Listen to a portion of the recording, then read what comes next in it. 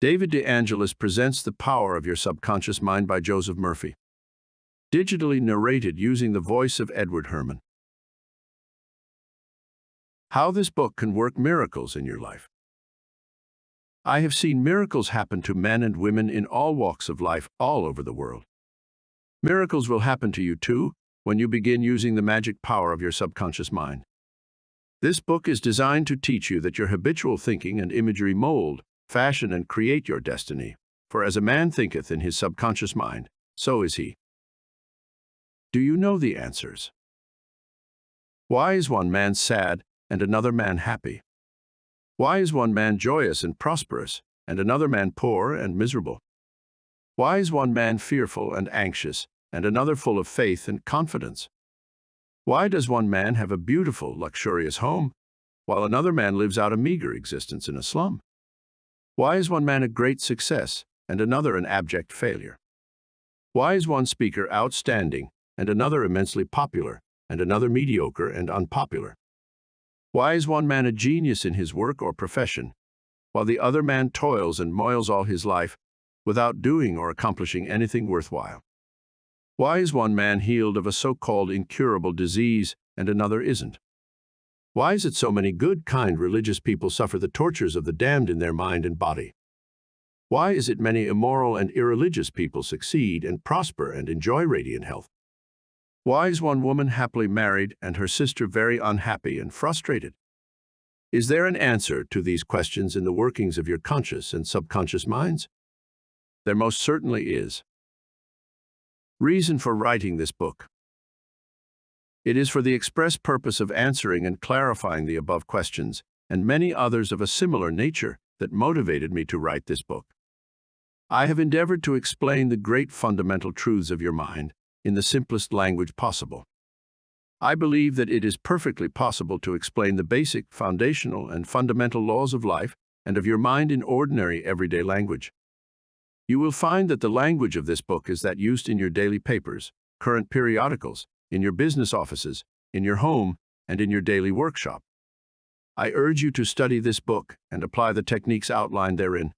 And as you do, I feel absolutely convinced that you will lay hold of a miracle-working power that will lift you up from confusion, misery, melancholy, and failure, and guide you to your truer place, solve your difficulties, sever you from emotional and physical bondage, and place you on the royal road to freedom, happiness, and peace of mind.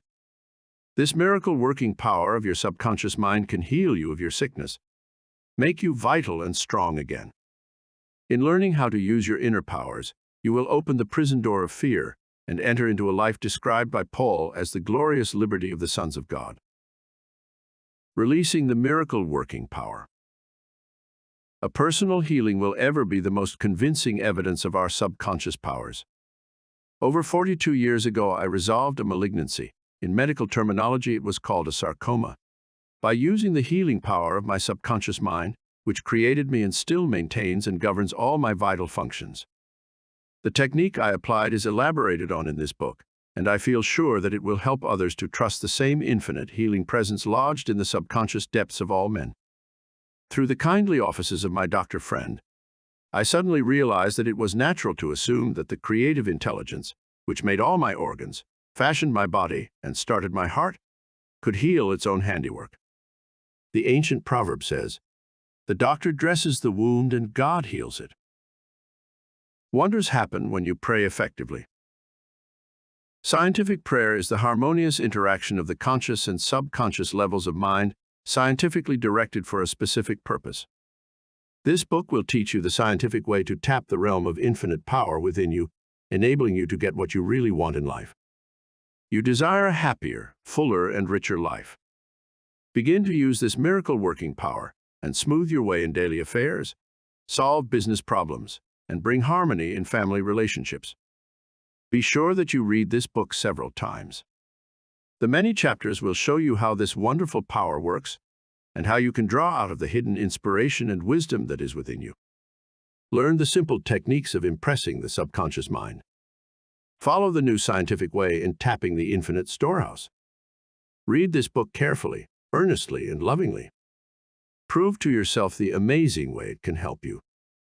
It could be and I believe it will be the turning point of your life. Everybody prays. Do you know how to pray effectively? How long is it since you prayed as part of your everyday activities? In an emergency, in time of danger or trouble, in illness and when death lurks, prayers pour forth, your own and friends. Just read your daily newspaper. It is reported that prayers are being offered up all over the nation for a child stricken with a so-called incurable ailment, for peace among nations, for a group of miners trapped in a flooded mine. Later it is reported that when rescued, the miners said that they prayed while waiting for rescue. An airplane pilot says that he prayed as he made a successful emergency landing.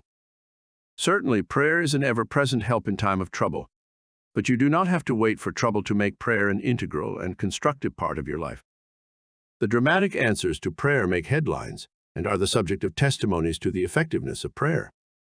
What of the many humble prayers of children? The simple thanksgiving of grace at the table daily, the faithful devotions wherein the individual seeks only communion with God. My work with people has made it necessary for me to study the various approaches to prayer. I have experienced the power of prayer in my own life, and I have talked and worked with many people who also have enjoyed the help of prayer. The problem usually is how to tell others how to pray. People who are in trouble have difficulty in thinking and acting reasonably. They need an easy formula to follow, an obviously workable pattern that is simple and specific. Often they must be led to approach the emergency. Unique feature of this book. The unique feature of this book is its down-to-earth practicality. Here you are presented with simple, usable techniques and formulas, which you can easily apply in your workaday world. I have taught these simple processes to men and women all over the world, and recently over 1,000 men and women of all religious affiliations attended a special class in Los Angeles where I presented the highlights of what is offered in the pages of this book. Many came from distances of 200 miles for each lesson. The special features of this book will appeal to you because they show you why oftentimes you get the opposite of what you prayed for and reveal to you the reasons why.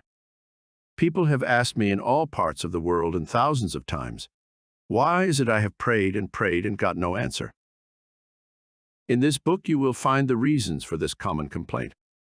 The many ways of impressing the subconscious mind and getting the right answers make this an extraordinarily valuable book and an ever-present help in time of trouble. What do you believe? It is not the thing believed in that brings an answer to man's prayer. The answer to prayer results when the individual's subconscious mind responds to the mental picture or thought in his mind. This law of belief is operating in all religions of the world and is the reason why they are psychologically true. The Buddhist, the Christian, the Muslim, and the Hebrew all may get answers to their prayers, not because of the particular creed, religion, affiliation, ritual, ceremony, formula, liturgy, incantation, sacrifices, or offerings, but solely because of belief or mental acceptance and receptivity about that for which they pray. The law of life is the law of belief, and belief could be summed up briefly as a thought in your mind. As a man thinks, feels, and believes, so is the condition of his mind, body, and circumstances. A technique, a methodology based on an understanding of what you are doing and why you are doing it, will help you to bring about a subconscious embodiment of all the good things of life. Essentially, answered prayer is the realization of your heart's desire. Desire is prayer. Everyone desires health, happiness, security, peace of mind, true expression, but many fail to achieve clearly defined results. A university professor admitted to me recently, I know that if I changed my mental pattern and redirected my emotional life, my ulcers would not recur, but I do not have any technique, process, or modus operandi. My mind wanders back and forth on my many problems, and I feel frustrated, defeated, and unhappy. This professor had a desire for perfect health. He needed a knowledge of the way his mind worked, which would enable him to fulfill his desire. By practicing the healing methods outlined in this book, he became whole and perfect. There is one mind common to all individual men, Emerson. The miracle-working powers of your subconscious mind existed before you and I were born, before any church or world existed. The great eternal truths and principles of life antedate all religions. It is with these thoughts in mind that I urge you in the following chapters to lay hold of this wonderful, magical, transforming power, which will bind up mental and physical wounds, proclaim liberty to the fear-ridden mind, and liberate you completely from the limitations of poverty, failure, misery, lack, and frustration. All you have to do is unite mentally and emotionally with the good you wish to embody, and the creative powers of your subconscious will respond accordingly. Begin now, today. Let wonders happen in your life. Keep on keeping on until the day breaks and the shadows flee away. Chapter 1. The Treasure House Within You. Infinite riches are all around you if you will open your mental eyes and behold the treasure house of infinity within you. There is a gold mine within you from which you can extract everything you need to live life gloriously, joyously, and abundantly. Many are sound asleep because they do not know about this gold mine of infinite intelligence and boundless love within themselves. Whatever you want, you can draw forth. A magnetized piece of steel will lift about 12 times its own weight, and if you demagnetize this same piece of steel, it will not even lift a feather. Similarly, there are two types of men. There is the magnetized man who is full of confidence and faith. He knows that he is born to win and to succeed. Then, there is the type of man who is demagnetized. He is full of fears and doubts. Opportunities come, and he says, "I might fail. I might lose money. People will laugh at me." This type of man will not get very far in life, because, if he is afraid to go forward, he will simply stay where he is. Become a magnetized man and discover the master secret of the ages. The master secret of the ages. What, in your opinion, is the master secret of the ages? The secret of atomic energy, thermonuclear energy, the neutron bomb, interplanetary travel? No, not any of these. Then, what is this master secret? Where can one find it? And how can it be contacted and brought into action? The answer is extraordinarily simple. This secret is the marvelous, miracle-working power found in your own subconscious mind, the last place that most people would seek it. The marvelous power of your subconscious mind. You can bring into your life more power, more wealth, more health, more happiness, and more joy by learning to contact and release the hidden power of your subconscious mind. You need not acquire this power. You already possess it. But you want to learn how to use it, you want to understand it, so that you can apply it in all departments of your life. As you follow the simple techniques and processes set forth in this book, you can gain the necessary knowledge and understanding. You can be inspired by a new light, and you can generate a new force enabling you to realize your hopes and make all your dreams come true. Decide now to make your life grander, greater, richer, and nobler than ever before. Within your subconscious depths lies infinite wisdom, infinite power, and infinite supply of all that is necessary, which is waiting for development and expression. Begin now to recognize these potentialities of your deeper mind, and they will take form in the world without. The infinite intelligence within your subconscious mind can reveal to you everything you need to know at every moment of time and point of space, provided you are open-minded and receptive. You can receive new thoughts and ideas, enabling you to bring forth new inventions, make new discoveries, or write books and plays. Moreover, the infinite intelligence in your subconscious can impart to you wonderful kinds of knowledge of an original nature. It can reveal to you and open the way for perfect expression and true place in your life. Through the wisdom of your subconscious mind, you can attract the ideal companion, as well as the right business associate or partner. It can find the right buyer for your home and provide you with all the money you need and the financial freedom to be, to do, and to go as your heart desires. It is your right to discover this inner world of thought, feeling, and power, of light, love, and beauty. Though invisible, its forces are mighty. Within your subconscious mind, you will find the solution for every problem and the cause for every effect. You can draw out the hidden powers. You come into actual possession of the power and wisdom necessary to move forward in abundance, security, joy, and dominion. I have seen the power of the subconscious lift people up out of crippled states, making them whole, vital, and strong once more, free to go out into the world to experience happiness, health, and joyous expression. There is a miraculous healing power in your subconscious that can heal the troubled mind and the broken heart. It can open the prison door of the mind and liberate you. It can free you from all kinds of material and physical bondage. Necessity of a working basis. Substantial progress in any field of endeavor is impossible in the absence of a working basis, which is universal in its application. You can become skilled in the operation of your subconscious mind. You can practice its powers with a certainty of results in exact proportion to your knowledge of its principles and to your application of them for definite, specific purposes and goals you wish to achieve. Being a former chemist, I would like to point out that if you combine hydrogen and oxygen in the proportions of 2 atoms of the former to 1 of the latter, water will be the result. You are very familiar with the fact that 1 atom of oxygen and 1 atom of carbon will produce carbon monoxide, a poisonous gas. But if you add another atom of oxygen, you will get carbon dioxide, a harmless gas, and so on throughout the vast realm of chemical compounds. You must not think that the principles of chemistry, physics, and mathematics differ from the principles of your subconscious mind. Let us consider a generally accepted principle. Water seeks its own level. This is a universal principle, which is applicable to water everywhere. Consider another principle. Matter expands when heated. This is true everywhere, at any time, and under all circumstances. You can heat a piece of steel, and it will expand regardless whether the steel is found in China, England, or India. It is a universal truth that matter expands when healed. It is also a universal truth that whatever you impress on your subconscious mind is expressed on the screen of space as condition, experience, and event.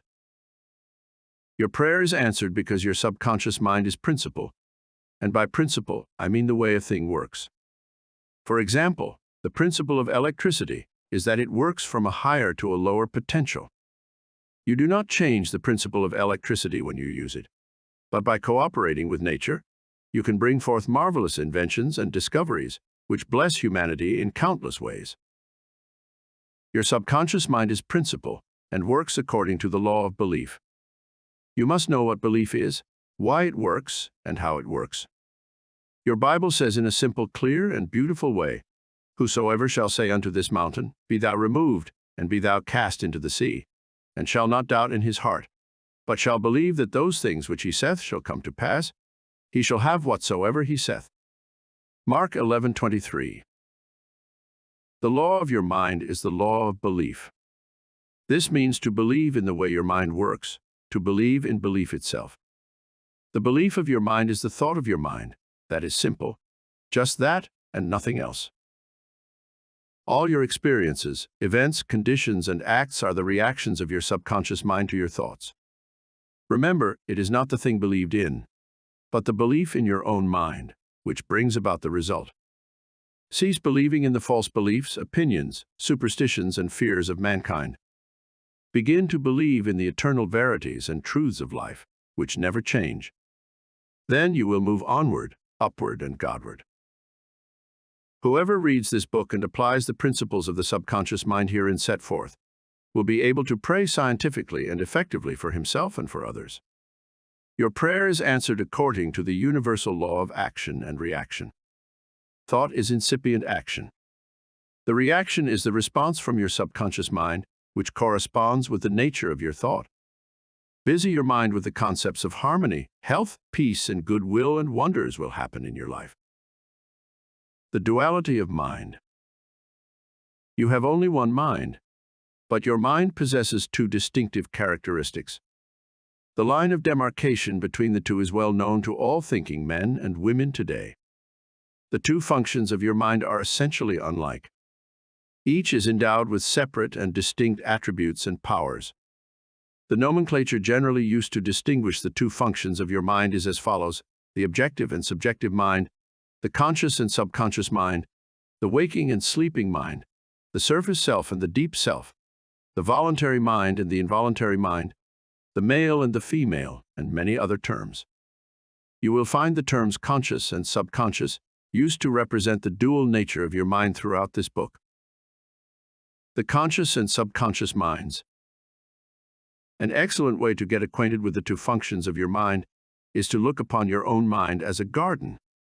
You are a gardener, and you are planting seeds, thoughts, in your subconscious mind all day long, based on your habitual thinking. As you sow in your subconscious mind, so shall you reap in your body and environment. Begin now to sow thoughts of peace, happiness, right action, goodwill, and prosperity. Think quietly and with interest on these qualities, and accept them fully in your conscious reasoning mind. Continue to plant these wonderful seeds, thoughts as in the garden of your mind, and you will reap a glorious harvest. Your subconscious mind may be likened to soil, which will grow all kinds of seeds, good or bad. Do men gather grapes or thorns, figs or thistles? Every thought is, therefore, a cause, and every condition is an effect. For this reason, it is essential that you take charge of your thoughts so as to bring forth only desirable conditions.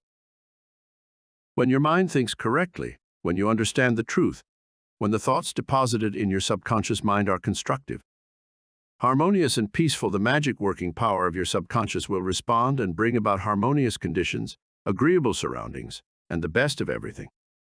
When you begin to control your thought processes, you can apply the powers of your subconscious to any problem or difficulty. In other words, you will actually be consciously cooperating with the infinite power and omnipotent law, which governs all things. Look around you wherever you live, and you will notice that the vast majority of mankind lives in the world without, and the more enlightened men are intensely interested in the world within. Remember, it is the world within, namely your thoughts, feelings, and imagery that makes your world without.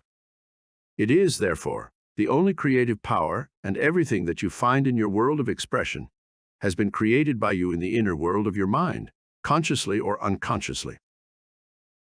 A knowledge of the interaction of your conscious and subconscious minds will enable you to transform your whole life. In order to change external conditions, you must change the cause.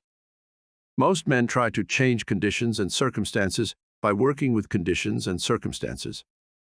To remove discord, confusion, lack, and limitation, you must remove the cause, and the cause is the way you are using your conscious mind. In other words, the way you are thinking and picturing in your mind. You are living in a fathomless sea of infinite riches. Your subconscious is ever sensitive to your thoughts. Your thoughts form the mold or matrix through which the infinite intelligence, wisdom, vital forces, and energies of your subconscious flow. The practical application of the laws of your mind as illustrated in each chapter in this book will cause you to experience abundance for poverty, wisdom for superstition and ignorance, peace for pain, joy for sadness, light for darkness, harmony for discord, faith and confidence for fear, success for failure, and freedom from the law of averages. Certainly, there can be no more wonderful blessing than these from a mental, emotional, and material standpoint. Most of the great scientists, artists, poets, singers, writers, and inventors have a deep understanding of the workings of the conscious and subconscious minds.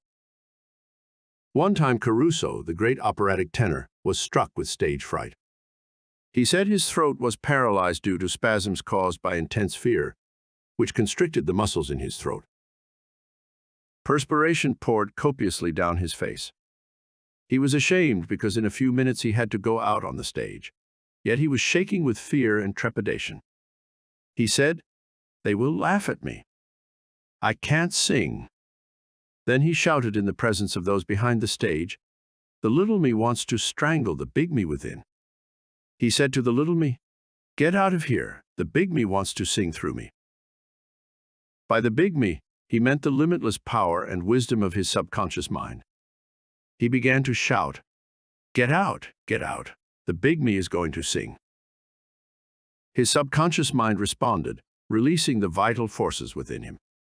When the call came, he walked out on the stage and sang gloriously and majestically, enthralling the audience. It is obvious to you now that Caruso must have understood the two levels of mind, the conscious or rational, and the subconscious or irrational level. Your subconscious mind is reactive and responds to the nature of your thoughts. When your conscious mind, the little me, is full of fear, worry, and anxiety, the negative emotions engendered in your subconscious mind, the big me, are released and flood the conscious mind with a sense of panic, foreboding, and despair. When this happens, you can, like Caruso, speak affirmatively and with a deep sense of authority to the irrational emotions generated in your deeper mind as follows. Be still, be quiet. I am in control. You must obey me. You are subject to my command. You cannot intrude where you do not belong.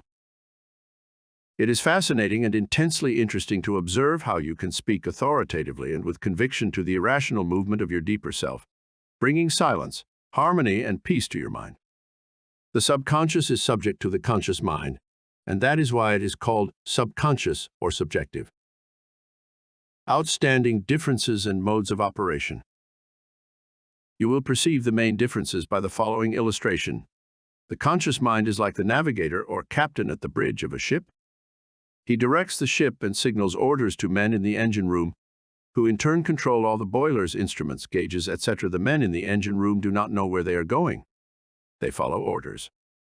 They would go on the rocks if the man in the bridge issued faulty or wrong instructions based on his findings with the compass, sextant, or other instruments. The men in the engine room obey him because he is in charge and issues orders, which are automatically obeyed. Members of the crew do not talk back to the captain. They simply carry out orders. The captain is the master of his ship and his decrees are carried out. Likewise, your conscious mind is the captain and the master of your ship, which represents your body, environment, and all your affairs. Your subconscious mind takes the orders you give it based upon what your conscious mind believes and accepts as true. When you repeatedly say to people, "I can't afford it," then your subconscious mind takes you at your word and sees to it that you will not be in a position to purchase what you want. As long as you persist in saying, "I can't afford that car, that trip to Europe, that home, that fur coat or ermine warp," you can rest assured that your subconscious mind will follow your orders and you will go through life experiencing the lack of all these things. Last Christmas Eve, a beautiful young university student looked at an attractive and rather expensive traveling bag in a store window. She was going home to Buffalo, New York for the holidays. She was about to say, "I can't afford that bag," when she recalled something she had heard at one of my lectures, which was, never finish a negative statement, reverse it immediately, and wonders will happen in your life. She said, "That bag is mine. It is for sale. I accept it mentally, and my subconscious sees to it that I received it."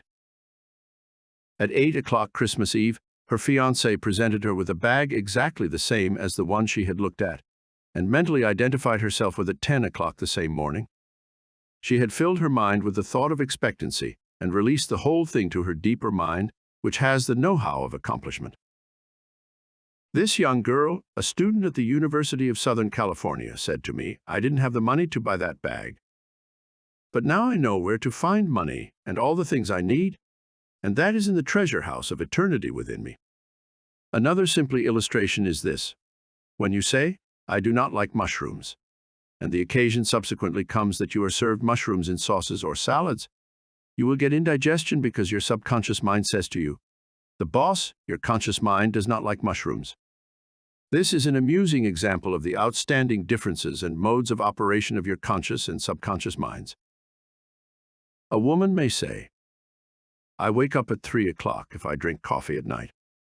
Whenever she drinks coffee at night, her subconscious mind nudges her, as if to say, "The boss wants you to stay awake tonight."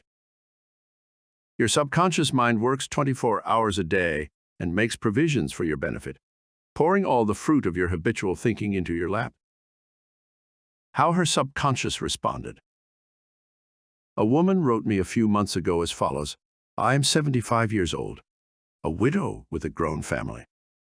I was living alone and on a pension. I heard your lectures on the powers of the subconscious mind, wherein you said that ideas could be conveyed to the subconscious mind by repetition, faith, and expectancy. I began to repeat frequently with feeling, 'I am wanted. I am happily married to a kind, loving, and spiritual-minded man. I am secure.' I kept on doing this many times a day for about 2 weeks, and one day at the corner drugstore, I was introduced to a retired pharmacist. I found him to be kind, understanding, and very religious. He was a perfect answer to my prayer. Within a week he proposed to me, and now we are on our honeymoon in Europe. I know that the intelligence within my subconscious mind brought both of us together in divine order. This woman discovered that the treasure house was within her. Her prayer was felt as true in her heart, and her affirmation sank down by osmosis into her subconscious mind, which is the creative medium.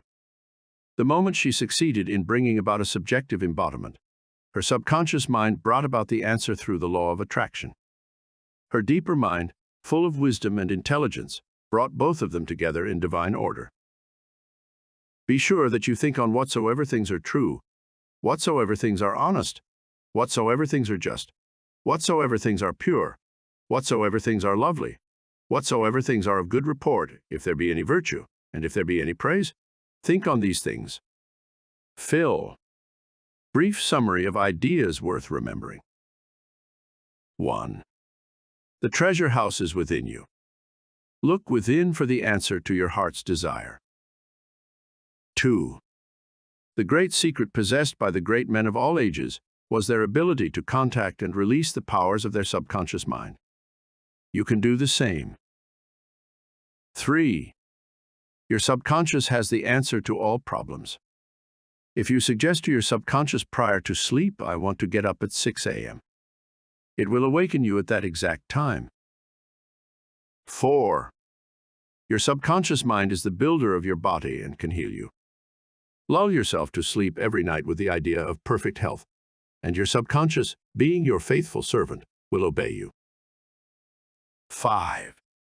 Every thought is a cause, and every condition is an effect. 6. If you want to write a book, write a wonderful play, give a better talk to your audience, then convey the idea lovingly and feelingly to your subconscious mind, and it will respond accordingly.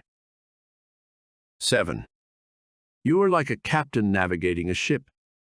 He must give the right orders, and likewise, you must give the right orders, thoughts and images, to your subconscious mind, which controls and governs all your experiences.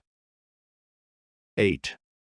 Never use the terms, "I can't afford it," or "I can't do this." Your subconscious mind takes you at your word and sees to it that you do not have the money or the ability to do what you want to do. Affirm, "I can do all things through the power of my subconscious mind." 9. The law of life is the law of belief. A belief is a thought in your mind. Do not believe in things to harm or hurt you. Believe in the power of your subconscious to heal, inspire, strengthen, and prosper you. According to your belief is it done unto you. 10. Change your thoughts and you change your destiny. Chapter 2. How your own mind works. You have a mind, and you should learn how to use it. There are two levels of your mind, the conscious or rational level and the subconscious or irrational level. You think with your conscious mind, and whatever you habitually think sinks down into your subconscious mind, which creates according to the nature of your thoughts. Your subconscious mind is the seat of your emotions and is the creative mind. If you think good, good will follow. If you think evil, evil will follow. This is the way your mind works. The main point to remember is once the subconscious mind accepts an idea, it begins to execute it. It is an interesting and subtle truth that the law of the subconscious mind works for good and bad ideas alike.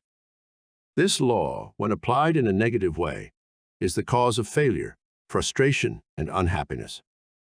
However, when your habitual thinking is harmonious and constructive, you experience perfect health, success, and prosperity. Peace of mind and a healthy body are inevitable when you begin to think and feel in the right way. Whatever you claim mentally and feel as true, your subconscious mind will accept and bring forth into your experience. The only thing necessary for you to do is to get your conscious mind to accept your idea, and the law of your own subconscious mind will bring forth the health, peace, or position you desire. You give the command or decree, and your subconscious will faithfully reproduce the idea impressed upon it. The law of your mind is this: you will get a reaction or response from your subconscious mind according to the nature of the thought or idea you hold in your conscious mind. Psychologists and psychiatrists point out that when thoughts are conveyed to your subconscious mind, impressions are made in the brain cells. As soon as your subconscious accepts any idea, it proceeds to put it into effect immediately. It works by association of ideas and uses every bit of knowledge that you have gathered in your lifetime to bring about its purpose. It draws on the infinite power, energy, and wisdom within you. It lines up all the laws of nature to get its way. Sometimes it seems to bring about an immediate solution to your difficulties, but at other times it may take days, weeks, or longer. Its ways are past finding out. Conscious and subconscious terms differentiated. You must remember that these are not two minds. They are merely two spheres of activity within one mind. Your conscious mind is the reasoning mind. It is that phase of mind which chooses. For example, you choose your books, your home, and your partner in life. You make all your decisions with your conscious mind. On the other hand, without any conscious choice on your part, your heart is kept functioning automatically, and the process of digestion, circulation, and breathing are carried on by your subconscious mind through processes independent of your conscious control. Your subconscious mind accepts what is impressed upon it or what you consciously believe. It does not reason things out like your conscious mind, and it does not argue with you controversially. Your subconscious mind is like the soil, which accepts any kind of seed, good or bad. Your thoughts are active and might be likened unto seeds. Negative, destructive thoughts continue to work negatively in your subconscious mind, and in due time will come forth into outer experience, which corresponds with them. Remember, your subconscious mind does not engage in proving whether your thoughts are good or bad, true or false, but it responds according to the nature of your thoughts or suggestions. For example, if you consciously assume something as true, even though it may be false, your subconscious mind will accept it as true and proceed to bring about results, which must necessarily follow, because you consciously assumed it to be true. Experiments by psychologists. Innumerable experiments by psychologists and others on persons in the hypnotic state have shown that the subconscious mind is incapable of making selections and comparisons, which are necessary for a reasoning process. They have shown repeatedly that your subconscious mind will accept any suggestions, however false. Having once accepted any suggestion, it responds according to the nature of the suggestion given. To illustrate the amenability of your subconscious mind to suggestion, if a practiced hypnotist suggests to one of his subjects that he is Napoleon Bonaparte, or even a cat or a dog, he will act out the part with inimitable accuracy. His personality becomes changed for the time being. He believes himself to be whatever the operator tells him he is. A skilled hypnotist may suggest to one of his students in the hypnotic state that his back itches, to another that his nose is bleeding, to another that he is a marble statue, to another that he is freezing and the temperature is below zero. Each one will follow out the line of his particular suggestion, totally oblivious to all his surroundings, which do not pertain to his idea. These simple illustrations portray clearly the difference between your conscious reasoning mind and your subconscious mind, which is impersonal, non-selective, and accepts as true whatever your conscious mind believes to be true. Hence the importance of selecting thoughts, ideas, and premises which bless, heal, inspire, and fill your soul with joy. The terms objective and subjective mind clarified. Your conscious mind is sometimes referred to as your objective mind because it deals with outward objects. The objective mind takes cognizance of the objective world. Its media of observation are your 5 physical senses. Your objective mind is your guide and director in your contact with your environment. You gain knowledge through your 5 senses. Your objective mind learns thought observation, experience, and education. As previously pointed out, the greatest function of the objective mind is that of reasoning. Suppose you are one of the thousands of tourists who come to Los Angeles annually. You would come to the conclusion that it is a beautiful city based upon your observation of the parks, pretty gardens, majestic buildings, and lovely homes. This is the working of your objective mind. Your subconscious mind is oftentimes referred to as your subjective mind. Your subjective mind takes cognizance of its environment by means independent of the 5 senses. Your subjective mind perceives by intuition. It is the seat of your emotion, and the storehouse of memory. Your subjective mind performs its highest functions when your objective senses are in abeyance. In a word, it is that intelligence which makes itself manifest when the objective mind is suspended or in a sleepy, drowsy state. Your subjective mind sees without the use of the natural organs of vision. It has the capacity of clairvoyance and clairaudience. Your subjective mind can leave your body, travel to distant lands, and bring back information oftentimes of the most exact and truthful character. Through your subjective mind, you can read the thoughts of others, read the contents of sealed envelopes and closed safes. Your subjective mind has the ability to apprehend the thoughts of others without the use of the ordinary objective means of communication. It is of the greatest importance that we understand the interaction of the objective and sub-mind in order to learn the true art of prayer. The subconscious cannot reason like your conscious mind. Your subconscious mind cannot argue controversially. Hence, if you give it wrong suggestions, it will accept them as true and will proceed to bring them to pass as conditions, experiences, and events. All things that have happened to you are based on thoughts impressed on your subconscious mind through belief. If you have conveyed erroneous thoughts to your subconscious mind, the sure method of overcoming them is by the repetition of constructive, harmonious thoughts frequently repeated, which your subconscious mind accepts, thus forming new and healthy habits of thought and life. For your subconscious mind is the seat of habit. The habitual thinking of your conscious mind establishes deep grooves in your subconscious mind. This is very favorable for you if your habitual thoughts are harmonious, peaceful, and constructive.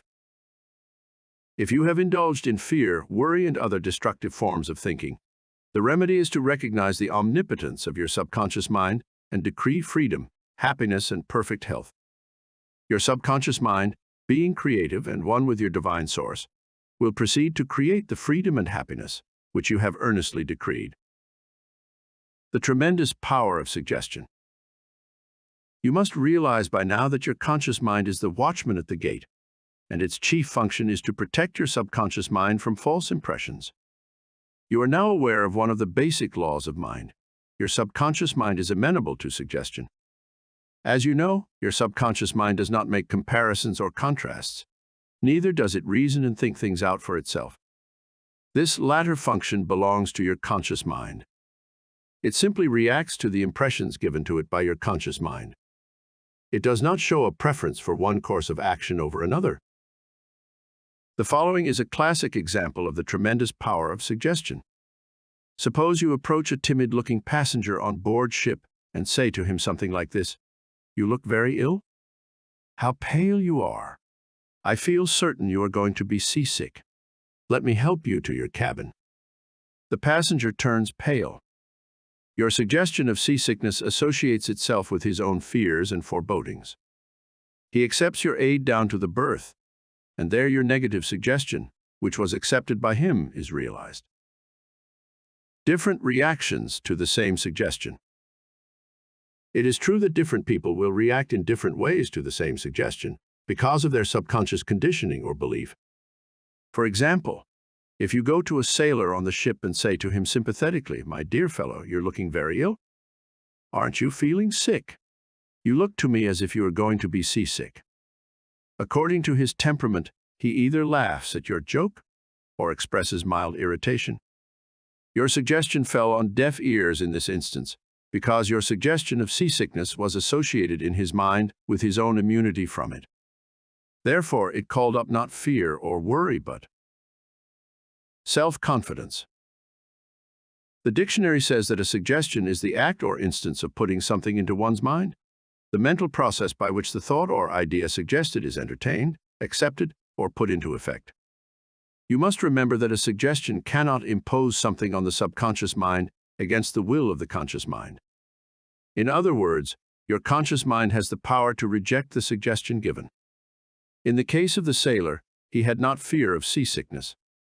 He had convinced himself of his immunity, and the negative suggestion had absolutely no power to evoke fear. The suggestion of seasickness to the other passenger called forth his indwelling fear of seasickness. Each of us has his own inner fears, beliefs, and opinions. These inner assumptions rule and govern our lives.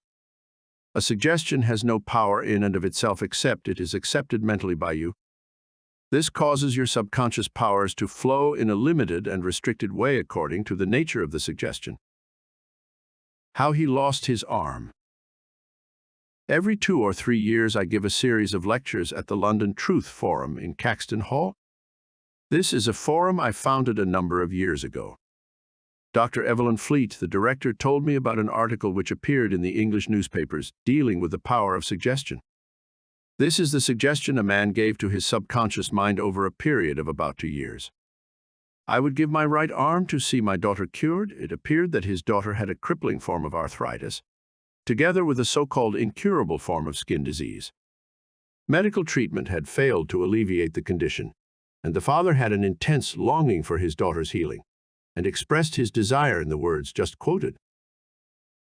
Dr. Evelyn Fleet said that the newspaper article pointed out that one day the family was out riding when their car collided with another. The father's right arm was torn off at the shoulder, and immediately the daughter's arthritis and skin condition vanished. You must make certain to give your subconscious only suggestions which heal, bless, elevate, and inspire you in all ways. Remember that your subconscious mind cannot take a joke. It takes you at your word.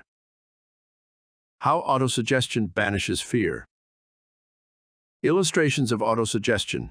Autosuggestion means suggesting something definite and specific to oneself. Herbert Parkin, in his excellent Manual of Autosuggestion, records the following incident. It has its amusing side, so that one remembers it. A New York visitor in Chicago looks at his watch, which is set an hour ahead of Chicago time, and tells a Chicago friend that it is 12 o'clock.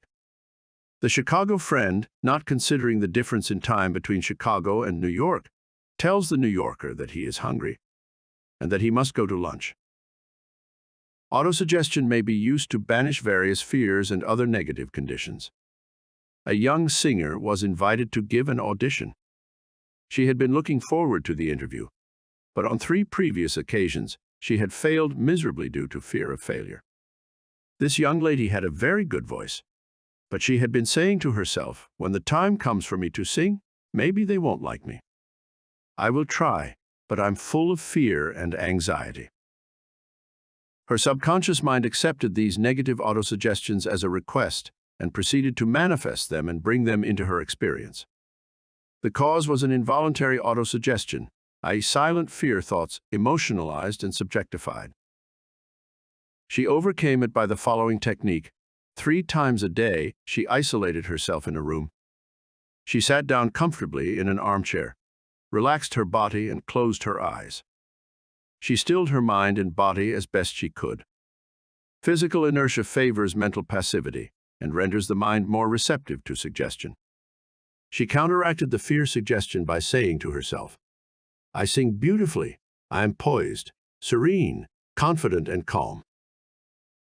She repeated this statement slowly, quietly, and with feeling from 5 to 10 times at each sitting. She had 3 such sittings every day, and 1 immediately prior to sleep. At the end of a week, she was completely poised and confident. When the invitation to audition came, she gave a remarkable, wonderful audition. How she restored her memory. A woman, aged 75, was in the habit of saying to herself, I am losing my memory. She reversed the procedure and practiced induced autosuggestions several times a day as follows. My memory from today on is improving in every department. I shall always remember whatever I need to know at every moment of time and point of space. The impressions received will be clearer and more definite. I shall retain them automatically and with ease. Whatever I wish to recall will immediately present itself in the correct form in my mind. I am improving rapidly every day, and very soon my memory will be better than it has ever been before. At the end of 3 weeks, her memory was back to normal, and she was delighted. How he overcame a nasty temper. Many men who complained of irritability and bad temper proved to be very susceptible to autosuggestion and obtained marvelous results by using the following statements 3 or 4 times a day, morning, noon, and night prior to sleep for about a month. Henceforth, I shall grow more good-humored. Joy, happiness, and cheerfulness are now becoming my normal states of mind. Every day I am becoming more and more lovable and understanding. I am now becoming the center of cheer and goodwill to all those about me, infecting them with good humor. This happy, joyous, and cheerful mood is now becoming my normal, natural state of mind. I'm grateful. The constructive and destructive power of suggestion. Some illustrations and comments on heterogestion. Heterogestion means suggestions from another person. In all ages, the power of suggestion has played a part in the life and thought of man in every period of time and in each country of the earth. In many parts of the world, it is the controlling power in religion. Suggestion may be used to discipline and control ourselves, but it can also be used to take control and command over others who do not know the laws of mind. In its constructive form, it is wonderful and magnificent. In its negative aspects, it is one of the most destructive of all the response patterns of the mind, resulting in patterns of misery, failure, suffering, sickness, and disaster. Have you accepted any of these? From infancy on, the majority of us have been given many negative suggestions. Not knowing how to thwart them, we unconsciously accepted them. Here are some of the negative suggestions. You can't. You'll never amount to anything. You mustn't. You'll fail. You haven't got a chance. You're all wrong. It's no use. It's not what you know, but who you know. The world is going to the dogs. What's the use? Nobody cares. It's no use trying so hard. You're too old now. Things are getting worse and worse. Life is an endless grind. Love is for the birds. You just can't win. Pretty soon you'll be bankrupt. Watch out, you'll get the virus. You can't trust a soul, etc. Unless, as an adult, you use constructive autosuggestion, which is reconditioning therapy, the impressions made on you in the past can cause behavior patterns that cause failure in your personal and social life. Autosuggestion is a means releasing you from the mass of negative verbal conditioning that might otherwise distort your life pattern, making the development of good habits difficult. You can counteract negative suggestions. Pick up the paper any day, and you can read dozens of items that could sow the seeds of futility, fear, worry, and impending doom. If accepted by you, these thoughts of fear could cause you to lose the will for life. Knowing that you can reject all these negative suggestions by giving your subconscious mind constructive autosuggestions, you counteract all these destructive ideas. Check regularly on the negative autosuggestions that people make to you. You do not have to be influenced by destructive heterogestion. All of us have suffered from it in our childhood and in our teens. If you look back, you can easily recall how parents, friends, relatives, teachers, and associates contributed in a campaign of negative suggestions. Study the things said to you, and you will discover much of it was in the form of propaganda. The purpose of much of what was said was to control you or instill fear into you. This heterogestion process goes on in every home, office, factory, and club. You will find that many of these suggestions are for the purpose of making you think, feel, and act as others want you to, and in ways that are to their advantage. How suggestion killed a man. Here is an illustration of heterogestion. A relative of mine went to a crystal ball gazer in India who told him that he had a bad heart and predicted that he would die at the next new moon. He began to tell all members of his family about this prediction, and he arranged his will. This powerful suggestion entered into his subconscious mind because he accepted it completely. My relative also told me that this crystal gazer was believed to have some strange occult powers, and she could do harm or good to a person. He died as predicted, not knowing that he was the cause of his own death. I suppose many of us have heard similar stupid, ridiculous, superstitious stories. Let us look at what happened in the light of our knowledge of the way the subconscious mind works. Whatever the conscious, reasoning mind of man believes, the subconscious mind will accept and act upon. My relative was happy, healthy, vigorous, and robust when he went to see the fortune teller. She gave him a very negative suggestion, which he accepted. He became terrified and constantly dwelt upon the fact that he was going to die at the next new moon. He proceeded to tell everyone about it, and he prepared for the end. The activity took place in his own mind, and his own thought was the cause. He brought about his own so-called death, or rather destruction of the physical body, by his fear and expectation of the end. The woman who predicted his death had no more power than the stones and sticks in the field. Her suggestion had no power to create or bring about the end she suggested. If he had known the laws of his mind, he would have completely rejected the negative suggestion and refused to give her words any attention, knowing in his heart that he was governed and controlled by his own thought and feeling. Like tin arrows aimed at a battleship, her prophecy could have been completely neutralized and dissipated without hurting him. The suggestions of others in themselves have absolutely no power whatever over you, except the power that you give them through your own thoughts. You have to give your mental consent. You have to entertain the thought. Then it becomes your thought, and you do the thinking. Remember, you have the capacity to choose. Choose life. Choose love. Choose health. Choose abundance. The power of an assumed major premise. Your mind works like a syllogism. This means that whatever major premise your conscious mind assumes to be true determines the conclusion your subconscious mind comes to in regard to any particular question or problem in your mind. If your premise is true, the conclusion must be true, as in the following example. Every virtue is laudable. Kindness is a virtue.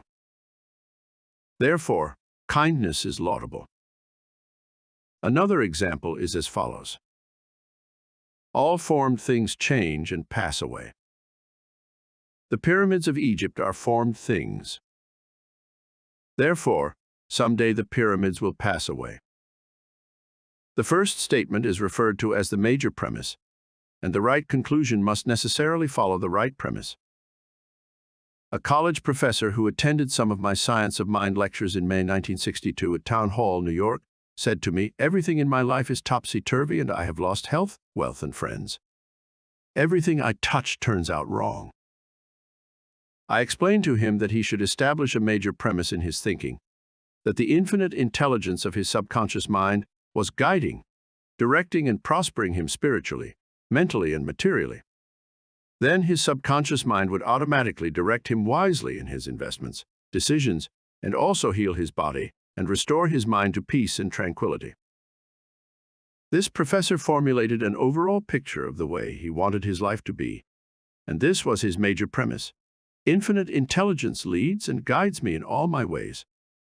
Perfect health is mine, and the law of harmony operates in my mind and body. Beauty, love, peace, and abundance are mine. The principle of right action and divine order govern my entire life. I know my major premise is based on the eternal truths of life, and I know, feel, and believe that my subconscious mind responds according to the nature of my conscious mind thinking.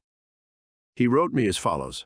I repeated the above statements slowly, quietly, and lovingly several times a day, knowing that they were sinking deep down into my subconscious mind, and that results must follow.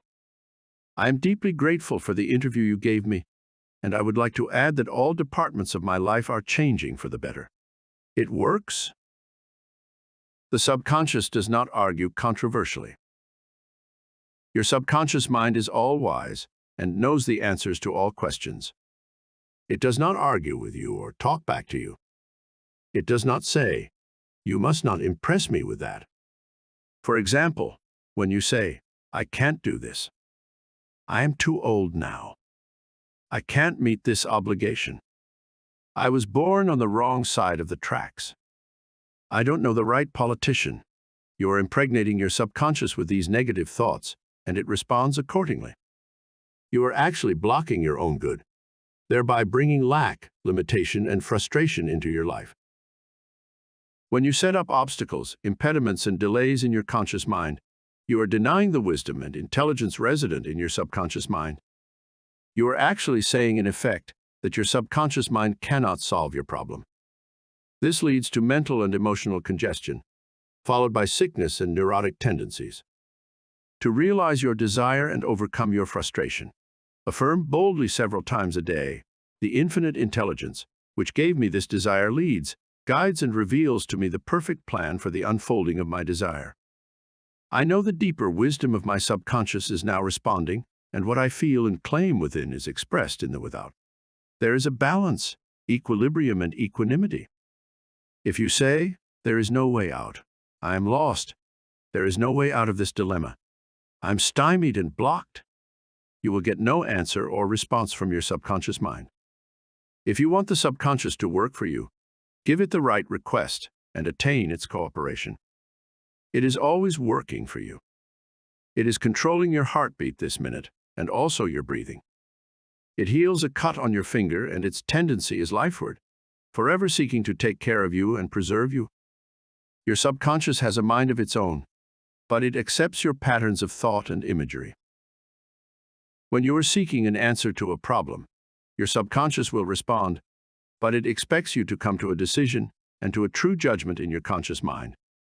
You must acknowledge the answer is in your subconscious mind. However, if you say, "I don't think there is any way out.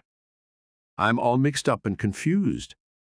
Why don't I get an answer?" you are neutralizing your prayer. Like the soldier marking time, you do not get anywhere. Still the wheels of your mind, relax, let go, and quietly affirm, "My subconscious knows the answer. It is responding to me now. I give thanks because I know the infinite intelligence of my subconscious knows all things and is revealing the perfect answer to me now. My real conviction is now setting free the majesty and glory of my subconscious mind. I rejoice that it is so." Review of highlights. 1. Think good, and good follows. Think evil, and evil follows. You are what you think all day long. 2. Your subconscious mind does not argue with you. It accepts what your conscious mind decrees. If you say, "I can't afford it," it may be true, but do not say it. Select a better thought decree. "I'll buy it. I accept it in my mind." 3. You have the power to choose. Choose health and happiness. You can choose to be friendly, or you can choose to be unfriendly. Choose to be cooperative, joyous, friendly, lovable, and the whole world will respond. This is the best way to develop a wonderful personality. 4. Your conscious mind is the watchman at the gate. Its chief function is to protect your subconscious mind from false impressions. Choose to believe that something good can happen and is happening now. Your greatest power is your capacity to choose. Choose happiness and abundance. 5. The suggestions and statements of others have no power to hurt you. The only power is the movement of your own thought. You can choose to reject the thoughts or statements of others and affirm the good. You have the power to choose how you will react. 6. Watch what you say. You have to account for every idle word. Never say, "I will fail. I will lose my job. I can't pay the rent." Your subconscious cannot take a joke. It brings all these things to pass. 7. Your mind is not evil. No force of nature is evil. It depends how you use the powers of nature. Use your mind to bless, heal, and inspire all people everywhere. 8. Never say, "I can't." Overcome that fear by substituting the following: I can do all things through the power of my subconscious mind. 9. Begin to think from the standpoint of the eternal truths and principles of life, and not from the standpoint of fear, ignorance, and superstition. Do not let others do your thinking for you. Choose your own thoughts and make your own decisions. 10. You are the captain of your soul, subconscious mind, and the master of your fate. Remember, you have the capacity to choose. Choose life. Choose love. Choose health. Choose happiness. 11. Whatever your conscious mind assumes and believes to be true, your subconscious mind will accept and bring to pass. Believe in good fortune, divine guidance, right action, and all the blessings of life. Chapter 3: The Miracle Working Power of Your Subconscious. The power of your subconscious is enormous. It inspires you, it guides you, and it reveals to you names, facts, and scenes from the storehouse of memory. Your subconscious started your heartbeat, controls the circulation of your blood, regulates your digestion, assimilation, and elimination. When you eat a piece of bread, your subconscious mind transmutes it into tissue, muscle, bone, and blood. This process is beyond the ken of the wisest man who walks the earth.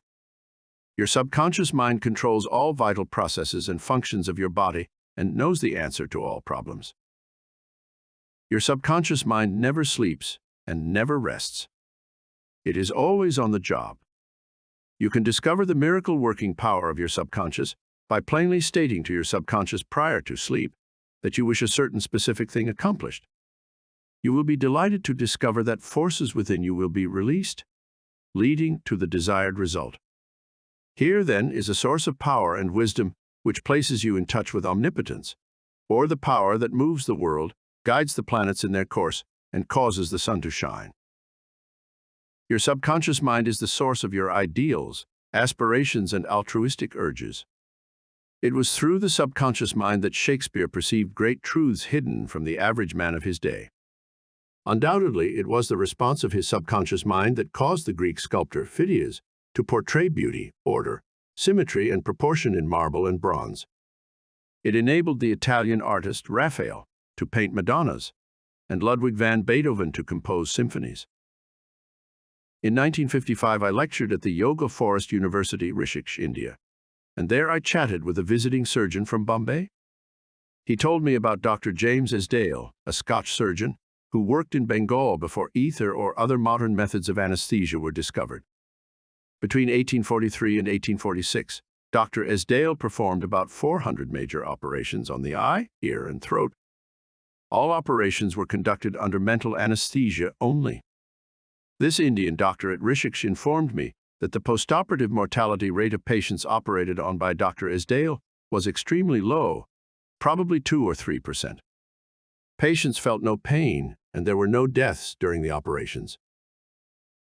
Dr. Esdale suggested to the subconscious minds of all his patients, who were in a hypnotic state, that no infection or septic condition would develop. You must remember that this was before Louis Pasteur, Joseph Lister, and others, who pointed out the bacterial origin of disease and causes of infection due to unsterilized and virulent organisms.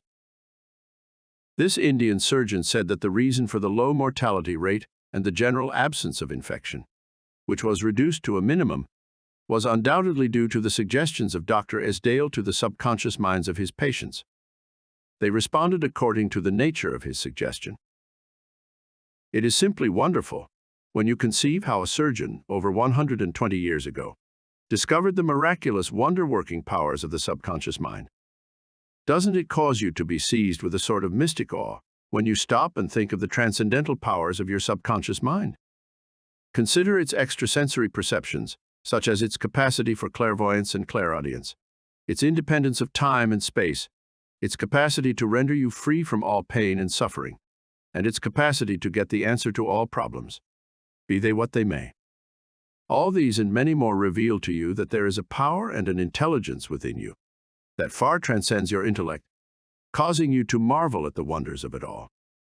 All these experiences cause you to rejoice and believe in the miracle-working powers of your own subconscious mind. Your subconscious is your book of life. Whatever thoughts, beliefs, opinions, theories, or dogmas you write, engrave, or impress on your subconscious mind, you shall experience them as the objective manifestation of circumstances, conditions, and events. What you write on the inside, you will experience on the outside. You have two sides to your life, objective and subjective, visible and invisible, thought and its manifestation. Your thought is received by your brain, which is the organ of your conscious reasoning mind. When your conscious or objective mind accepts the thought completely, it is sent to the solar plexus, called the brain of your mind, where it becomes flesh and is made manifest in your experience. As previously outlined, your subconscious cannot argue. It acts only from what you write on it.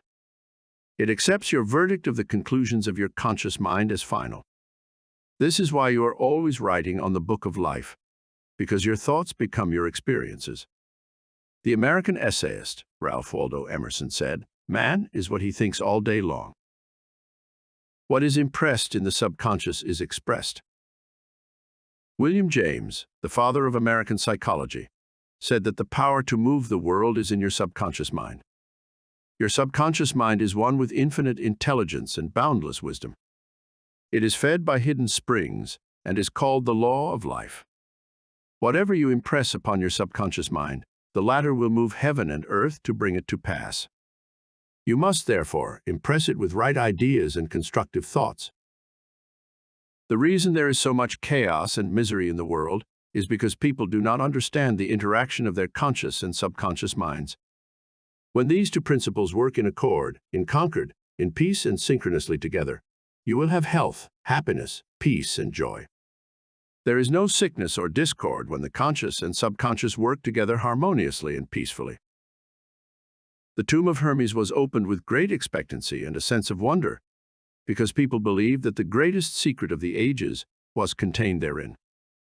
The secret was as within, so without, as above, so below. In other words, whatever is impressed in your subconscious mind is expressed on the screen of space. This same truth was proclaimed by Moses, Isaiah, Jesus, Buddha, Zoroaster, Lotz, and all the illumined seers of the ages. Whatever you feel as true subjectively is expressed as conditions, experiences, and events. Motion and emotion must balance.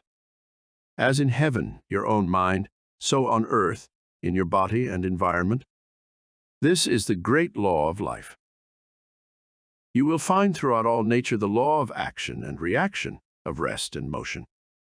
These two must balance, then there will be harmony and equilibrium. You are here to let the life principle flow through you rhythmically and harmoniously. The intake and the outgo must be equal. The impression and the expression must be equal. All your frustration is due to unfulfilled desire.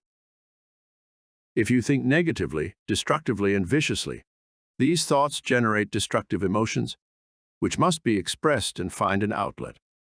These emotions, being of a negative nature, are frequently expressed as ulcers, heart trouble, tension, and anxieties. What is your idea or feeling about yourself now? Every part of your being expresses that idea. Your vitality, body, financial status, friends, and social status represent a perfect reflection of the idea you have of yourself. This is the real meaning of what is impressed in your subconscious mind, and which is expressed in all phases of your life. We injure ourselves by the negative ideas which we entertain. How often have you wounded yourself by getting angry, fearful, jealous, or vengeful? These are the poisons that enter your subconscious mind. You were not born with these negative attitudes. Feed your subconscious mind life-giving thoughts, and you will wipe out all the negative patterns lodged therein.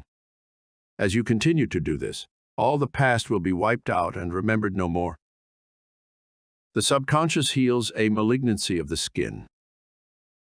A personal healing will ever be the most convincing evidence of the healing power of the subconscious mind. Over 40 years ago, I resolved a malignancy of the skin through prayer. Medical therapy had failed to check the growth, and it was getting progressively worse.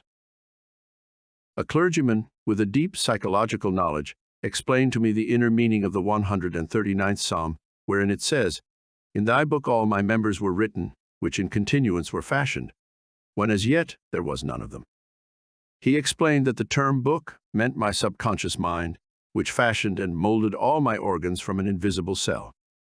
He also pointed out that inasmuch as my subconscious mind made my body, it could also recreate it and heal it according to the perfect pattern within it. This clergyman showed me his watch and said, "This had a maker," and the watchmaker had to have the idea first in mind before the watch became an objective reality. And if the watch was out of order, the watchmaker could fix it. My friend reminded me that the subconscious intelligence, which created my body, was like a watchmaker, and it also knew exactly how to heal, restore, and direct all the vital functions and processes of my body, but that I had to give it the perfect idea of health.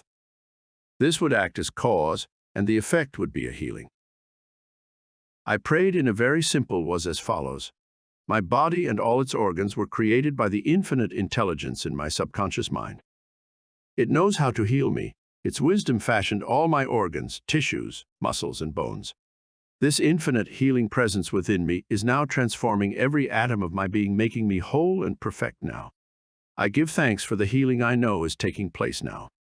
Wonderful are the works of the creative intelligence within me. I prayed aloud for about 5 minutes 2 or 3 times a day, repeating the above simple prayer.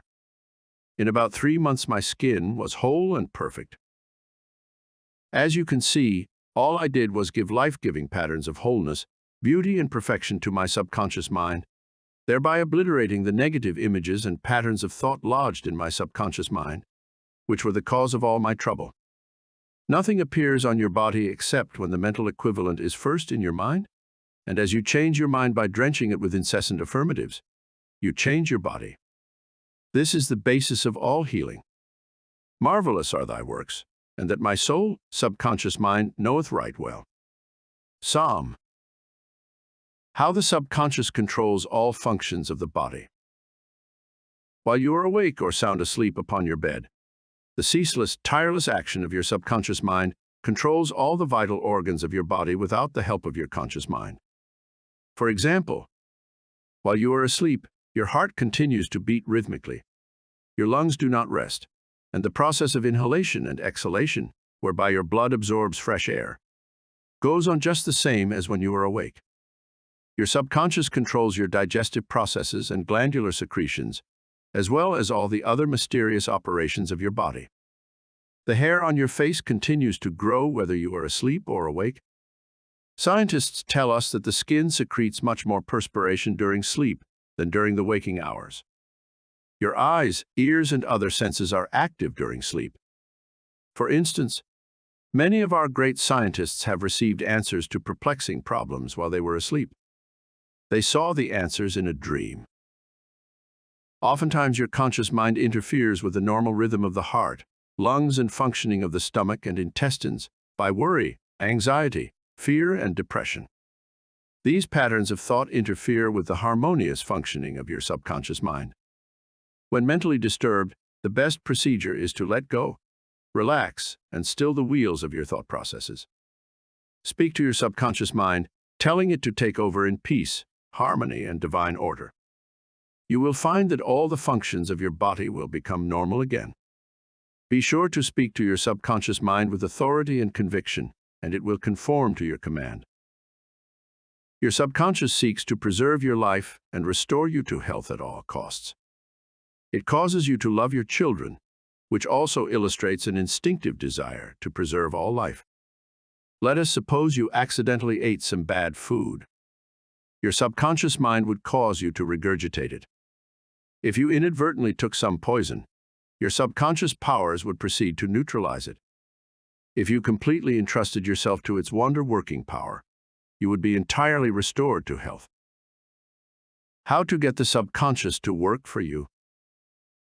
The first thing to realize is that your subconscious mind is always working. It is active night and day, whether you act upon it or not. Your subconscious is the builder of your body, but you cannot consciously perceive or hear that inner silent process.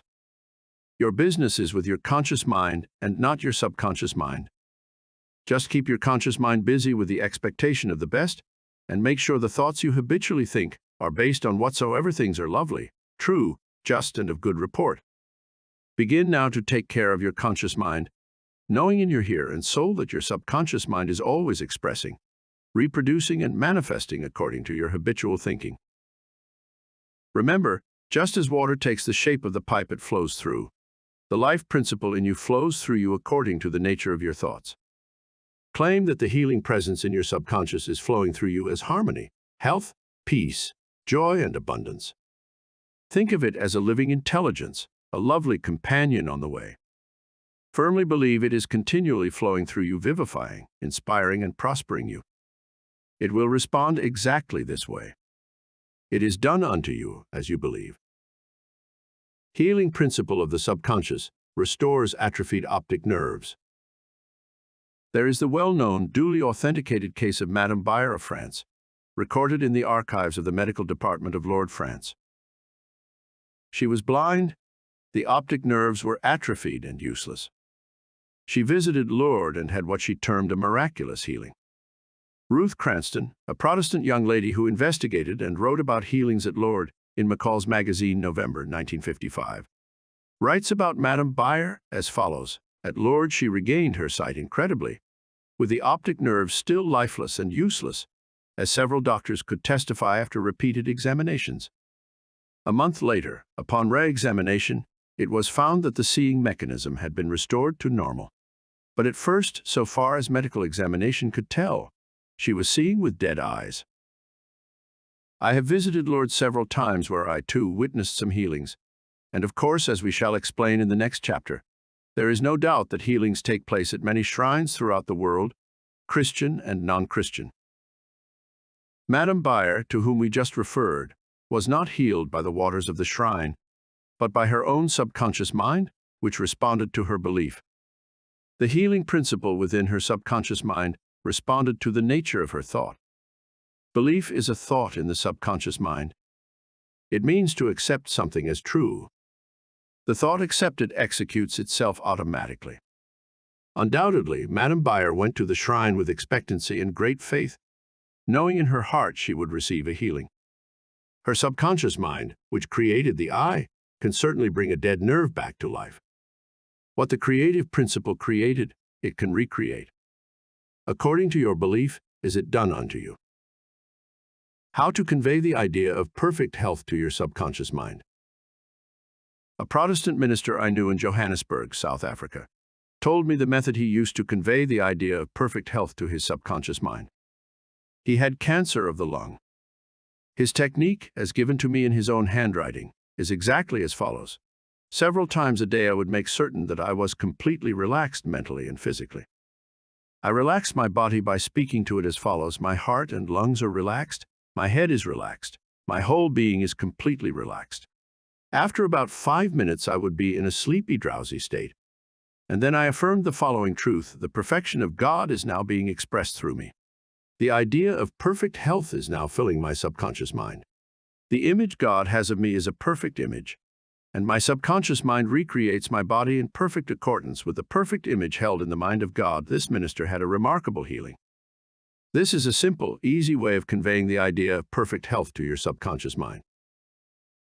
Another wonderful way to convey the idea of health to your subconscious mind is through disciplined or scientific imagination. I told a man who was suffering from functional paralysis to make a vivid picture of himself walking around in his office, touching the desk, answering the telephone, and doing all the things he ordinarily would do if he were healed. I explained to him that this idea and mental picture of perfect health would be accepted by his subconscious mind. He lived the role and actually felt himself back in the office. He knew that he was giving his subconscious mind something definite to work upon. His subconscious mind was the film upon which the picture was impressed. One day, after several weeks of frequent conditioning of the mind with this mental picture, the telephone rang by prearrangement and kept ringing while his wife and nurse were out. The telephone was about 12 feet away, but nevertheless he managed to answer it. He was healed at that hour. The healing power of his subconscious mind responded to his mental imagery, and a healing followed. This man had a mental block which prevented impulses from the brain reaching his legs. Therefore, he said he could not walk. When he shifted his attention to the healing power within him, the power flowed through his focused attention, enabling him to walk. Whatsoever ye shall ask in prayer, believing, ye shall receive. Matthew 21:22. Ideas worth remembering. 1. Your subconscious mind controls all the vital processes of your body and knows the answer to all problems. 2. Prior to sleep, turn over a specific request to your subconscious mind and prove its miracle-working power to yourself. 3. Whatever you impress on your subconscious mind is expressed on the screen of space as conditions, experiences, and events. Therefore, you should carefully watch all ideas and thoughts entertained in your conscious mind. 4. The law of action and reaction is universal. Your thought is action, and the reaction is the automatic response of your subconscious mind to your thought. Watch your thoughts. 5. All frustration is due to unfulfilled desires. If you dwell on obstacles, delays, and difficulties, your subconscious mind responds accordingly, and you are blocking your own good. 6. The life principle will flow through you rhythmically and harmoniously if you consciously affirm, "I believe that the subconscious power, which gave me this desire, is now fulfilling it through me." This dissolves all conflicts. 7. You can interfere with the normal rhythm of your heart, lungs, and other organs by worry, anxiety, and fear. Feed your subconscious with thoughts of harmony, health, and peace, and all the functions of your body will become normal again. 8. Keep your conscious mind busy with the expectation of the best, and your subconscious will faithfully reproduce your habitual thinking. 9. Imagine the happy ending or solution to your problem. Feel the thrill of accomplishment, and what you imagine and feel will be accepted by your subconscious mind and bring it to pass. Chapter 4. Mental Healings in Ancient Times. Down through the ages, men of all nations have somehow instinctively believed that somewhere there resided a healing power, which would restore to normal the functions and sensations of man's body. They believed that this strange power could be invoked under certain conditions, and that the alleviation of human suffering would follow. The history of all nations presents testimony in support of this belief. In the early history of the world, the power of secretly influencing men for good or evil, including the healing of the sick, was said to be possessed by the priests and holy men of all nations. Healing of the sick was supposed to be a power derived directly by them from God, and the procedures and processes of healing varied throughout the world. The healing processes took the form of supplications to God, attended by various ceremonies such as the laying on of hands, incantations, the application of amulets, talismans, rings, relics, and images. For example, in the religions of antiquity, priests in the ancient temples gave drugs to the patient and practiced hypnotic suggestions prior to the patient's sleep, telling him that the gods would visit him in his sleep and heal him. Many healings followed. Obviously, all this was the work of potent suggestions to the subconscious mind. After the performance of certain mysterious rites, the devotees of Hecate would see the goddess during sleep, provided that before going to sleep, they had prayed to her according to weird and fantastic instructions. They were told to mix lizards with resin, frankincense, and myrrh, and pound all this together in the open air under the crescent moon. Healings were reported in many cases following this grotesque procedure. It is obvious that these strange procedures, as mentioned in the illustrations given, favored suggestion and acceptance by the subconscious mind of these people by making a powerful appeal to their imagination. Actually, in all these healings, the subconscious mind of the subject was the healer.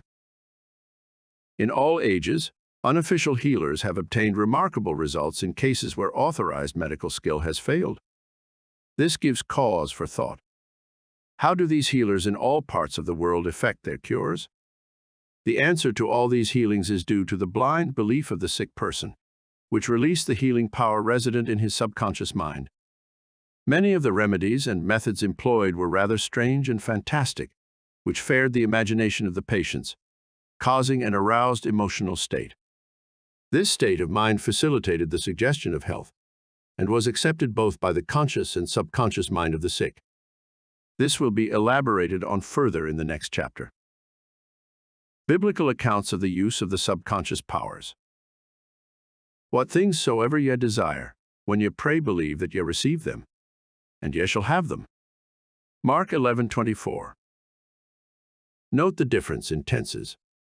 The inspired writers tells us to believe and accept as true the fact that our desire has already been accomplished and fulfilled, that it is already completed, and that his realization will follow as a thing in the future.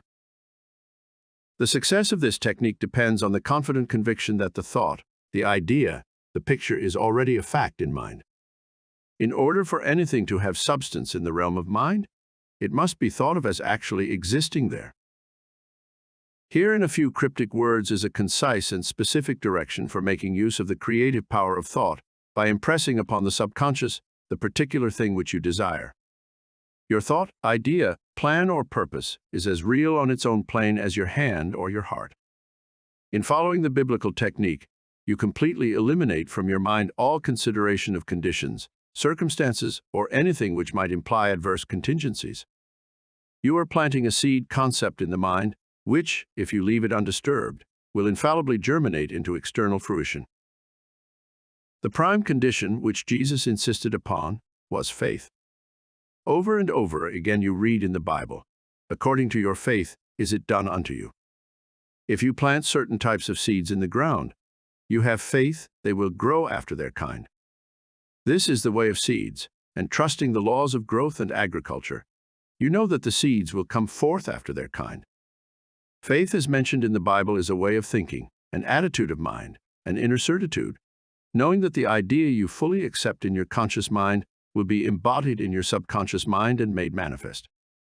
Faith is, in a sense, accepting as true what your reason and senses deny, i.e., shutting out of the little rational, analytical conscious mind and embracing an attitude of complete reliance on the inner power of your subconscious mind. A classical instance of Bible technique is recorded in Matthew 9:28-30. And when he was come into the house, the blind man came to him. And Jesus saith unto them, Believe ye that I am able to do this? They said unto him, Yea, Lord. Then touched he their eyes, saying, According to your faith be it unto you. And their eyes opened, and Jesus straitly charged them, saying, See that no man know it. In the words, according to your faith be it unto you, you can see that Jesus was actually appealing to the cooperation of the subconscious mind of the blind men. Their faith was their great expectancy, their inner feeling, their inner conviction that something miraculous would happen, and that their prayer would be answered. And it was. This is the time-honored technique of healing, utilized alike by all healing groups throughout the world, regardless of religious affiliation. In the words, See that no man know it, Jesus enjoins the newly healed patients not to discuss their healing, because they might be subjected to the skeptical and derogatory criticisms of the unbelieving. This might tend to undo the benefits they had received at the hand of Jesus by depositing thoughts of fear, doubt, and anxiety in the subconscious mind. For with authority and power he commandeth the unclean spirits, and they came out. Luke 4:36.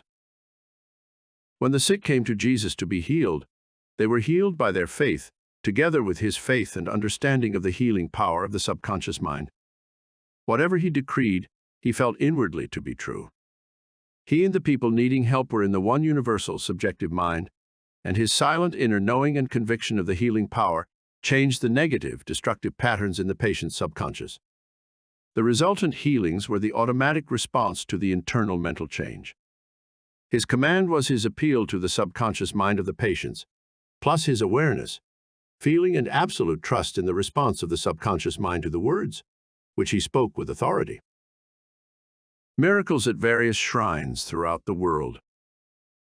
It is an established fact that cures have taken place at various shrines throughout the world, such as in Japan, India, Europe, and America. I have visited several of the famous shrines in Japan. At the world-famous shrine called Diabutsu is a gigantic divinity of bronze where Buddha is seated with folded hands, and the head is inclined in an attitude of profound contemplative ecstasy. It is 42 feet in height and is called the Great Buddha. Here I saw young and old making offerings at its feet. Money, fruit, rice, and oranges were offered. Candles were lit, incense was burned, and prayers of petition recited. The guide explained the chant of a young girl as she murmured a prayer, bowed low, and placed 2 oranges as an offering. She also lit a candle. He said she had lost her voice, and it was restored at the shrine. She was thanking Buddha for restoring her voice. She had the simple faith that Buddha would give her back her singing voice if she followed a certain ritual, fasted, and made certain offerings. All this helped to kindle faith and expectancy, resulting in a conditioning of her mind to the point of belief. Her subconscious mind responded to her belief. To illustrate further the power of imagination and blind belief, I will relate the case of a relative of mine who had tuberculosis. His lungs were badly diseased. His son decided to heal his father. He came home to Perth, Western Australia, where his father lived, and said to him that he had met a monk who had returned from one of the healing shrines in Europe. This monk sold him a piece of the true cross. He said he gave the monk the equivalent of $500 for it. This young man had actually picked up a splinter of wood from the sidewalk, went to the jeweler's, and had it set in a ring so that it looked real. He told his father that many were healed just by touching the ring or the cross. He inflamed and fired his father's imagination to the point that the old gentleman snatched the ring from him, placed it over his chest, prayed silently, and went to sleep. In the morning, he was healed. All the clinic's tests proved negative. You know, of course, it was not the splinter of wood from the sidewalk that healed him. It was his imagination aroused to an intense degree, plus the confident expectancy of a perfect healing. Imagination was joined to faith or subjective feeling, and the union of the two brought about a healing. The father never learned of the trick that had been played upon him. If he had, he probably would have had a relapse. He remained completely cured and passed away 15 years later at the age of 89. One universal healing principle. It is a well-known fact that all of the various schools of healing effect cures of the most wonderful character.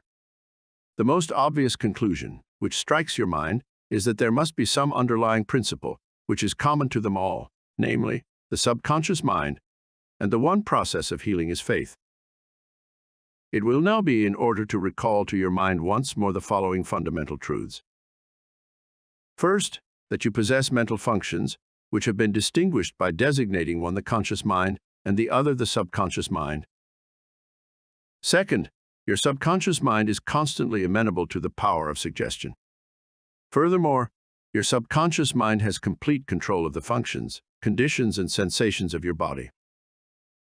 I venture to believe that all the readers of this book are familiar with the fact that symptoms of almost any disease can be induced in hypnotic subjects by suggestion. For example, a subject in the hypnotic state can develop a high temperature, flushed face, or chills according to the nature of the suggestion given. By experiment, you can also suggest to the person that he is paralyzed and cannot walk, it will be so. By illustration, you can hold a cup of cold water under the nose of the hypnotic subject and tell him, "This is full of pepper, smell it." He will proceed to sneeze. What do you think caused him to sneeze, the water or the suggestion? If a man says he is allergic to Timothy grass, you can place a synthetic flower or an empty glass in front of nose when he is in a hypnotic state and tell him it is Timothy grass. He will portray the usual allergic symptoms. This indicates that the cause of the disease is in the mind. The healing of the disease can also take place mentally. You realize that remarkable healings take place through osteopathy, chiropractic medicine, and naturopathy, as well as through all the various religious bodies throughout the world, but it is obvious that all of these healings are brought about through the subconscious mind, the only healer there is.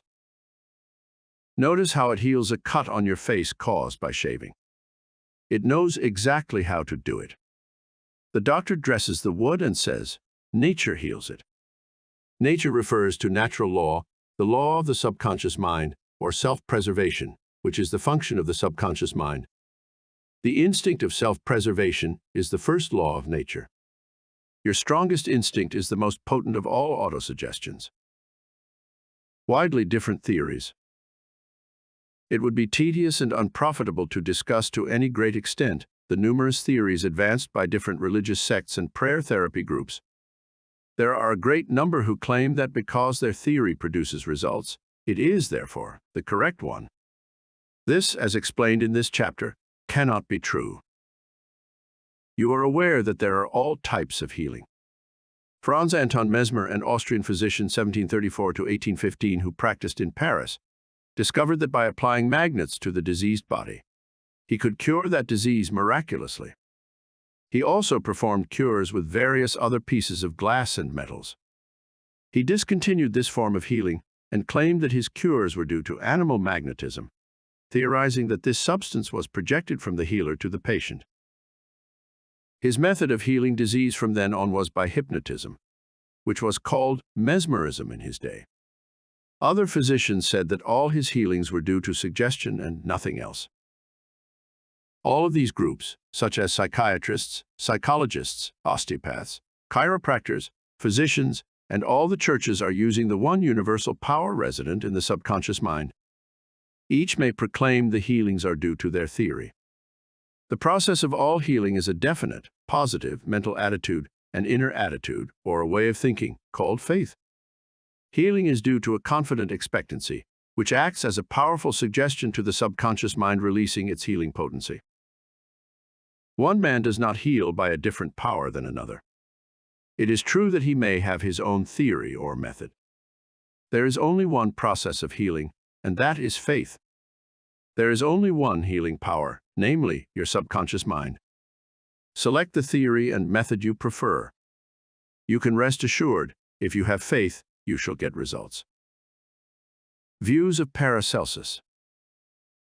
Philippus Paracelsus, a famous Swiss alchemist and physician, who lived from 1493 to 1541, was a great healer in his day.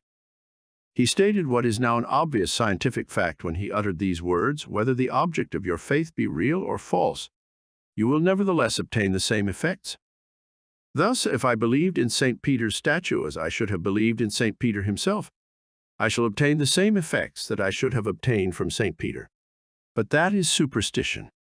Faith, however, produces miracles, and whether it is true or false faith, it will always produce the same wonders.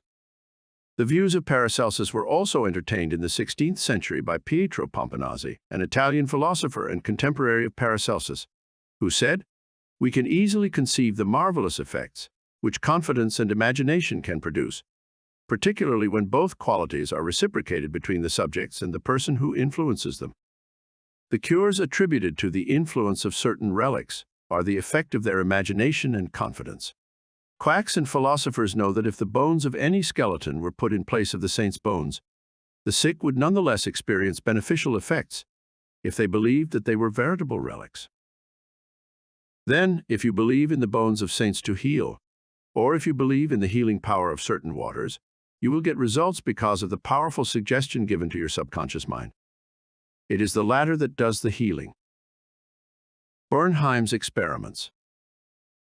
Hippolyte Bernheim, professor of medicine at Nancy, France, 1910 to 1919, was the expounder of the fact that the suggestion of the physician to the patient was exerted through the subconscious mind. Bernheim, in his Suggestive Therapeutics, page 197, tells a story of a man with paralysis of the tongue, which had yielded to no form of treatment. His doctor told the patient that he had a new instrument with which he promised to heal him. He introduced a pocket thermometer into the patient's mouth. The patient imagined it to be the instrument which was to save him. In a few moments he cried out joyfully that he could once more move his tongue freely. "Among our cases," continues Bernheim, "facts of the same sort will be found. A young girl came into my office, having suffered from complete loss of speech for nearly 4 weeks. After making sure of the diagnosis, I told my students that loss of speech sometimes yielded instantly to electricity, which might act simply by its suggestive influence. I sent for the induction apparatus. I applied my hand over the larynx and moved a little and said, 'Now you can speak aloud.' In an instant I made her say A, then B, then Maria. She continued to speak distinctly. The loss of voice had disappeared." Here Bernheim is showing the power of faith and expectancy on the part of the patient, which acts as a powerful suggestion to the subconscious mind. Producing a blister by suggestion. Bernheim states that he produced a blister on the back of a patient's neck by applying a postage stamp and suggesting to the patient that it was a fly plaster. This had been confirmed by the experiments and experiences of many doctors in many parts of the world, which leave no doubt that structural changes are a possible result of oral suggestion to patients. The cause of bloody stigmata. In Hudson's Law of Psychic Phenomena, page 153, he states, "Hemorrhages and bloody stigmata may be induced in certain subjects by means of suggestion." Dr. M. Boer put a subject into the somnambulistic condition and gave him the following suggestion: "At 4 o'clock this afternoon, after the hypnosis, you will come into my office, sit down in the armchair, cross your arms upon your breast, and your nose will begin to bleed." At the hour appointed, the young man did as directed. Several drops of blood came from the left nostril. On another occasion, the same investigator traced the patient's name on both his forearms with the dull point of an instrument. Then, when the patient was in the somnambulistic condition, he said, "At 4 o'clock this afternoon, you will go to sleep, and your arms will bleed along the lines which I have traced, and your name will appear written on your arms in the letters of blood." He was watched at 4 o'clock and seen to fall asleep. On the left arm, the letters stood out in bright relief, and in several places there were drops of blood. The letters were still visible 3 months afterward, although they had gradually grown faint.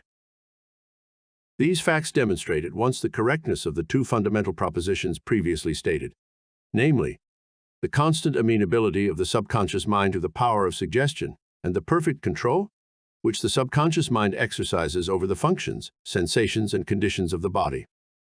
All the foregoing phenomena dramatize vividly abnormal conditions induced by suggestion, and are conclusive proof that as a man thinketh in his heart, subconscious mind, so is he. Healing points in review. 1. Remind yourself frequently that the healing power is in your own subconscious mind. 2. Know that faith is like a seed planted in the ground. It grows after its kind.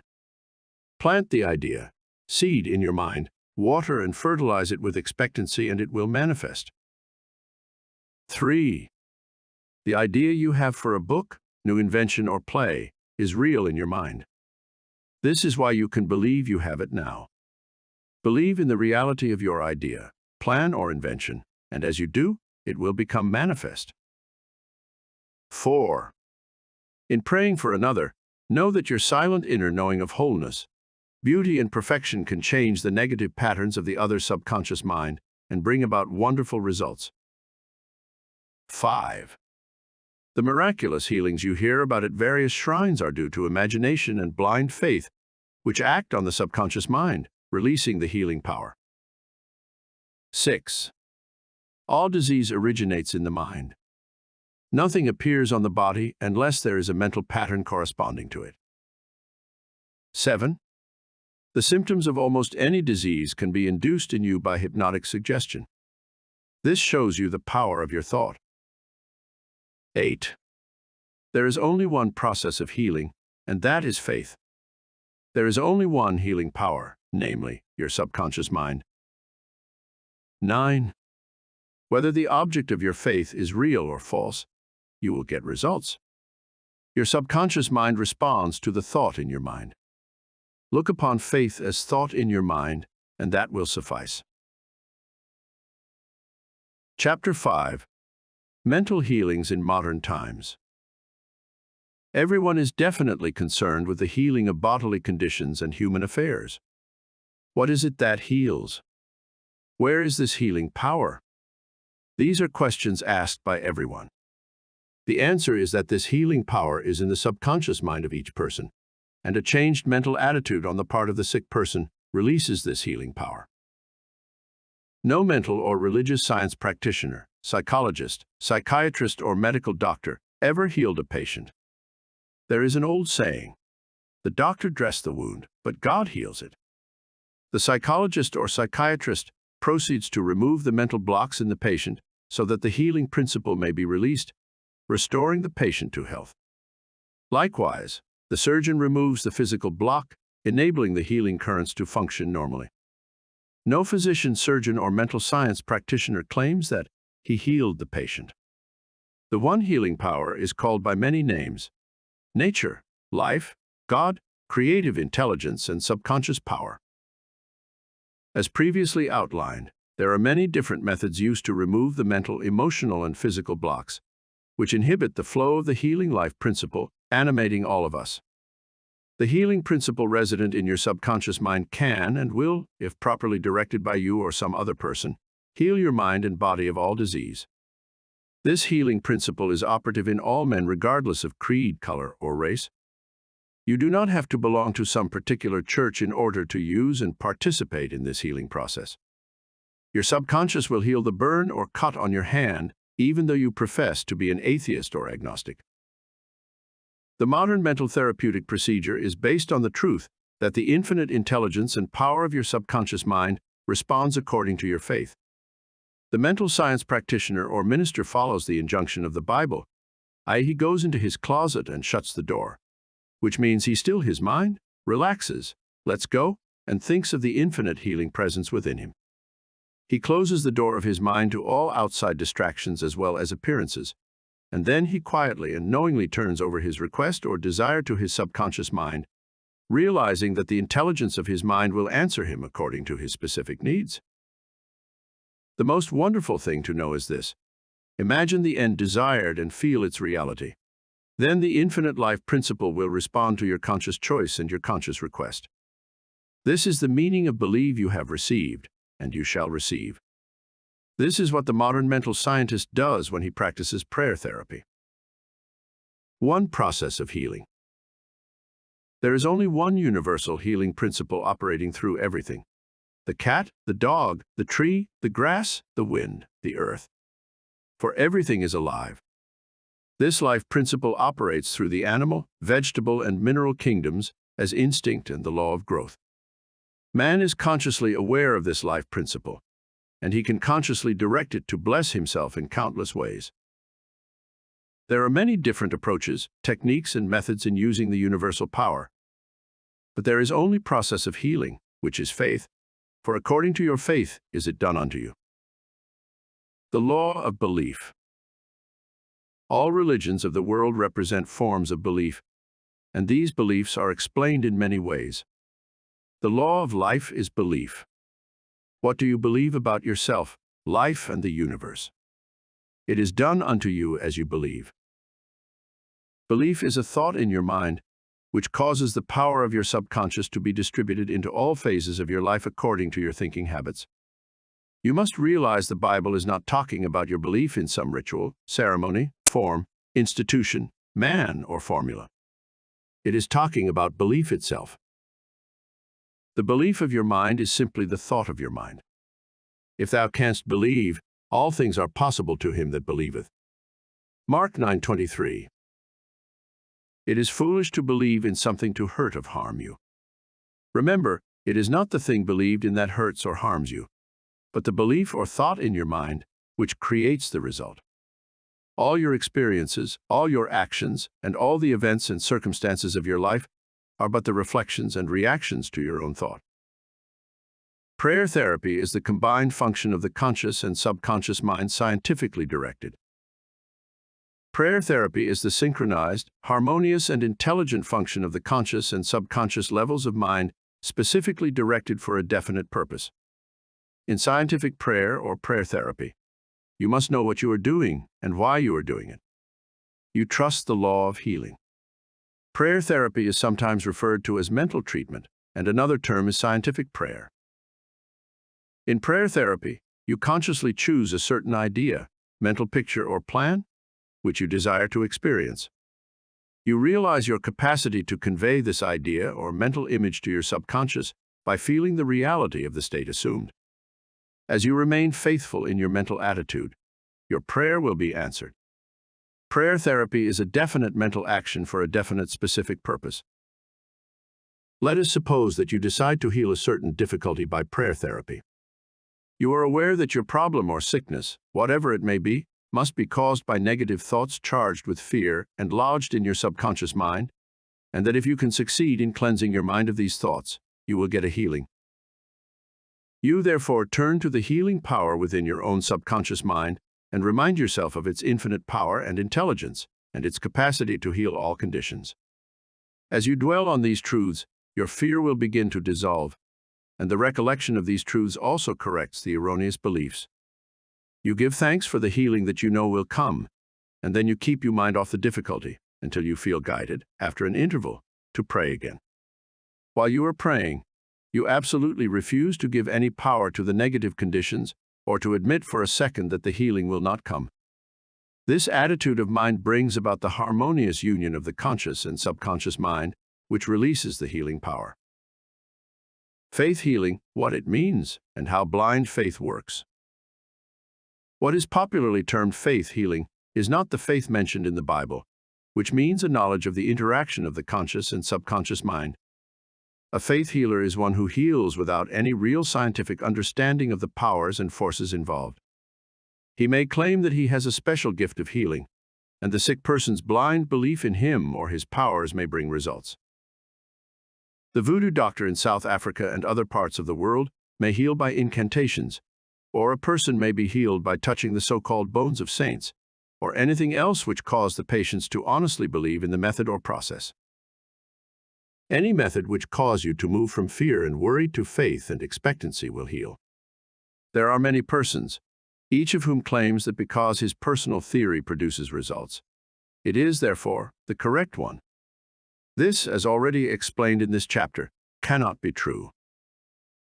To illustrate how blind faith works, you will recall our discussion of the Swiss physician, Franz Anton Mesmer. In 1776, he claimed many cures when he stroked diseased bodies with artificial magnets. Later on, he threw away his magnets and evolved the theory of animal magnetism. This he held to be a fluid which pervades the universe, but is most active in the human organism. He claimed that his magnetic fluid, which was going forth from him to his patients, healed them. People flocked to him and many wonderful cures were effected. Mesmer moved to Paris, and while there the government appointed a commission composed of physicians and members of the Academy of Science, of which Benjamin Franklin was a member, to investigate his cures. The report admitted the leading facts claimed by Mesmer, but held that there was no evidence to prove the correctness of his magnetic fluid theory, and said the effects were due to the imagination of the patients. Soon after this, Mesmer was driven into exile and died in 1815. Shortly afterwards, Dr. Braid of Manchester undertook to show that magnetic fluid had nothing to do with the production of the healings of Dr. Mesmer. Dr. Braid discovered that patients could be thrown into hypnotic sleep by suggestion, during which many of the well-known phenomena ascribed to magnetism by Mesmer could be produced. You can readily see that all these cures were undoubtedly brought about by the active imagination of the patients, together with a powerful suggestion of health to their subconscious minds. All this could be termed blind faith, as there was no understanding in those days as to how the cures were brought about. Subjective faith and what it means. You will recall the proposition, which need not be repeated at length, that the subjective or subconscious mind of an individual is as amenable to the control of his own conscious or objective mind as it is by the suggestions of another. It follows that whatever may be your objective belief, if you will assume to have faith actively or passively, your subconscious mind will be controlled by the suggestions, and your desire will be fulfilled. The faith required in mental healings is a purely sub-faith, and is attainable upon the cessation of active opposition on the part of the objective or conscious mind. In the healing of the body, it is, of course, desirable to secure the concurrent faith of both the conscious and subconscious mind. However, it is not always essential if you will enter into a state of passivity and receptivity, by relaxing the mind and the body and getting into a sleepy state. In this drowsy state, your passivity becomes receptive to subjective impression. Recently, I was asked by a man, how is it that I got a healing through a minister? I did not believe what he said when he told me that there is no such thing as disease, and that matter does not exist. This man at first thought his intelligence was being insulted, and he protested against such a palpable absurdity. The explanation is simple. He was quieted by soothing words and told to get into a perfectly passive condition, to say nothing, and think of nothing for the time being. His minister also became passive and affirmed quietly, peacefully and constantly for about 1/2 hour that this man would have perfect health, peace, harmony, and wholeness. He felt immense relief and was restored to health. It is easy to see that his subjective faith had been made manifest by his passivity under treatment, and the suggestions of perfect healthfulness by the minister were conveyed to his subconscious mind. The two subjective minds were then en rapport. The minister was not handicapped by antagonistic autosuggestions of the patient arising from objective doubt of the power of the healer or the correctness of the theory. In this sleepy, drowsy state, the conscious mind resistance is reduced to a minimum, and results followed. The subconscious mind of the patient, being necessarily controlled by such suggestion, exercised its functions in accordance therewith, and a healing followed. The meaning of absent treatment. Suppose you learned that your mother was sick in New York City, and you lived in Los Angeles. Your mother would not be physically present where you are, but you could pray for her. It is the Father within which doeth the work. The creative law of mind, subconscious mind, serves you and will do the work. Its response to you is automatic. Your treatment is for the purpose of inducing an inner realization of health and harmony in your mentality. This inner realization, acting through the subconscious mind, operates through your mother's subconscious mind, as there is but one creative mind. Your thoughts of health, vitality, and perfection operate through the one universal subjective mind, and set a law of motion on the subjective side of life, which manifests through her body as a healing. In the mind principle, there is no time or space. It is the same mind that operates through your mother no matter where she may be. In reality, there is no absent treatment as opposed to present treatment, for the universal mind is omnipresent. You do not try to send out thoughts or hold a thought. Your treatment is a conscious movement of thought, and as you become conscious of the qualities of health, well-being, and relaxation, these qualities will be resurrected in the experience of your mother, and results will follow. The following is a perfect example of what is called absent treatment. Recently, a listener of our radio program in Los Angeles prayed as follows for her mother in New York, who had a coronary thrombosis. The healing presence is right where my mother is. Her bodily condition is but a reflection of her thought life, like shadows cast on the screen. I know that in order to change the images on the screen, I must change the projection reel. My mind is the projection reel, and I now project in my own mind the image of wholeness, harmony, and perfect health for my mother. The infinite healing presence, which created my mother's body and all her organs, is now saturating every atom of her being, and river of peace flows through every cell of her body. The doctors are divinely guided and directed, and whoever touches my mother is guided to do the right thing. I know that disease has not ultimate reality. If it had, no one could be healed. I now align myself with the infinite principle of love and life, and I know and decree that harmony, health, and peace are now being expressed in my mother's body. She prayed in the above manner several times daily, and her mother had a most remarkable recovery after a few days, much to the amazement of her specialist. He complimented her on her great faith in the power of God. The conclusion, arrived at in the daughter's mind, set the creative law of mind in motion on the subjective side of life, which manifested itself through her mother's body as perfect health and harmony. What the daughter felt as true about her mother was simultaneously resurrected in the experience of her mother. Releasing the kinetic action of the subconscious mind. A psychologist friend of mine told me that one of his lungs was infected. X-rays and analysis showed the presence of tuberculosis. At night, being going to sleep, he would quietly affirm, "Every cell, nerve, tissue, and muscle of my lungs are not being made whole, pure, and perfect. My whole body is being restored to health and harmony." These are not his exact words, but they represent the essence of what he affirmed. A complete healing followed in about a month's time. Subsequent X-rays showed a perfect healing.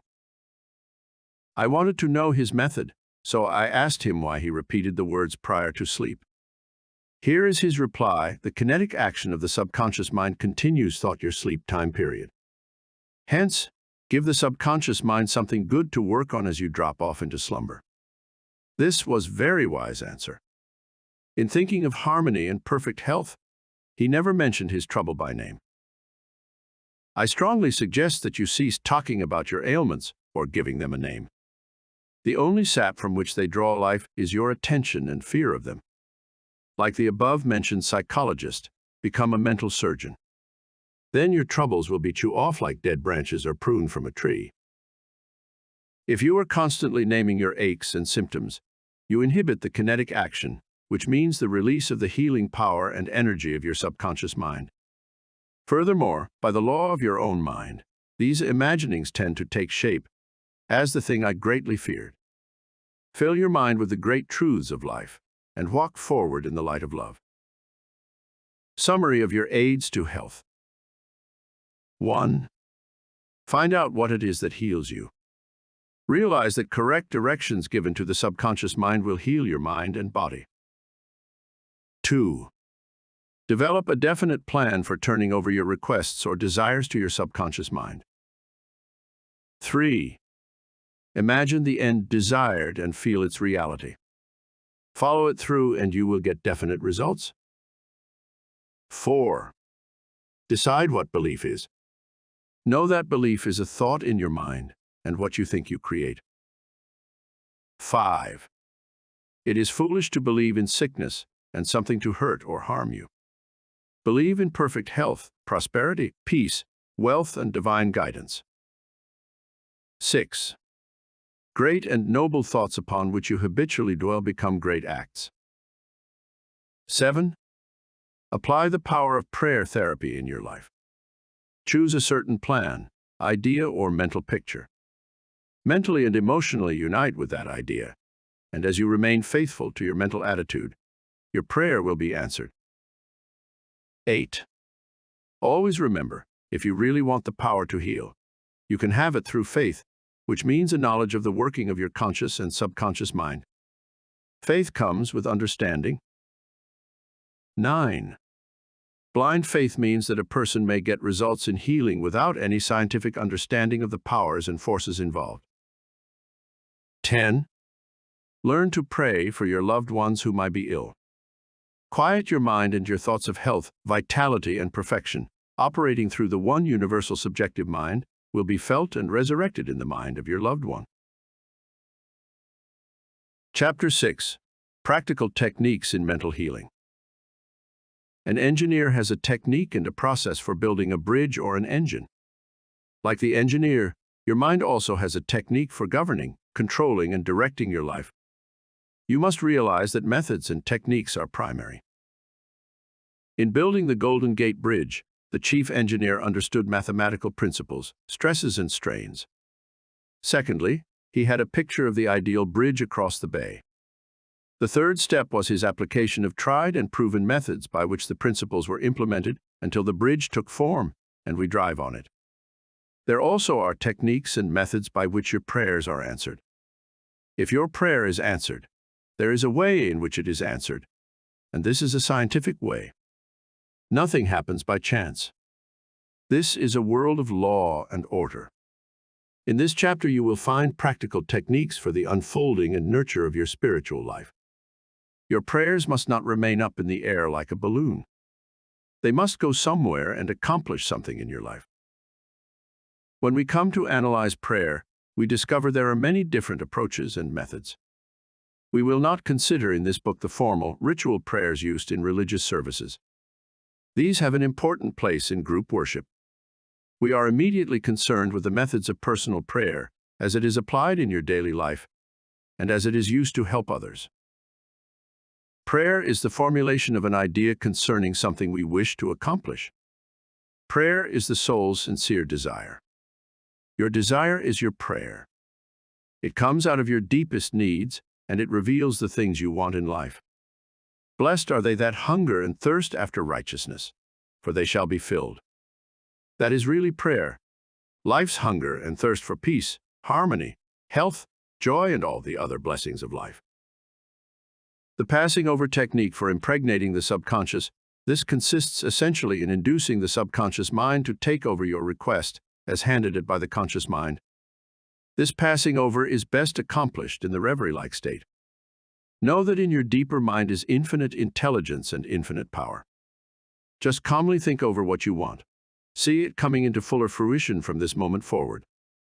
Be like the little girl who had a very bad cough and a sore throat. She declared firmly and repeatedly, "It is passing away now. It is passing away now." It passed away in about an hour. Use this technique with complete simplicity and naivete. Your subconscious will accept your blueprint. If you were building a new home for yourself and your family, you know that you would be intensely interested in regard to the blueprint for your home. You would see to it that the builders conform to the blueprint. You would watch the material and select only the best wood, steel, in fact, the best of everything. What about your mental home and your mental blueprint for happiness and abundance? All your experiences and everything that enters into your life depend upon the nature of the mental building blocks which you use in the construction of your mental home. If your blueprint is full of mental patterns of fear, worry, anxiety, or lack, and if you are despondent, doubtful, and cynical, then the texture of the mental material you are waving into your mind will come forth as more toil, care, tension, anxiety, and limitation of all kinds. The most fundamental and the most far-reaching activity in life is that which you build into your mentality every waking hour. Your word is silent and invisible. Nevertheless, it is real. You are building your mental home all the time, and your thought and mental imagery represent your blueprint.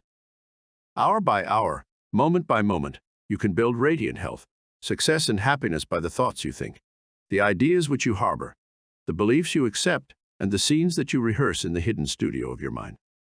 This stately mansion, upon the construction of which you are perpetually engaged, is your personality, your identity in this plane, your whole life story on this earth. Get a new blueprint. Build silently by realizing peace, harmony, joy, and goodwill in the present moment. By dwelling upon these things and claiming them, your subconscious mind will accept your blueprint and bring all these things to pass. By their fruits ye shall know them. The science and art of true prayer. The term science means knowledge, which is coordinated, arranged, and systematized.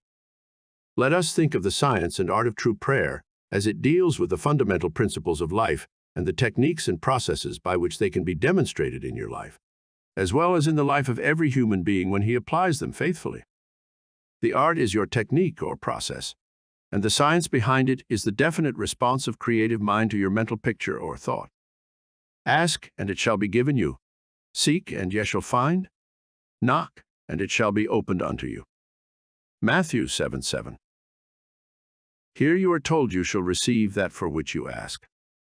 It shall be opened to you when you knock, and you shall find that for which you are searching.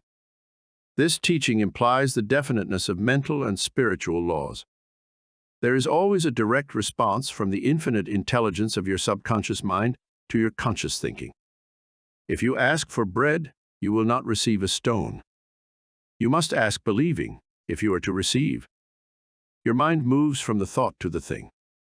Unless there is first an image in the mind, it cannot move, for there would be nothing for it to move toward. Your prayer, which is your mental act, must be accepted as an image in your mind before the power from your subconscious will play upon it and make it productive. You must reach a point of acceptance in your mind, an unqualified and undisputed state of agreement. This contemplation should be accompanied by a feeling of joy and restfulness in foreseeing the certain accomplishment of your desire. The sound basis for the art and science of true prayer is your knowledge and complete confidence that the movement of your conscious mind will gain a definite response from your subconscious mind, which is one with boundless wisdom and infinite power. By following this procedure, your prayers will be answered. The visualization technique. The easiest and most obvious way to formulate an idea is to visualize it, to see it in your mind's eye as vividly as if it were alive. You can see with the naked eye only what already exists in the external world. In a similar way, that which you can visualize in your mind's eye already exists in the invisible realms of your mind. Any picture which you have in your mind is the substance of things hoped for and the evidence of things not seen. What you form in your imagination is as real as any part of your body. The idea and the thought are real and will one day appear in your objective world if you are faithful to your mental image. This process of thinking forms impressions in your mind. These impressions in turn become manifested as facts and experiences in your life. The builder visualizes the type of building he wants. He sees it as he desires it to be completed. His imagery and thought processes become a plastic mold from which the building will emerge, a beautiful or an ugly one, a skyscraper or a very low one. His mental imagery is projected and is drawn on paper. Eventually, the contractor and his workers gather the essential materials, and the building progresses until it stands finished, conforming perfectly to the mental patterns of the architect. I use the visualization technique prior to speaking from the platform. I quiet the wheels of my mind in order that I may present to the subconscious mind my images of thought. Then I picture the entire auditorium and the seats filled with men and women, each one of them illumined and inspired by the infinite healing presence. I see them as radiant, happy and free. Having first built up the idea in my imagination, I quietly sustain it there as a mental picture while I imagine I hear men and women saying, "I am healed. I feel wonderful. I've had an instantaneous healing. I'm transformed." I keep this up for about 10 minutes or more, knowing and feeling that each person's mind and body are saturated with love, wholeness, beauty, and perfection. My awareness grows to the point where in my mind I can actually hear the voices of the multitude proclaiming their health and happiness. Then I release the whole picture and go onto the platform. Almost every Sunday some people stop and say that their prayers were answered. Mental movie method. The Chinese say, "A picture is worth 1,000 words." William James, the father of American psychology, stressed the fact that the subconscious mind will bring to pass any picture held in the mind and backed by faith. Act as though I am, and I will be. A number of years ago, I was in the Middle West lecturing in several states, and I desired to have a permanent location in the general area from which I could serve those who desired help. I traveled far, but the desire did not leave my mind. One evening, while in a hotel in Spokane, Washington, I relaxed completely on a couch, immobilized my attention, and in a quiet, passive manner, imagined that I was talking to a large audience, saying in effect, "I'm glad to be here. I have prayed for the ideal opportunity. I saw in my mind's eye the imaginary audience, and I felt the reality of it all. I played the role of the actor, dramatized this mental movie, and felt satisfied that this picture was being conveyed to my subconscious mind, which would bring it to pass in its own way. The next morning, on awakening, I felt a great sense of peace and satisfaction, and in a few days' time, I received a telegram asking me to take over an organization in the Midwest, which I did, and I enjoyed it immensely for several years. The method outlined here appeals to many who have described it as the mental movie method. I have received numerous letters from people who listen to my radio talks and weekly public lectures, telling me of the wonderful results they get using this technique in the sale of their property. I suggest to those who have homes or property for sale that they satisfy themselves in their own mind that their price is right. Then I claim that the infinite intelligence is attracting to them the buyer who really wants to have the property and who will love it and prosper in it. After having done this, I suggest that they quiet their mind, relax, let go, and get into a drowsy, sleepy state, which reduces all mental effort to a minimum. Then they are to picture the check in their hands, rejoice in the check, give thanks for the check, and go off to sleep feeling the naturalness of the whole mental movie created in their own mind. They must act as though it were an objective reality, and the subconscious mind will take it as an impression, and through the deeper currents of the mind, the buyer and the seller are brought together. A mental picture held in the mind, backed by faith, will come to pass. The Baudouin Technique. Charles Baudouin was a professor at the Rousseau Institute in France. He was a brilliant psychotherapist and a research director of the New Nancy School of Healing, who in 1910 taught that the best way to impress the subconscious mind was to enter into a drowsy, sleepy state, or a state akin to sleep in which all effort was reduced to a minimum. Then, in a quiet, passive, receptive way, by reflection, he would convey the idea to the subconscious.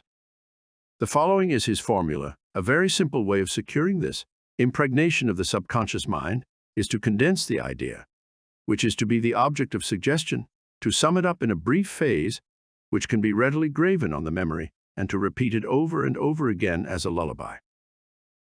Some years ago, a young lady in Los Angeles was engaged in a prolonged bitter family lawsuit over a will. Her husband had bequeathed his entire estate to her, and his sons and daughters by a previous marriage were bitterly fighting to break the will. The Baudouin technique was outlined to her, and this is what she did. She relaxed her body in an armchair, entered into the sleepy state, and as suggested, condensed the idea of her need into a phrase consisting of 6 words, easily graven on the memory. It is finished in divine order. The significance to her of these words meant that infinite intelligence operating through the laws of her subconscious mind would bring about a harmonious adjustment through the principle of harmony. She continued this procedure every night for about 10 nights.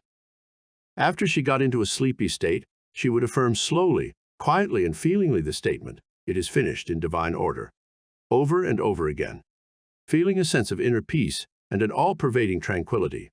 Then she went off into her deep normal sleep. On the morning of the 11th day, following the use of the above technique, she awakened with a sense of well-being, a conviction that it was finished. Her attorney called her the same day saying that the opposing attorney and his clients were willing to settle. A harmonious agreement was reached and litigation was discontinued. The sleeping technique. By entering into a sleepy, drowsy state, effort is reduced to a minimum. The conscious mind is submerged to a great extent when in a sleepy state. The reason for this is that the highest degree of outcropping of the subconscious occurs prior to sleep and just after we awaken. In this state, the negative thoughts, which tend to neutralize your desire and so prevent acceptance by your subconscious mind, are no longer present. Suppose you want to get rid of a destructive habit. Assume a comfortable posture, relax your body, and be still. Get into a sleepy state, and in that sleepy state, say quietly, over and over again as a lullaby, "I am completely free from this habit. Harmony and peace of mind reign supreme." Repeat the above slowly, quietly, and lovingly for 5 or 10 minutes, night and morning. Each time you repeat the words, the emotional value becomes greater. When the urge comes to repeat the negative habit, repeat the above formula out loud to yourself. By this means, you induce the subconscious to accept the idea, and a healing follows. The thank you technique. In the Bible, Paul recommends that we make known our requests with praise and thanksgiving. Some extraordinary results follow this simple method of prayer. The thankful heart is always close to the creative forces of the universe, causing countless blessings to flow toward it by the law of reciprocal relationship, based on a cosmic law of action and reaction. For instance, a father promises his son a car for graduation. The boy has not yet received the car, but he is very thankful and happy, and is as joyous as though he had actually received the car. He knows his father will fulfill his promise, and he is full of gratitude and joy, even though he has not yet received the car, objectively speaking. He has, however, received it with joy and thankfulness in his mind. I shall illustrate how Mr. Broke applied this technique with excellent results. He said, "Bills are piling up. I'm out of work. I have 3 children and no money. What shall I do?" Regularly every night and morning for a period of about 3 weeks, he repeated the words, "Thank you, Father, for my wealth," in a relaxed, peaceful manner until the feeling or mood of thankfulness dominated his mind. He imagined he was addressing the infinite power and intelligence within him, knowing, of course, that he could not see the creative intelligence or infinite mind. He was seeing with the inner eye of spiritual perception, realizing that his thought image of wealth was the first cause, relative to the money, position, and food he needed. His thought feeling was the substance of wealth untrammeled by antecedent conditions of any kind. By repeating, "Thank you, Father," over and over again, his mind and heart were lifted up to the point of acceptance, and when fear, thoughts of lack, poverty, and distress came into his mind, he would say, "Thank you, Father," as often as necessary. He knew that as he kept up the thankful attitude, he would recondition his mind to the idea of wealth, which is what happened. The sequel to his prayer is very interesting. After praying in the above-mentioned manner, he met a former employer of his on the street, whom he had not seen for 20 years. The man offered him a very lucrative position and advanced him $500 on a temporary loan. Today, Mr. Broke is vice president of the company for which he works. His recent remark to me was, "I shall never forget the wonders of thank you, Father. It has worked wonders for me." The affirmative method. The effectiveness of an affirmation is determined largely by your understanding of the truth and the meaning back of the words. In praying, use not vain repetition. Therefore, the power of your affirmation lies in the intelligent application of definite and specific positives. For example, a boy adds 3 and 3 and puts down 7 on the blackboard. The teacher affirms with mathematical certainty that 3 and 3 are 6. Therefore, the boy changes his figures accordingly. The teacher's statement did not make 3 and 3 equal 6, because the latter was already a mathematical truth. The mathematical truth caused the boy to rearrange the figures on the blackboard. It is abnormal to be sick. It is normal to be healthy. Health is the truth of your being. When you affirm health, harmony, and peace for yourself or another, and when you realize these are universal principles of your own being, you will rearrange the negative patterns of your subconscious mind based on your faith and understanding of that which you affirm. The result of the affirmative process of prayer depends on your conforming to the principles of life, regardless of appearances. Consider for a moment that there is a principle of mathematics and none of error. There is a principle of truth, but none of dishonesty. There is a principle of intelligence, but none of ignorance. There is a principle of harmony and none of discord. There is a principle of health, but none of disease. And there is a principle of abundance, but none of poverty. The affirmative method was chosen by the author for use on his sister, who was to be operated on for the removal of gallstones in a hospital in England. The condition described was based on the diagnosis of hospital tests and the usual X-ray procedures. She asked me to pray for her. We were separated geographically about 6,500 miles, but there is no time or space in the mind principle. Infinite mind or intelligence is present in its entirety at every point simultaneously. I withdrew all thought from the contemplation of symptoms and from the corporeal personality altogether. I affirmed as follows: this prayer is for my sister Catherine. She is relaxed and at peace, poised, balanced, serene, and calm. The healing intelligence of her subconscious mind, which created her body, is now transforming every cell, nerve, tissue, muscle, and bone of her being, according to the perfect pattern of all organs lodged in her subconscious mind. Silently, quietly, all distorted thought patterns in her subconscious mind are removed and dissolved, and the vitality, wholeness, and beauty of the life principle are made manifest in every atom of her being. She is now open and receptive to the healing currents which are flowing through her like a river, restoring her to perfect health, harmony, and peace. All distortions and ugly images are now washed away by the infinite ocean of love and peace flowing through her. And it is so. I affirmed the above several times a day, and at the end of 2 weeks, my sister had an examination, which showed a remarkable healing, and the X-ray proved negative. To affirm is to state that it is so, and as you maintain this attitude of mind as true, regardless of all evidence to the contrary, you will receive an answer to your prayer. Your thought can only affirm, for even if you deny something, you are actually affirming the presence of what you deny. Repeating an affirmation, knowing what you are saying and why you are saying it, leads the mind to that state of consciousness where it accepts that which you state as true.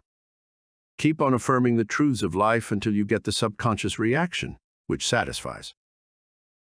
The argumentative method. This method is just what the word implies. It stems from the procedure of Dr. Phineas Parkhurst Quimby of Maine. Dr. Quimby, a pioneer in mental and spiritual healing, lived and practiced in Belfast, Maine, about 100 years ago. A book called The Quimby Manuscripts, published in 1921 by Thomas Y. Crowell Company, New York City, and edited by Horatio Dresser, is available in your library. This book gives newspaper accounts of this man's remarkable results in prayer treatment of the sick. Quimby duplicated many of the healing miracles recorded in the Bible. In brief, the argumentative method employed according to Quimby consists of spiritual reasoning, where you convince the patient and yourself that sickness is due to his false belief, groundless fears, and negative patterns lodged in his subconscious mind. You reason it out clearly in your mind and convince your patient that the disease or ailment is due only to a distorted, twisted pattern of thought, which has taken form in the body. This wrong belief in some external power and external causes has now externalized itself as sickness and can be changed by changing the thought patterns.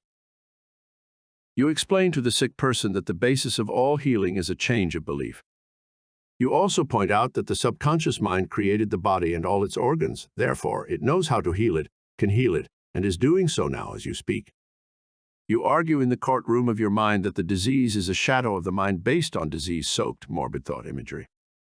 You continue to build up all the evidence you can muster on behalf of the healing power within, which created all the organs in the first place, and which has a perfect pattern of every cell, nerve, and tissue within it. Then you render a verdict in the courthouse of your mind in favor of yourself and your patient. You liberate the sick one by faith and spiritual understanding. Your mental and spiritual evidence is overwhelming. There being but one mind, what you feel as true will be resurrected in the experience of the patient. This procedure is essentially the argumentative method used by Dr. Quimby of Maine, Form 1849 to 1869.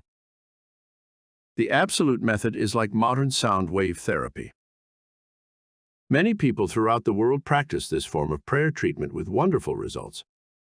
The person using the absolute method mentions the name of the patient, such as John Jones, then quietly and silently thinks of God and his qualities and attributes, such as, God is all bliss, boundless love, infinite intelligence, all-powerful, boundless wisdom, absolute harmony, indescribable beauty and perfection.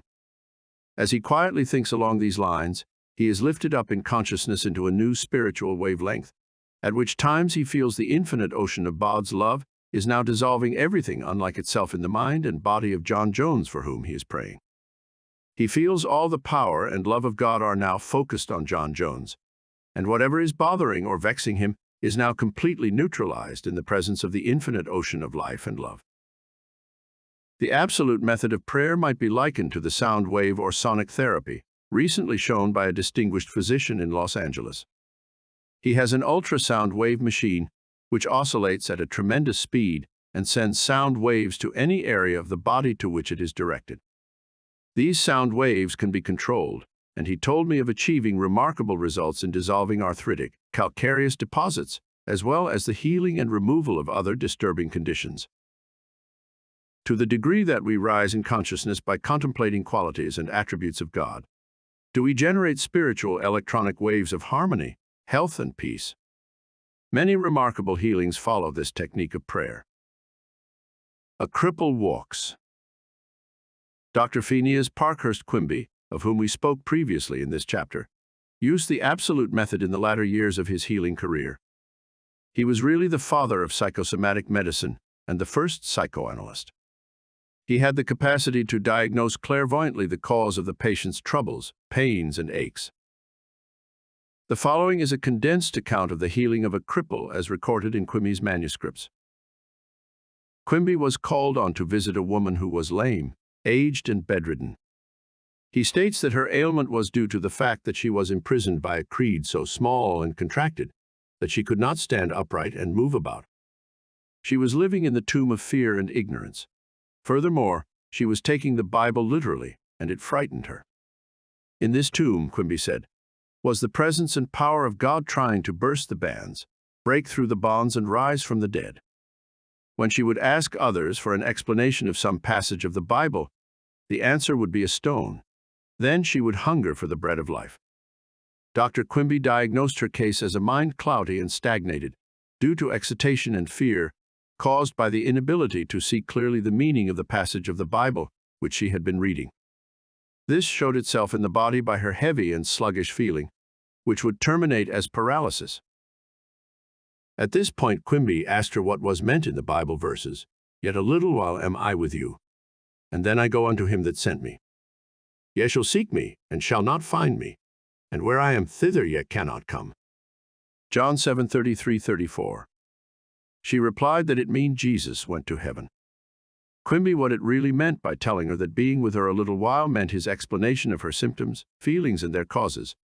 He had compassion and sympathy for her momentarily, but he could not remain in that mental state. The next step was to go to him that sent us, which, as Quimby pointed out, was the creative power of God in all of us.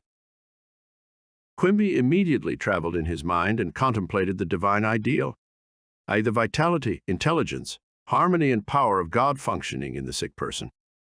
This is why he said to the woman, "Therefore, where I go you cannot come, for you are in your narrow, restricted belief, and I am in health." This prayer and explanation produced an instantaneous sensation, and a change came over her mind. She walked without her crutches. Quimby said it was one of the most singular of all his healings. She was, as it were, dead to error, and to bring her to life or truth was to raise her from the dead. Quimby quoted the resurrection of Christ and applied it to her own Christ or health. This produced a powerful effect on her. He also explained to her that the truth, which she accepted, was the angel or idea, which rolled away the stone of fear, ignorance, and superstition, thereby releasing the healing power of God, which made her whole. The decree method. Power goes into our word according to the feeling and faith behind it. When we realize the power that moves the world is moving on our behalf and is backing up our word, our confidence and assurance grow. You do not try and add power to power. Therefore, there must be no mental striving, coercion, force, or mental wrestling. A young girl used the decree method on a young man who was constantly phoning her, pressing her for dates and meeting her at her place of business. She found it very difficult to get rid of him. She decreed as follows: I release man's name unto God. He is in the true place at all times. I am free, and he is free. I now decree that my words go forth into infinite mind, and it brings it to pass. It is so. She said he vanished, and she has never seen him since, adding, it was as though the ground swallowed him up. Thou shalt decree a thing, and it shall be established unto thee, and the light shall shine upon thy ways. Job 20-28. Serve yourself with scientific truth. 1. Be a mental engineer and use tried and proven techniques in building a grander and greater life. 2. Your desire is your prayer. Picture the fulfillment of your desire now and feel its reality, and you will experience the joy of the answered prayer. 3. Desire to accomplish things the easy way with the sure aid of mental science. 4. You can build radiant health, success, and happiness by the thoughts you think in the hidden studio of your mind. 5. Experiment scientifically until you personally prove that there is always a direct response from the infinite intelligence of your subconscious mind to your conscious thinking. 6. Feel the joy and restfulness in foreseeing the certain accomplishment of your desire. Any mental picture which you have in your mind is the substance of things hoped for and the evidence of things not seen. 7. A mental picture is worth 1,000 words. Your subconscious will bring to pass any picture held in the mind backed by faith. 8. Avoid all effort or mental coercion in prayer. Get into a sleepy, drowsy state and lull yourself to sleep feeling and knowing that your prayer is answered. 9. Remember that the thankful here is always close to the riches of the universe. 10. To affirm is to state that it is so, and as you maintain this attitude of mind as true, regardless of all evidence to the contrary, you will receive an answer to your prayer. 11. Generate electronic waves of harmony, health, and peace by thinking of the love and the glory of God. 12. What you decree and feel as true will come to pass. Decree harmony, health, peace, and abundance. Chapter 7. The tendency of the subconscious is Lifeword. Over 90% of your mental life is subconscious, so men and women who fail to make use of this marvelous power live within very narrow limits. Your subconscious processes are always Lifeword and constructive. Your subconscious is the builder of your body and maintains all its vital functions. It is on the job 24 hours a day and never sleeps. It is always trying to help and preserve you from harm. Your subconscious mind is in touch with infinite life and boundless wisdom, and its impulses and ideas are always Lifeword. The great aspirations, inspirations, and visions for a greater and nobler life spring from the subconscious. Your profoundest convictions are those you cannot argue about rationally, because they do not come from your conscious mind. They come from your subconscious mind. Your subconscious speaks to you in intuitions, impulses, hunches, intimations, urges, and ideas, and it is always telling you to rise, transcend, grow, advance, adventure, and move forward to greater heights. The urge to love, to save the lives of others, comes from the depths of your subconscious. For example, during the Great San Francisco earthquake and fire of April 18, 1906, invalids and cripples who had been confined to be for long periods of time rose up and performed some of the most amazing feats of bravery and endurance.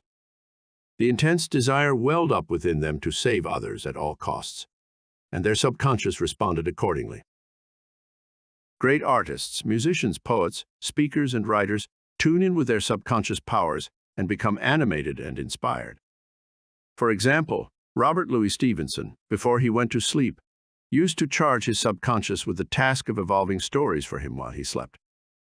He was accustomed to ask his subconscious to give him a good, marketable thriller when his bank account was low. Stevenson said the intelligence of his deeper mind gave him the story piece by piece, like a serial. This shows how your subconscious will speak lofty and wise sayings, which your conscious mind knows nothing about. Mark Twain confided to the world on many occasions that he never worked in his life. All his humor and all his great writings were due to the fact that he tapped the inexhaustible reservoir of his subconscious mind. How the body portrays the workings of the mind. The interaction of your conscious and subconscious mind requires a similar interaction between the corresponding system of nerves. The cerebrospinal system is the organ of the conscious mind, and the sympathetic system is the organ of the subconscious mind. The cerebrospinal system is the channel through which you receive conscious perception by means of your 5 physical senses and exercise control over the movement of your body. This system has its nerves in the brain, and it is the channel of your volitional and conscious mental function. The sympathetic system, sometimes referred to as the involuntary nervous system, has its center in a ganglionic mass at the back of the stomach, known as the solar plexus, and is sometimes spoken of as the abdominal brain. It is the channel of that mental action, which unconsciously supports the vital functions of the body. The two systems may work separately or synchronously. Judge Thomas Troard, The Edinburgh Lectures on Mental Science, New York. Robert McBride & Co. 1909 says the vagus nerve passes out of the cerebral region as a portion of the voluntary system, and through it we control the vocal organs. Then it passes onward to the thorax, sending out branches to the heart and lungs. Finally, passing through the diaphragm, it loses the outer coating, which distinguishes the nerves of the voluntary system, and becomes identified with those of the sympathetic system, so forming a connecting link between the two and making the man physically a single entity. Similarly, different areas of the brain indicate their connection with the objective and subjective activities of the mind respectively, and speaking in a general way, we may assign the frontal portion of the brain to the former and the posterior portion to the latter, while the intermediate portion partakes the character of both.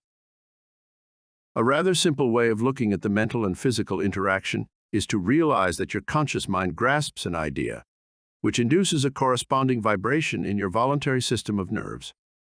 This in turn causes a similar current to be generated in your involuntary system of nerves, thus handing the idea over to your subconscious mind, which is the creative medium. This is how your thoughts become things. Every thought entertained by your conscious mind and accepted as true is sent by your brain to your solar plexus, the brain of the subconscious mind, to be made into your flesh, and to be brought forth into your world as a reality. There is an intelligence which takes care of the body. When you study the cellular system and the structure of the organs, such as eyes, ears, heart, liver, bladder, etc., you learn they consist of groups of cells, which form a group intelligence, whereby they function together and are able to take orders and carry them out in deductive function at the suggestion of the mastermind, conscious mind. A careful study of the single-celled organism shows you what goes on in your complex body. Thought the monocellular organism has no organs, it still gives evidence of mind action and reaction, performing the basic functions of movement, alimentation, assimilation, and elimination. Many say there is an intelligence which will take care of your body if you let it alone. That is true, but the difficulty is that the conscious mind always interferes with is 5-sense evidence based on outer appearances, leading to the sway of false belief, fears, and mere opinion. When fear, false beliefs, and negative patterns are made to register in your subconscious mind through psychological, emotional conditioning, there is no other course open to the subconscious mind except to act on the blueprint specifications offered it. The subconscious mind works continually for the common good. The subjective self within you works continuously for the general good, reflecting an innate principle of harmony behind all things. Your subconscious mind has its own will, and it is a very real something in itself. It acts night and day whether you act upon it or not. It is the builder of your body, but you cannot see, hear, or feel it building, as all this is a silent process. Your subconscious have a life of its own, which is always moving toward harmony, health, and peace. This is the divine norm within it, seeking expression through you at all times. How man interferes with the innate principle of harmony. To think correctly, scientifically, we must know the truth. To know the truth is to be in harmony with the infinite intelligence and power of your subconscious mind, which is always moving lifeward. Every thought or action which is not harmonious, whether through ignorance or design, will result in discord and limitation of all kinds. Scientists inform us that you build a new body every 11 months, so you are really only 11 months old from a physical standpoint.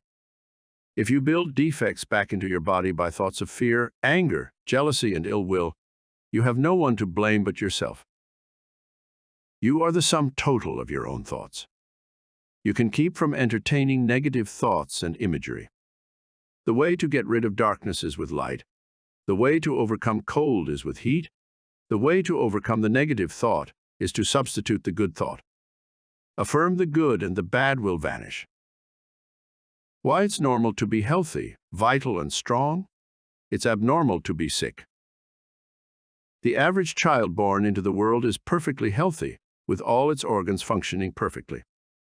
This is the normal state, and we should remain healthy, vital, and strong. The instinct of self-preservation is the strongest instinct of your nature, and it constitutes a most potent, ever-present, and constantly operative truth, inherent in your nature. It is, therefore, obvious that all your thoughts, ideas, and beliefs must operate with greater potentiality when they are in harmony with the innate life principle in you, which is forever seeking to preserve and protect you along all lines. It follows from this that normal conditions can be restored with greater ease and certainty than abnormal conditions can be induced. It is abnormal to be sick. It simply means you are going against the stream of life and thinking negatively. The law of life is the law of growth. All nature testifies to the operation of this law by silently, constantly expressing itself in the law of growth. When there is growth and expression, there must be life. Where there is life, there must be harmony. And where there is harmony, there is perfect health. If your thought is in harmony with the creative principle of your subconscious mind, you are in tune with the innate principle of harmony.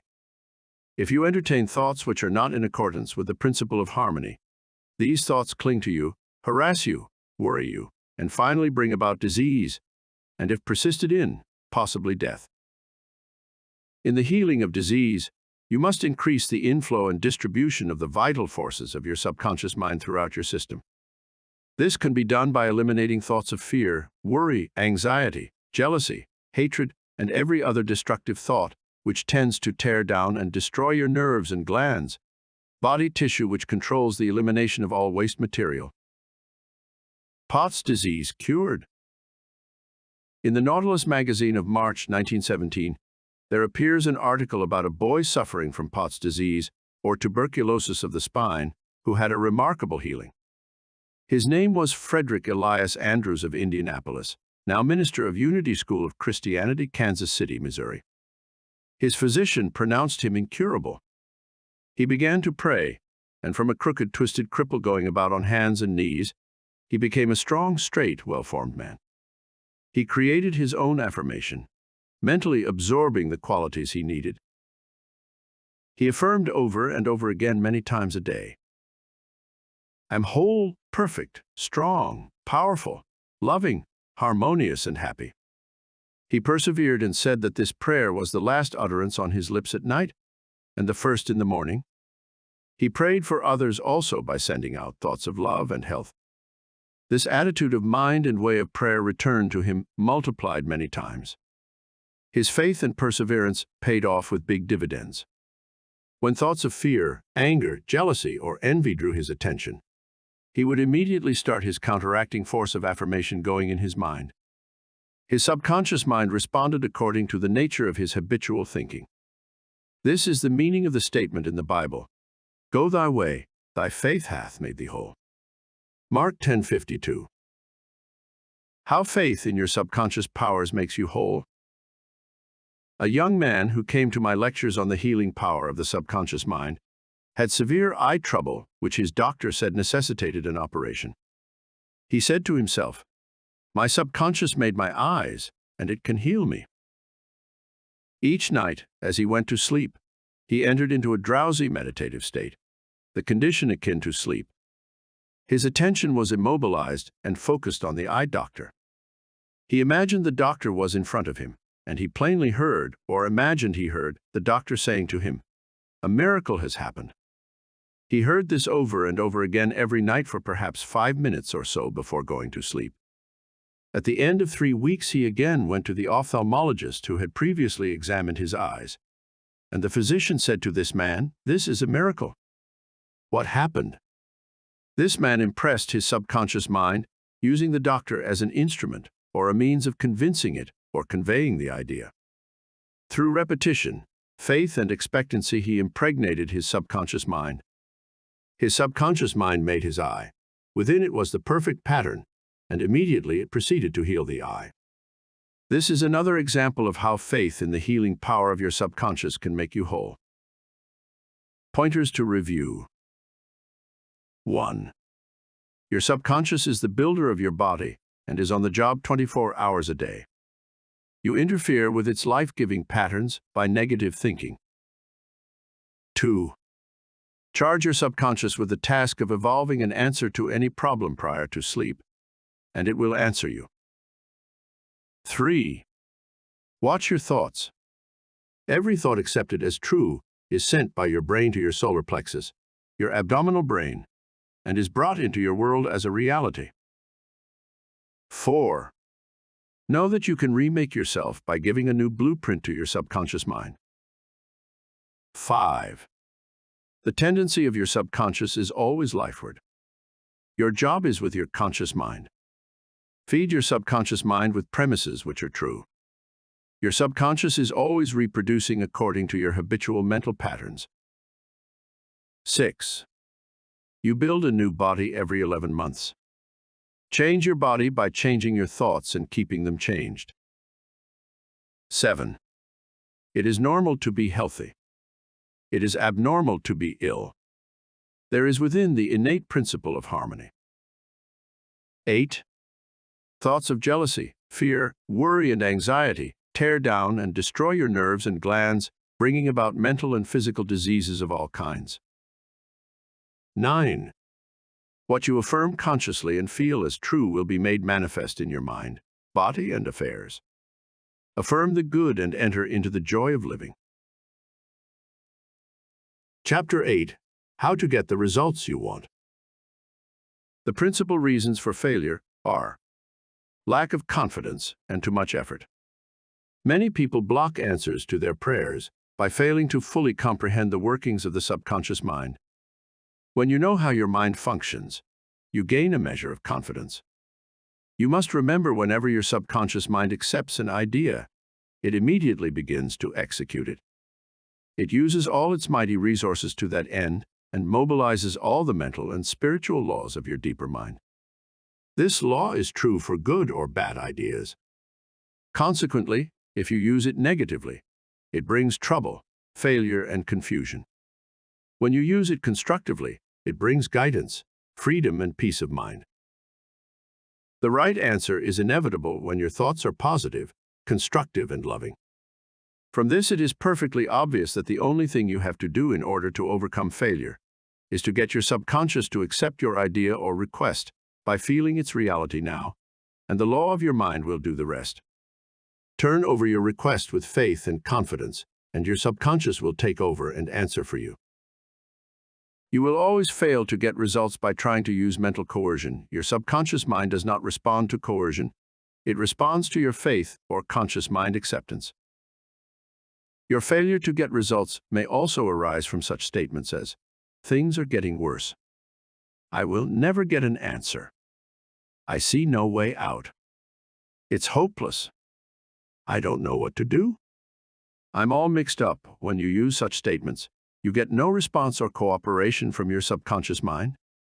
Like a soldier marking time, you neither go forward nor backward. In other words, you don't get anywhere. If you get into a taxi and give a half-dozen different directions to the driver in 5 minutes, he would become hopelessly confused and probably refuse to take you anywhere. It is the same when working with your subconscious mind.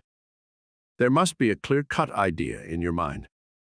You must arrive at the definite decision that there is a way out, a solution to the vexing problem in sickness. Only the infinite intelligence within your subconscious knows the answer.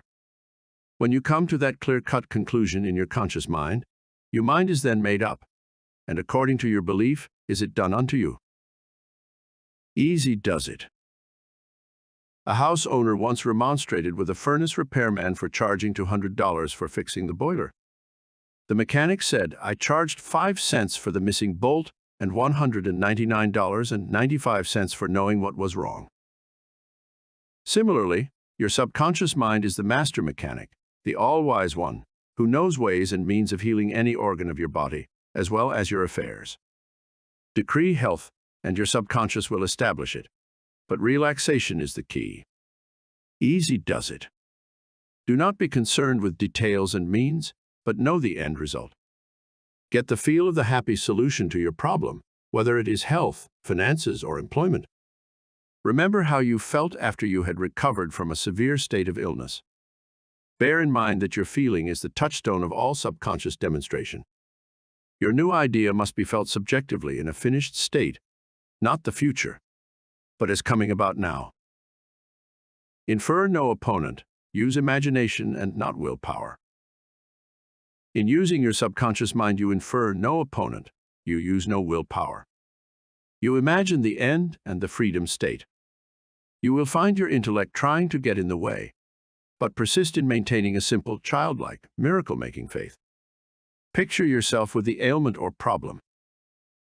Imagine the emotional accompaniment of the freedom state you crave. Cut out all red tape from the process. The simple way is the best. How disciplined imagination works wonders. A wonderful way to get a response from your subconscious mind is through disciplined or scientific imagination.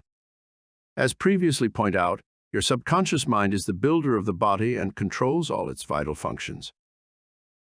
The Bible says, "Whatsoever ye shall ask in prayer, believing, ye shall receive." To believe is to accept something as true, or to live in the state of being it. As you sustain this mood, you shall experience the joy of the answered prayer. The 3 steps to success in prayer. The usual procedure is as follows. 1. Take a look at the problem. 2. Turn to the solution or way out known only to the subconscious mind. 3. Rest in a sense of deep conviction that it is done. Do not weaken your prayer by saying, "I wish I might be healed. I hope so." Your feeling about the work to be done is the boss. Harmony is why ours. Know that health is yours. Become intelligent by becoming a vehicle for the infinite healing power of the subconscious mind. Pass on the idea of health to your subconscious mind to the point of conviction. Then relax. Get yourself off your hands. Say to the condition and circumstance, "This too shall pass." Through relaxation, you impress your subconscious mind, enabling the kinetic energy behind the idea to take over and bring it into concrete realization. The law of reversed effort, and why you get the opposite of what you pray for. The famous psychologist from France who visited America about 40 years ago, defined the law of reversed effort as follows. When your desires and imagination are in conflict, your imagination invariably gains the day. If, for example, you were asked to walk a plank on the floor, you would do so without question. Now suppose the same plank were placed 20 feet up in the air between 2 walls. Would you walk it? Your desire to walk it would be counteracted by your imagination or fear of falling. Your dominant idea, which would be the picture of falling, would conquer. Your desire, will, or effort to walk on the plank would be reversed, and the dominant idea of failure would be reinforced. Mental effort is invariably self-defeated, eventuating always in the opposite of what is desired. The suggestions of powerlessness to overcome the condition dominate the mind. Your subconscious is always controlled by the dominant idea. Your subconscious will accept the strongest of two contradictory propositions. The effortless way is better. If you say, I want a healing, but I can't get it. I try so hard. I force myself to pray. I use all of the willpower I have. You must realize that your error lies in your effort. Never try to compel the subconscious mind to accept your idea by exercising willpower. Such attempts are doomed to failure, and you get the opposite of what you prayed for. The following is a rather common experience. Students, when taking examinations and reading through their papers, find that all their knowledge has suddenly deserted them. Their minds become appalling blanks, and they are unable to recall one relevant thought. The more they grit their teeth and summon the powers of the will, the further the answers seem to flee. But when they have left the examination room and the mental pressure relaxes, the answers they were seeking flow tantalizingly back into their minds. Trying to force themselves to remember was the cause of their failure. This is an example of the law of reversed effort, whereby you get the opposite of what you asked or prayed for. The conflict of desire and imagination must be reconciled. To use mental force is to presuppose that there is opposition. When your mind is concentrated on the means to overcome a problem, it is no longer concerned with the obstacle. Matthew 18:19 says, If two of you shall agree on earth as touching anything that they shall ask, it shall be done for them of my Father which is in heaven. Who are these two? It means the harmonious union between your conscious and subconscious on any idea, desire, or mental image. When there is no longer any quarrel in either part of your mind, your prayer will be answered. The two agreeing may also be represented as you and your desire, your thought and feeling, your idea and emotion, your desire and imagination. You avoid all conflict between your desires and imagination by entering into a drowsy, sleepy state, which brings all effort to a minimum. The conscious mind is submerged to a great extent when in a sleepy state. The best time to impregnate your subconscious occurs prior to sleep and just after we awaken. In this state, the negative thoughts and imagery which tend to neutralize your desire and so prevent acceptance by your subconscious mind no longer present themselves. When you imagine the reality of the fulfilled desire and feel the thrill of accomplishment your subconscious brings about the realization of your desire. A great many people solve all their dilemmas and problems by the play of their controlled, directed, and disciplined imagination, knowing that whatever they imagine and feel is true will and must come to pass. The following will clearly illustrate how a young girl overcame the conflict between her desire and her imagination. She desired a harmonious solution to her legal problem, yet her mental imagery was constantly on failure, loss, bankruptcy, and poverty. It was a complicated lawsuit, and there was one postponement after another with no solution in sight. At my suggestion, she got into a sleepy, drowsy state each night prior to sleep, and she began to imagine the happy ending, feeling it to the best of her ability. She knew that the image in her mind had to agree with her heart's desire. Prior to sleep, she began to dramatize as vividly as possible, her lawyer having an animated discussion with her regarding the outcome. She would ask him questions, and he would answer her appropriately. He would say to her over and over again, there has been a perfect, harmonious solution. The case has been settled out of court. During the day when fear thoughts came into her mind, she would run her mental movie with gestures, voice, and sound equipment. She could easily imagine the sound of his voice, smile, and mannerism. She ran this mental picture so often it became a subjective pattern, a regular train track. At the end of a few weeks, her attorney called and confirmed objectively what she had been imagining and feeling as true subjectively. This is really what the psalmist meant when he wrote, "Let the words of my mouth, your thoughts, mental images, good, and the meditations of my heart, your feeling, nature, emotion, be acceptable in thy sight, O Lord, the law of your subconscious mind, my strength and my Redeemer." The power and wisdom of your subconscious mind can redeem you from sickness, bondage, and misery. Psalm 19:14. Ideas worth remembering. 1. Mental coercion or too much effort shows anxiety and fear which block your answer.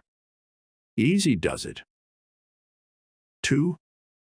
When your mind is relaxed and you accept an idea, Your subconscious goes to work to execute the idea. 3.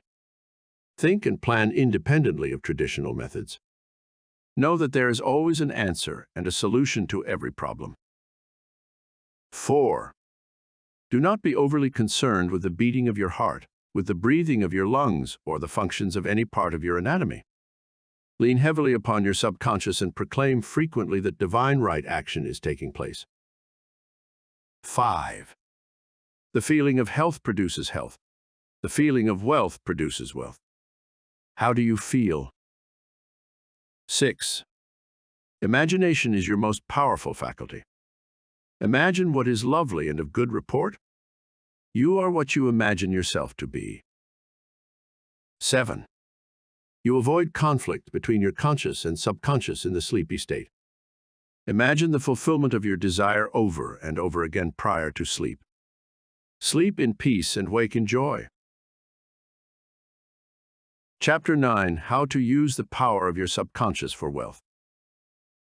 If you are having difficulties, if you are trying to make ends meet, it means you have not convinced your subconscious mind that you will always have plenty and some to spare.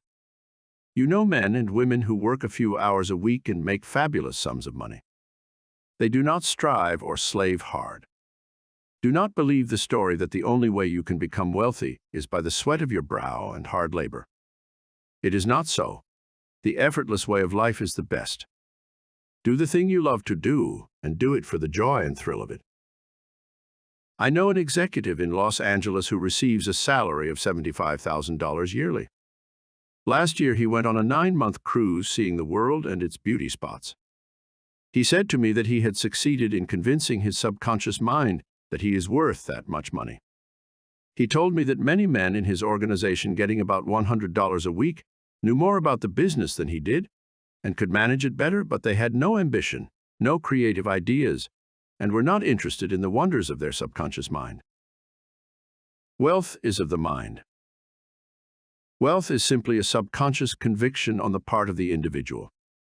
You will not become a millionaire by saying, "I am a millionaire, I am a millionaire." You will grow into a wealth consciousness by building into your mentality the idea of wealth and abundance. Your invisible means of support. The trouble with most people is that they have no invisible means of support. When business falls away, the stock market drops, or they lost their investments, they seem helpless. The reason for such insecurity is that they do not know how to tap the subconscious mind. They are unacquainted with the inexhaustible storehouse within. A man with a poverty-type mind finds himself in poverty-stricken conditions. Another man with a mind filled with ideas of wealth is surrounded with everything he needs. It was never intended that man should lead a life of indigence. You can wealth, everything you need, and plenty to spare. Your words have power to cleanse your mind of wrong ideas and to instill right ideas in their place. The ideal method for building a wealth consciousness. Perhaps you are saying as you read this chapter, "I need wealth and success." This is what you do. Repeat for about 5 minutes to yourself 3 or 4 times a day. Wealth, success. These words have tremendous power. They represent the inner power of the subconscious mind. Anchor your mind on this substantial power within you. Then conditions and circumstances corresponding to their nature and quality will be manifested in your life. You are not saying, "I am wealthy." You are dwelling on real powers within you. There is no conflict in the mind when you say, "wealth." Furthermore, the feeling of wealth will well up within you as you dwell on the idea of wealth. The feeling of wealth produces wealth. Keep this in mind at all times. Your subconscious mind is like a bank, a sort of universal financial institution. It magnifies whatever you deposit or impress upon it, whether it is the idea of wealth or of poverty. Choose wealth. Why your affirmations for wealth fail. I have talked to many people during the past 35 years whose usual complaint is, I have said for weeks and months, "I'm wealthy, I'm prosperous," and nothing has happened. I discovered that when they said, "I am wealthy, I am prosperous," they felt that they were lying to themselves. One man told me, "I have affirmed that I am prosperous until I am tired. Things are now worse." I knew when I made the statement that it was obviously not true. His statements were rejected by the conscious mind, and the very opposite of what he outwardly affirmed and claimed was made manifest. Your affirmation succeeds best when it is specific and when it does not produce a mental conflict or argument. Hence, the statements made by this man made matters worse because they suggested his lack. Your subconscious accepts what you really feel to be true, not just idle words or statements. The dominant idea or belief is always accepted by the subconscious mind. How to avoid mental conflict. The following is the ideal way to overcome this conflict for those who have this difficulty. Make this practical statement frequently, particularly prior to sleep. By day and by night, I am being prospered in all of my interests. This affirmation will not arouse any argument because it does not contradict your subconscious mind's impression of financial lack. I suggested to one businessman whose sales and finances were very low and who was greatly worried that he sit down in his office, become quiet, and repeat this statement over and over again. My sales are improving every day. This statement engaged the cooperation of the conscious and subconscious mind. Results followed. Don't sign blank checks. You sign blank checks when you make such statements as, "There is not enough to go around. There is a shortage. I will lose the house because of the mortgage," etc. If you are full of fear about the future, you are also writing a blank check and attracting negative conditions to you. Your subconscious mind takes your fear and negative statement as your request and proceeds in its own way to bring obstacles, delays, lack, and limitation to your life. Your subconscious gives you compound interest. To him that hath the feeling of wealth, more wealth shall be added. To him that hath the feeling of lack, more lack shall be added. Your subconscious multiplies and magnifies whatever you deposit in it. Every morning as you awaken, deposit thoughts of prosperity, success, wealth, and peace. Dwell upon these concepts. Busy your mind with them as often as possible.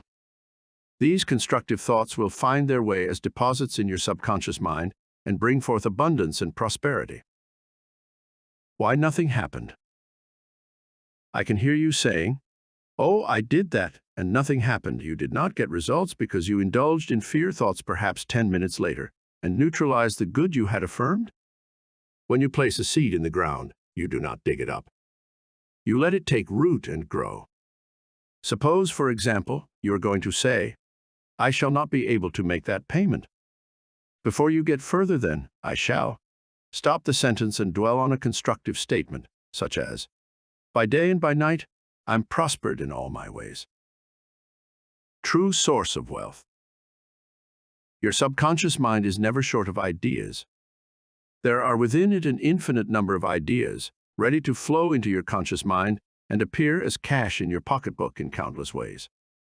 This process will continue to go on in your mind, regardless of whether the stock market goes up or down, or whether the pound sterling or dollar drops in value. Your wealth is never truly dependent on bonds, stocks, or money in the bank. These are really only symbols, necessary and useful, of course, but only symbols. The point I want to emphasize is that if you convince your subconscious mind that wealth is yours and that it is always circulating in your life, you will always and inevitably have it, regardless of the form it takes. Trying to make ends meet and the real cause. There are people who claim that they are always trying to make ends meet. They seem to have a great struggle to meet their obligations. Have you listened to their conversation?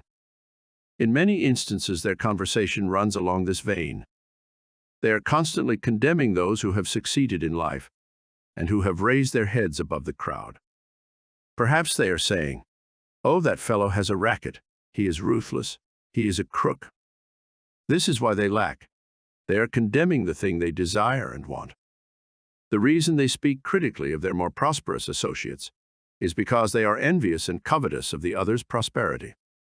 The quickest way to cause wealth to take wings and fly away is to criticize and condemn others who have more wealth than you. A common stumbling block. There is one emotion which is the cause of the lack of wealth in the lives of many. Most people learn this the hard way.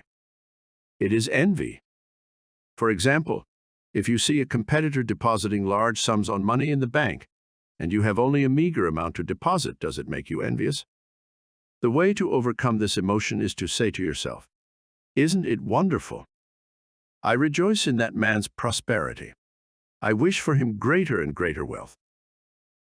To entertain envious thoughts is devastating because it places you in a very negative position. Therefore, wealth flows from you instead of to you.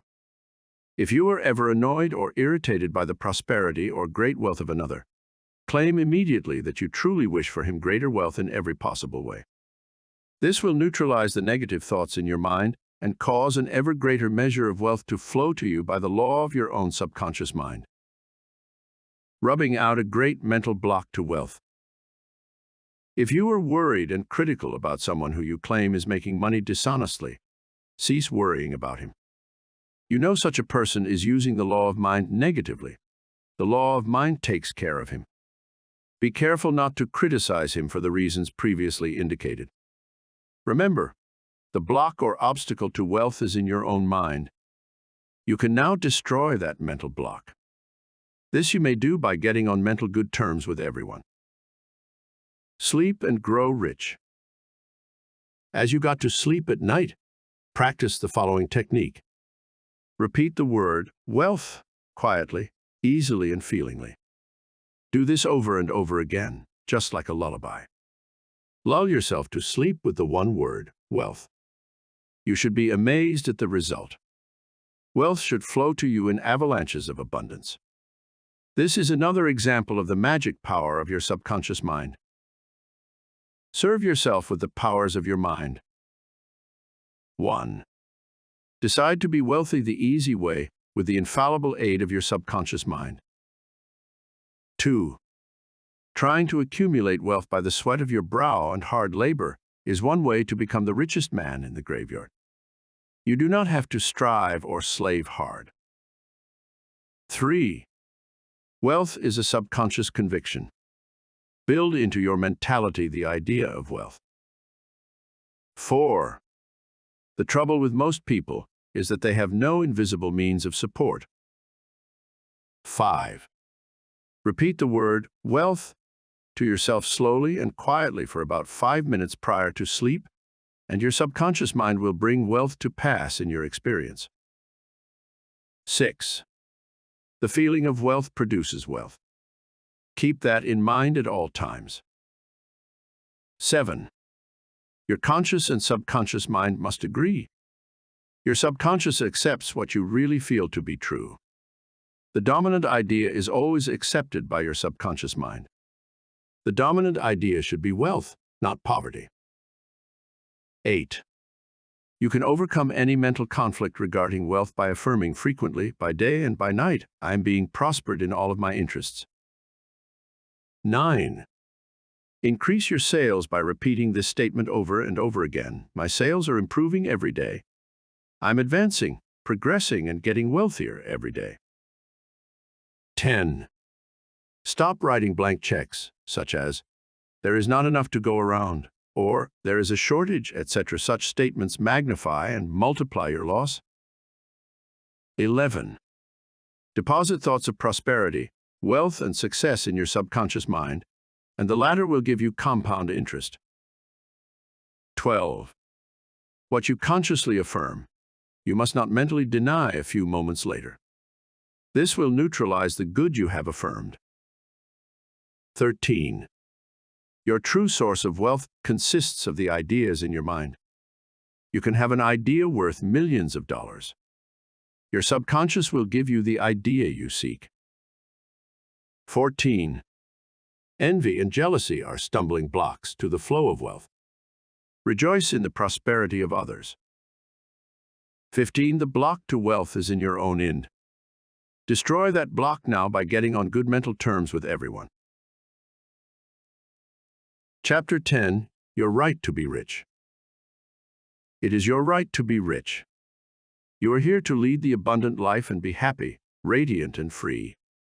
You should, therefore, have all the money you need to lead a full, happy, and prosperous life. You are here to grow, expand and unfold spiritually, mentally, and materially.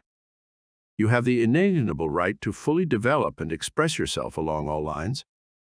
You should surround yourself with beauty and luxury.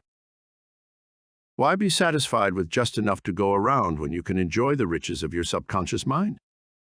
In this chapter, you can learn to make friends with money, and you should always have a surplus. Your desire to be rich is a desire for a fuller, happier, more wonderful life. It is a cosmic urge. It is not only good, but very good. Money is a symbol. Money is a symbol of exchange. It means to you not only freedom from want, but beauty, luxury, abundance, and refinement. It is merely a symbol of the economic health of the nation. When your blood is circulating freely in your body, you are healthy. When money is circulating freely in your life, you are economically healthy. When people begin to hoard money, to put it away in tin boxes and become charged with fear, there is economic illness.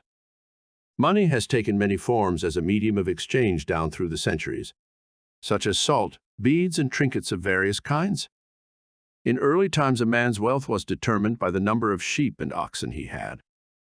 Now we use currency and other negotiable instruments, as it is much more convenient to write a check than carry some sheep around with you to pay bills. How to walk the royal road to riches. Knowledge of the powers of your subconscious mind is the means to the royal road to riches of all kinds, spiritual, mental, or financial. The student of the laws of mind believes and knows definitely that regardless of economic situations, stock market fluctuation, depression, strikes, war, or other conditions and circumstances, he will always be amply supplied, regardless of what form money takes. The reason for this is that he has conveyed the idea of wealth to his subconscious mind, and it keeps him supplied wherever he may be. He has convinced himself in his mind that money is forever flowing freely in his life, and that there is always a wonderful surplus. Should there be a financial collapse of government tomorrow, and all the man's present holdings become valueless, as the German marks did after the First World War, he would still attract wealth and be cared for, regardless of the form the new currency took. Why you do not have more money. As you read this chapter, you are probably saying, I am worthy of a higher salary than I am receiving. I believe most people are inadequately compensated. One of the causes many people do not have more money is that they are silently or openly condemning it. They refer to money as filthy lucre, or the love of money is the root of all evil. Another reason they do not prosper is that they have a sneaky subconscious feeling there is some virtue in poverty. This subconscious pattern may be due to early childhood training, superstition, or it could be based on a false interpretation of scriptures, money, and a balanced life. One time a man said to me, I am broke. I do not like money. It is the root of all evil. These statements represent a confused, neurotic mind. Love of money to the exclusion of everything else will cause you to become lopsided and unbalanced. You are here to use your power or authority wisely. Some men crave power, others crave money. If you set your heart on money exclusively and say, money is all I want, I'm going to give all my attention to amassing money, nothing else matters, you can get money and attain a fortune, but you have forgotten that you are here to lead a balanced life. You must also satisfy the hunger for peace of mind, harmony, love, joy, and perfect health. By making money your sole aim, you simply made a wrong choice. You thought that was all you wanted, but you found after all your efforts that it was not only the money you needed. You also desired true expression of your hidden talents, true place in life, beauty, and the joy of contributing to the welfare and success of others. By learning the laws of your subconscious mind, you could have $1 million or many millions if you wanted them, and still have peace of mind, harmony, perfect health, and perfect expression. Poverty is a mental disease. There is no virtue in poverty. It is a disease like any other mental disease. If you were physically ill, you would think there was something wrong with you. You would seek help and do something about the condition at once. Likewise, if you do not have money constantly circulating in your life, there is something radically wrong with you. The urge of life principle in you is toward growth, expansion, and the life more abundant. You are not here to live in a hovel, dress in rags, and go hungry. You should be happy, prosperous, and successful. Why you must never criticize money. Cleanse your mind of all weird and superstitious beliefs about money. Do not ever regard money as evil or filthy.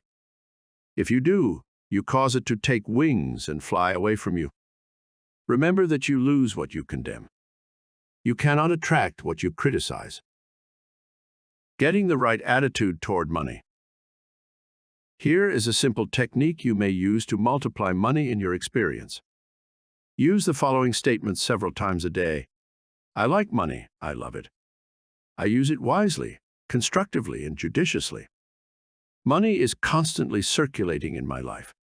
I release it with joy, and it returns to me multiplied in a wonderful way. It is good and very good. Money flows to me in avalanches of abundance. I use it for good only, and I am grateful for my good and for the riches of my mind. How the scientific thinker looks at money.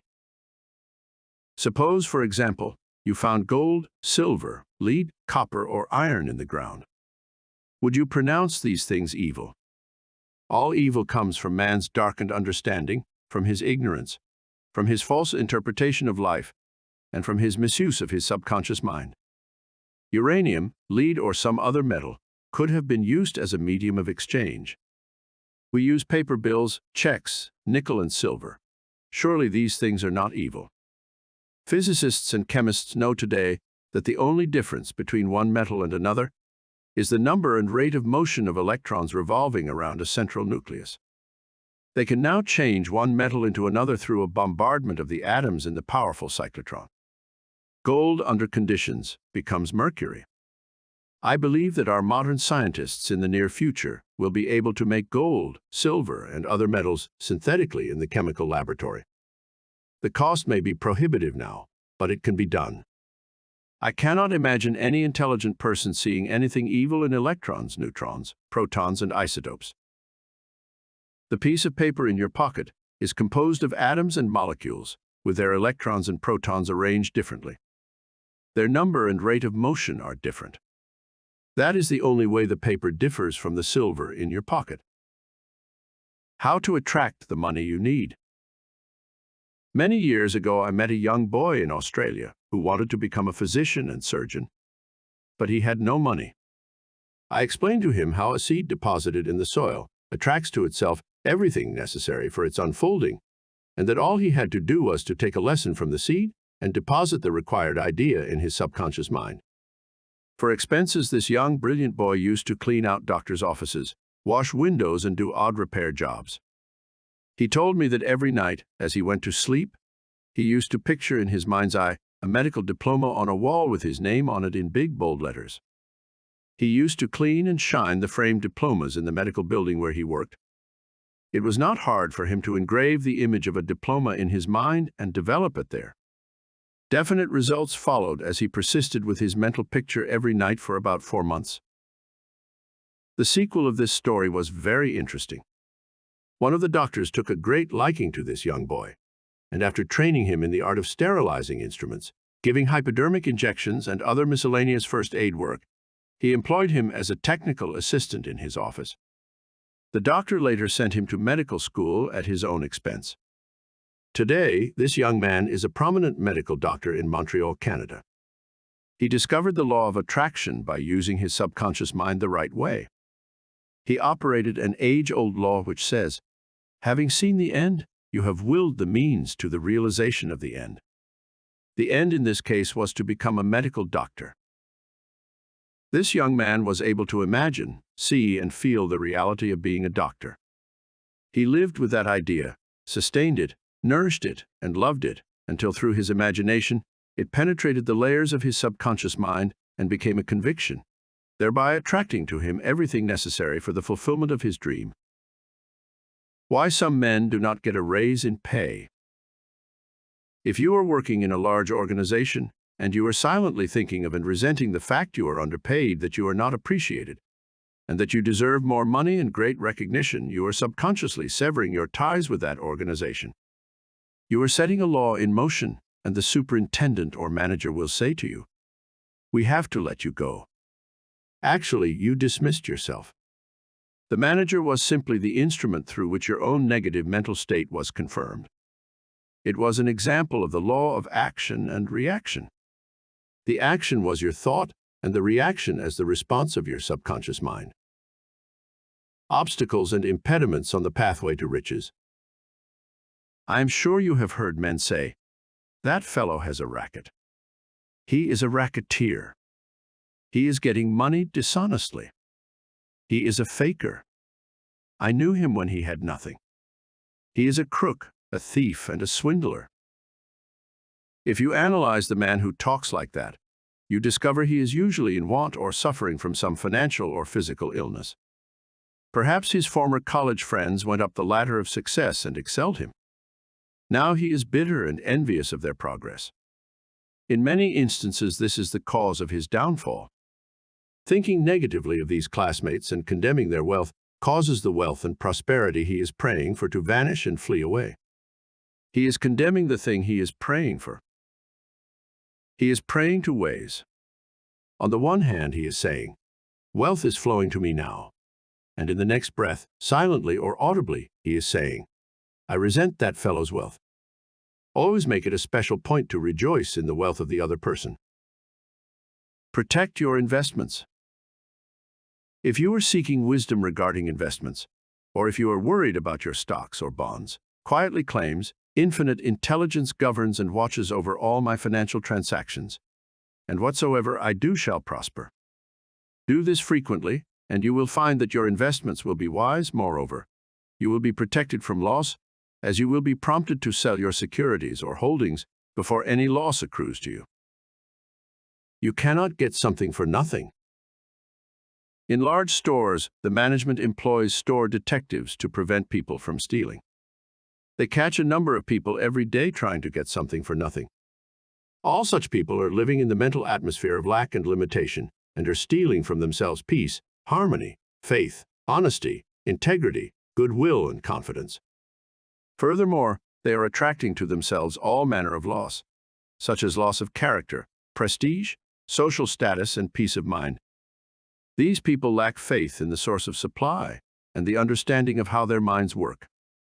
If they would mentally call on the powers of their subconscious mind and claim that they are guided to their true expression, they would find work in constant supply. Then, by honesty, integrity, and perseverance, they would become a credit to themselves and to society at large. Your constant supply of money. Recognizing the powers of your subconscious mind and the creative power of your thought or mental image is the way to opulence, freedom, and constant supply. Accept the abundant life in your own mind. Your mental acceptance and expectancy of wealth has its own mathematics and mechanics of expression. As you enter into the mood of opulence, all things necessary for the abundant life will come to pass. Let this be your daily affirmation. Write it in your heart. I am one with the infinite riches of my subconscious mind. It is my right to be rich, happy, and successful. Money flows to me freely, copiously, and endlessly. I am forever conscious of my true worth. I give of my talents freely, and I am wonderfully blessed financially. It is wonderful. Step up this way to riches. 1. Be bold enough to claim that it is your right to be rich, and your deeper mind will honor your claim. 2. You don't want just enough to go around. You want all the money you need to do all the things you want to do, and when you want to do them. Get acquainted with the riches of your subconscious mind. 3. When money is circulating freely in your life, you are economically healthy.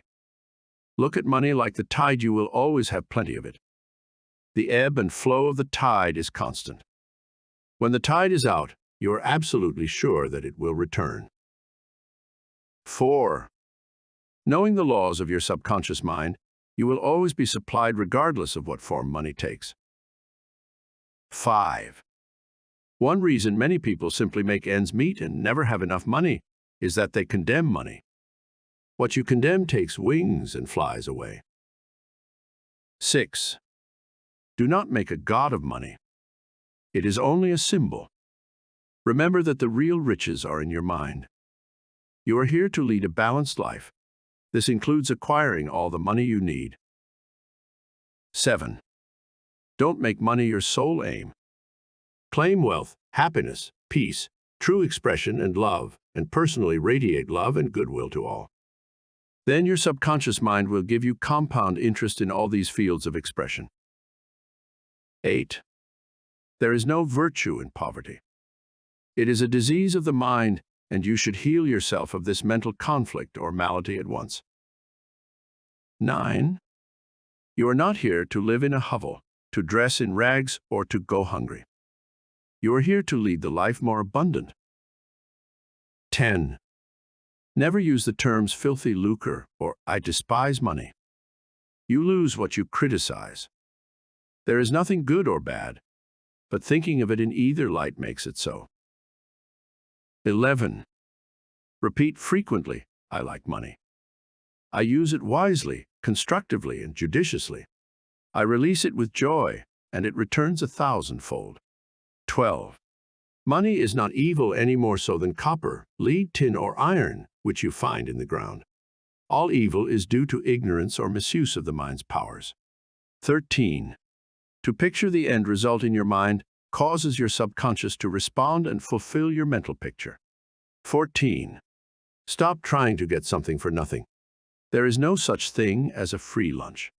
You must give to receive.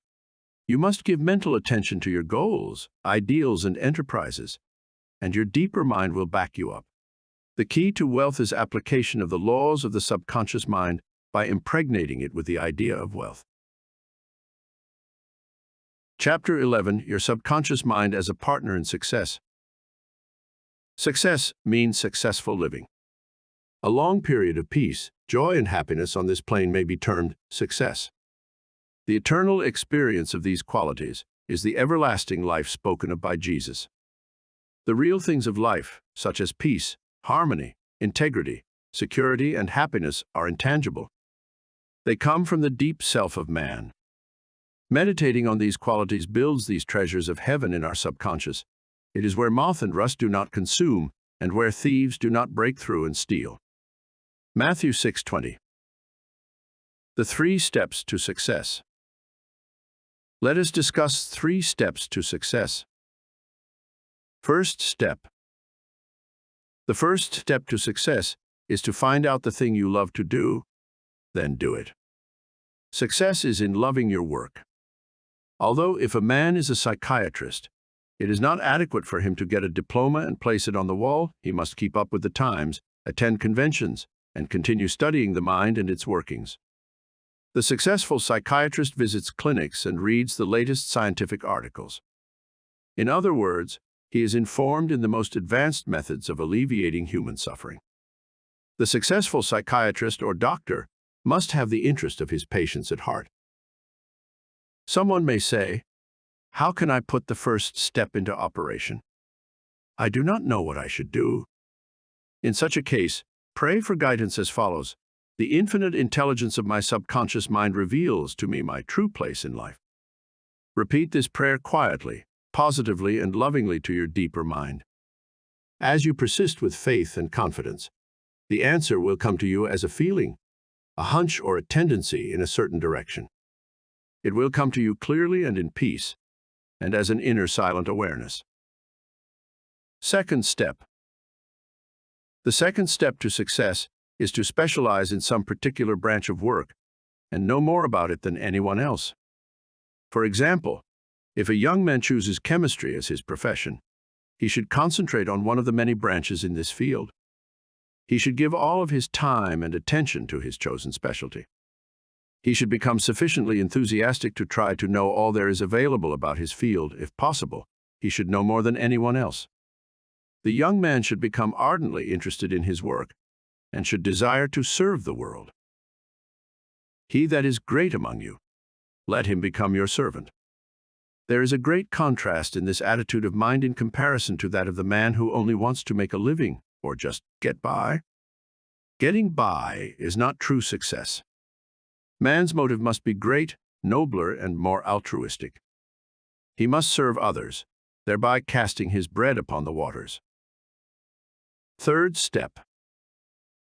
The third step is the most important one. You must be sure that the thing you want to do does not redound to your success only. Your desire must not be selfish. It must benefit humanity. The path of a complete circuit must be formed. In other words, your idea must go forth with the purpose of blessing or serving the world. It will then come back to you pressed down, shaken together, and running over. If it is to benefit yourself exclusively, the circle or complete circuit is not formed, and you may experience a short circuit in your life which may consist of limitation or sickness. The measure of true success.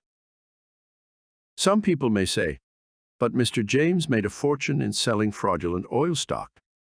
A man may seem to succeed for a while, but the money he obtained by fraud usually takes wings and flies away. When we rob from another, we rob from ourselves, because we are in a mood of lack and limitation, which may manifest itself in our body, home life, and affairs. What we think and feel, we create. We create what we believe. Even though a man may have accumulated a fortune fraudulently, he is not successful. There is no success without peace of mind. What good is man's accumulated wealth if he cannot sleep nights, is sick, or has a guilt complex? I knew a man in London who told me of his exploits. He had been a professional pickpocket and had amassed a large amount of money. He had a summer home in France and lived in a royal fashion in England. His story was that he was in constant dread of being arrested by Scotland Yard. He had many inner disorders which were undoubtedly caused by his constant fear and deep-seated guilt complex. He knew he had done wrong. This deep sense of guilt attracted all kinds of trouble to him. Subsequently, he voluntarily surrendered to the police and served a prison sentence. After his release from prison, he sought psychological and spiritual counsel and became transformed. He went to work and became an honest, law-abiding citizen. He found what he loved to do and was happy. A successful person loves his work and expresses himself fully. Success is contingent upon a higher ideal than the mere accumulation of riches. The man of success is the man who possesses great psychological and spiritual understanding. Many of the great industrialists today depend upon the correct use of the subconscious minds for their success. There was an article published some years ago about Flagler, an oil magnate. He admitted that the secret of his success was his ability to see a project in its completion. For instance, in his case, he closed his eyes, imagined a big oil industry, saw trains running on tracks, heard whistles blowing, and saw smoke. Having seen and felt the fulfillment of his prayer, his subconscious mind brought about its realization. If you imagine an objective clearly, you will be provided with the necessities, in ways you know not of, through the wonder-working power of your subconscious mind. In considering the 3 steps to success, you must never forget the underlying power of the creative forces of your subconscious mind. This is the energy in back of all steps in any plan of success. Your thought is creative. Thought fused with feeling becomes a subjective faith or belief, and according to your belief, it is done unto you. Matthew 9:29. A knowledge of a mighty force in you which is capable of bringing to pass all your desires gives you confidence and a sense of peace. Whatever your field of action may be, you should learn the laws of your subconscious mind. When you know how to apply the powers of your mind, and when you are expressing yourself fully and giving of your talents to others, you are on the sure path to true success. If you are about God's business, or any part of it, God, by his very nature, is for you, so who can be against you? With this understanding, there is no power in heaven or on earth to withhold success from you. How he made his dream come true. A movie actor told me that he had very little education, but he had a dream as a boy of becoming a successful movie actor. Out in the field mowing hay, driving the cows home, or even when milking them, he said, I would constantly imagine I saw my name in big lights at a large theater. I kept this up for years, until finally I ran away from home. I got extra jobs in the motion picture field, and the day finally came when I saw my name in great big lights as I did when I was a boy. Then he added, I know the power of sustained imagination to bring success. His dream pharmacy became a reality. 30 years ago, I knew a young pharmacist who was receiving $40 a week plus commission on sales after 25 years. He said to me, I will get a pension and retire. I said to this young man, why don't you own your own store? Get out of this place. Raise your sights. Have a dream for your children. Maybe your son wants to be a doctor. Perhaps your daughter desires to be a great musician. His answer was that he had no money. He began to awaken to the fact that whatever he could conceive as true, he could give conception. The first step toward his goal was his awakening to the powers of his subconscious mind, which I briefly elaborated on for his benefit. His second step was his realization that if he could succeed in conveying an idea to his subconscious mind, the latter would somehow bring it to pass. He began to imagine that he was in his own store. He mentally arranged the bottles, dispensed prescriptions, and imagined several clerks in the store waiting on customers. He also visualized a big bank balance. Mentally, he worked in that imaginary store. Like a good actor, he lived the role. Act as though I am, and I will be. This pharmacist put himself wholeheartedly into the act, living, moving, and acting on the assumption that he owned the store. The sequel was interesting. He was discharged from his position. He found new employment with a large chain store, became manager, and later on, district manager. He saved enough money in 4 years to provide a down payment on a drugstore of his own. He called it his dream pharmacy. It was, he said, exactly the store I saw in my imagination. He became a recognized success in his chosen field and was happy doing what he loved to do. Using the subconscious mind in business. Some years ago, I gave a lecture to a group of businessmen on the powers of imagination and the subconscious mind. In this lecture, I pointed out how Goethe used his imagination wisely when confronted with difficulties and predicaments. His biographers point out that he was accustomed to fill many hours quietly holding imaginary conversations. It is well known that his custom was to imagine one of his friends before him in a chair answering him in the right way. In other words, if he were concerned over any problems, he imagined his friends giving him the right or appropriate answer, accompanied with the usual gestures and tonal qualities of the voice, and he made the entire imaginary scene as real and as vivid as possible. One of the men present at my lecture was a young stockbroker. He proceeded to adopt the technique of Goethe. He began to have mental, imaginary conversations with a multimillionaire banker friend of his, who used to congratulate him on his wise and sound judgment and compliment him on his purchase of the right stocks. He used to dramatize this imaginary conversation until he had psychologically fixed it as a form of belief in his mind. The broker's inner talking and controlled imagination certainly agreed with his aim, which was to make sound investments for his clients.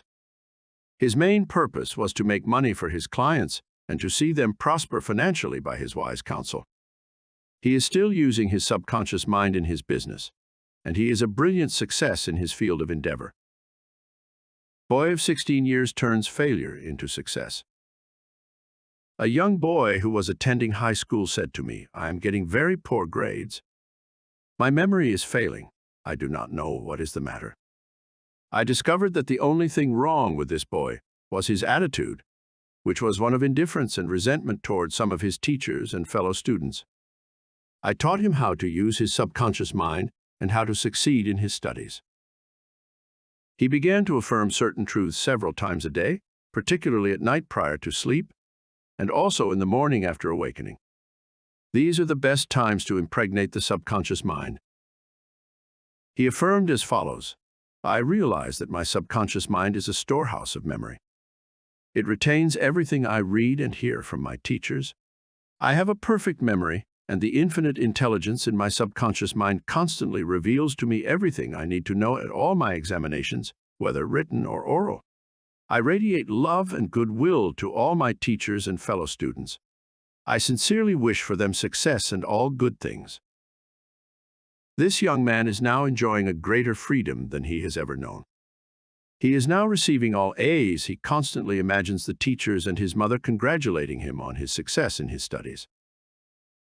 How to become successful in buying and selling. In buying and selling, remember that your conscious mind is the starter, and your subconscious mind is the motor. You must start the motor to enable it to perform its work. Your conscious mind is the dynamo that awakens the power of your subconscious mind. The first step in conveying your clarified desire, idea, or image to the deeper mind is to relax, immobilize the attention, get still and be quiet. This quiet, relaxed, and peaceful attitude of mind prevents extraneous matter and false ideas from interfering with your mental absorption of your ideal. Furthermore, in the quiet, passive, and receptive attitude of mind, effort is reduced to a minimum. The second step is to begin to imagine the reality of that which you desire. For example, you may wish to buy a home, and in your relaxed state of mind affirm as follows: "The infinite intelligence of my subconscious mind is all-wise. It reveals to me now the ideal home which is central. Ideal is in a lovely environment, meets all my requirements, and is commensurate with my income. I am now turning this request over to my subconscious mind, and I know it responds according to the nature of my request. I release this request with absolute faith and confidence, in the same way that a farmer deposits a seed in the ground, trusting implicitly in the laws of growth. The answer to your prayer may come through an advertisement in the paper, through a friend, or you may be guided directly to a particular home, which is exactly what you are seeking. There are many ways by which your prayer may be answered. The principal knowledge in which you may place your confidence is that the answer always comes, provided you trust the working of your deeper mind. You may wish to sell a home, land, or any kind of property. In private consultation with real estate brokers, I have told them of the way I sold my own home on Orlando Avenue in Los Angeles. Many of them have applied the technique I used with remarkable and speedy results. I placed a sign which read, "For sale by owner," in the garden in front of my home. The day after, I said to myself as I was going to sleep, "Supposing you sold your house, what would you do?" I answered my own question, and I said I would take that sign down and throw it into the garage. In my imagination, I took hold of the sign, pulled it up from the ground, placed it on my shoulder, went to the garage, threw it on the floor, and said jokingly to the sign, "I don't need you anymore." I felt the inner satisfaction of it all, realizing it was finished. The next day, a man gave me a deposit of $1,000 and said to me, "Take your sign down. We will go into escrow now." Immediately, I pulled the sign up and took it to the garage. The outer action conformed to the inner. There is nothing new about this. As within, so without, meaning according to the image impressed on your subconscious mind, so it is on the objective screen of life. The outside mirrors the inside. External action follows internal action. Here is another very popular method used in selling homes, land, or any kind of property. Affirm slowly, quietly, and feelingly as follows: "Infinite intelligence attracts to me the buyer for this home who wants and who prospers in it. This buyer may look at many other homes, but mine is the only one he wants and will buy, because he is guided by the infinite intelligence within him. I know the buyer is right, the time is right, and the price is right. Everything about it is right. The deeper currents of my subconscious mind are now in operation, bringing both of us together in divine order. I know that it is so." Remember always that what you are seeking is also seeking you, and whenever you want to sell a home or property of any kind, there is always someone who wants what you have to offer. By using the powers of your subconscious mind correctly, you free your mind of all sense of competitor and anxiety in buying and selling. How she succeeded in getting what she wanted. There is a young lady who regularly comes to my lectures and classes. She had to change buses 3 times. It took her 1.5 hours each time to come to the lectures. In one lecture, I explained how a young man needed a car in his work and received one. She went home and experimented as outlined in my lecture. Here is her letter in part, narrating her application of my method, and published with her permission. Dear Dr. Murphy, This is how I received a Cadillac car. I wanted one to come to the lectures regularly. In my imagination, I went through the identical process I would go through if I were actually driving a car. I went to the showroom, and the salesman took me for a ride in one. I also drove it several blocks. I claimed the Cadillac car as my own over and over again. I kept the mental picture of getting into the car, driving it, feeling the upholstery, etc., consistently for over 2 weeks. Last week, I drove to your lectures in a Cadillac. My uncle in Inglewood passed away and left me his Cadillac and his entire estate. A success technique employed by many outstanding executives and businessmen.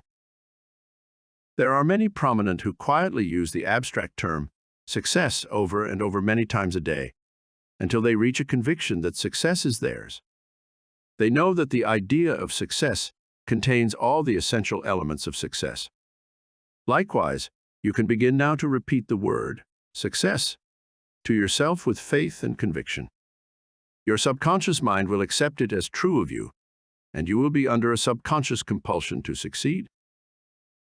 You are compelled to express your subjective beliefs, impressions, and convictions. What does success imply to you? You want undoubtedly to be successful in your home life and in your relationship with others. You wish to be outstanding in your chosen work or profession. You wish to possess a beautiful home and all the money you need to live comfortably and happily. You want to be successful in your prayer life and in your contact with the powers of your subconscious mind. You are a businessman also because you are in the business of living. Become a successful businessman by imagining yourself doing what you long to do and possessing the things you long to possess. Become imaginative, mentally participate in the reality of the successful state. Make a habit of it. Go to sleep feeling successful every night and perfectly satisfied, and you will eventually succeed in implanting the idea of success in your subconscious mind. Believe you were born to succeed, and wonders will happen as you pray. Profitable pointers. 1.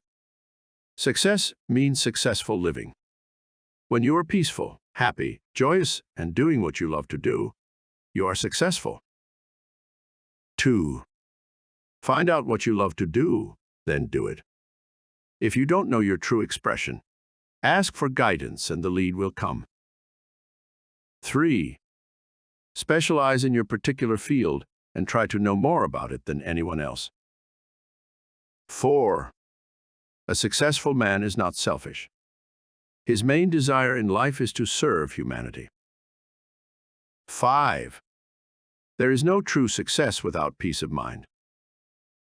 6. A successful man possesses great psychological and spiritual understanding. 7. If you imagine an objective clearly, you will be provided with the necessities through the wonder-working power of your subconscious mind. 8. Your thought fused with feeling becomes a subjective belief, and according to your belief, is it done unto you. 9. The power of sustained imagination draws forth the miracle-working powers of your subconscious mind. 10. If you are seeking promotion in your work, imagine your employer, supervisor, or loved one congratulating you on your promotion. Make the picture vivid and real. Hear the voice, see the gestures, and feel the reality of it all. Continue to do this frequently, and through frequent occupancy of your mind, you will experience the joy of the answered prayer. 11. Your subconscious mind is a storehouse of memory. For a perfect memory, affirm frequently, the infinite intelligence of my subconscious mind reveals to me everything I need to know at all times, everywhere. 12. If you wish to sell a home or property of any kind, affirm slowly, quietly, and feelingly as follows. Infinite intelligence attracts to me the buyer for this house or property, who wants it, and who prospers in it. Sustain the awareness, and the deeper currents of your subconscious mind will bring it to pass. 13. The idea of success contains all the elements of success. Repeat the word success to yourself frequently with faith and conviction, and you will be under a subconscious compulsion to succeed. Chapter 12. Scientists use the subconscious mind. Many scientists realize the true importance of the submind. Edison, Marconi, Kettering, Poincaré, Einstein, and many others have used the subconscious mind. It has given them the insight and the know-how for all their great achievements in modern science and industry. Research has shown that the ability to bring into action the subconscious power has determined the success of all the great scientific and research workers. An instance of how a famous chemist, Friedrich von Stradonitz, used his subconscious mind to solve his problem is as follows. He had been working laboriously for a long time trying to rearrange the 6 carbon and the 6 hydrogen atoms on the benzene formula, and he was constantly perplexed and unable to solve the matter. Tired and exhausted, he turned the request over completely to his subconscious mind. Shortly afterward, as he was about to board a London bus, his subconscious presented his conscious mind with a sudden flash of a snake biting its own tail and turning around like a pinwheel. This answer, from his subconscious mind, gave him the long-sought answer of the circular rearrangement of the atoms that is known as the benzene ring. How a distinguished scientist brought forth his inventions. Nikola Tesla was a brilliant electrical scientist who brought forth the most amazing innovations. When an idea for a new invention came into his mind, he would build it up in his imagination, knowing that his subconscious mind would reconstruct and reveal to his conscious mind all the parts needed for its manufacture in concrete form. Through quietly contemplating every possible improvement, he spent no time in correcting defects and was able to give the technicians the perfect product of his mind.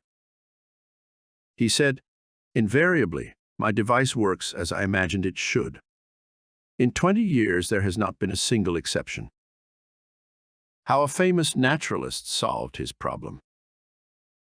Professor Agassiz, a distinguished American naturalist, discovered the indefatigable activities of his subconscious mind while he slept.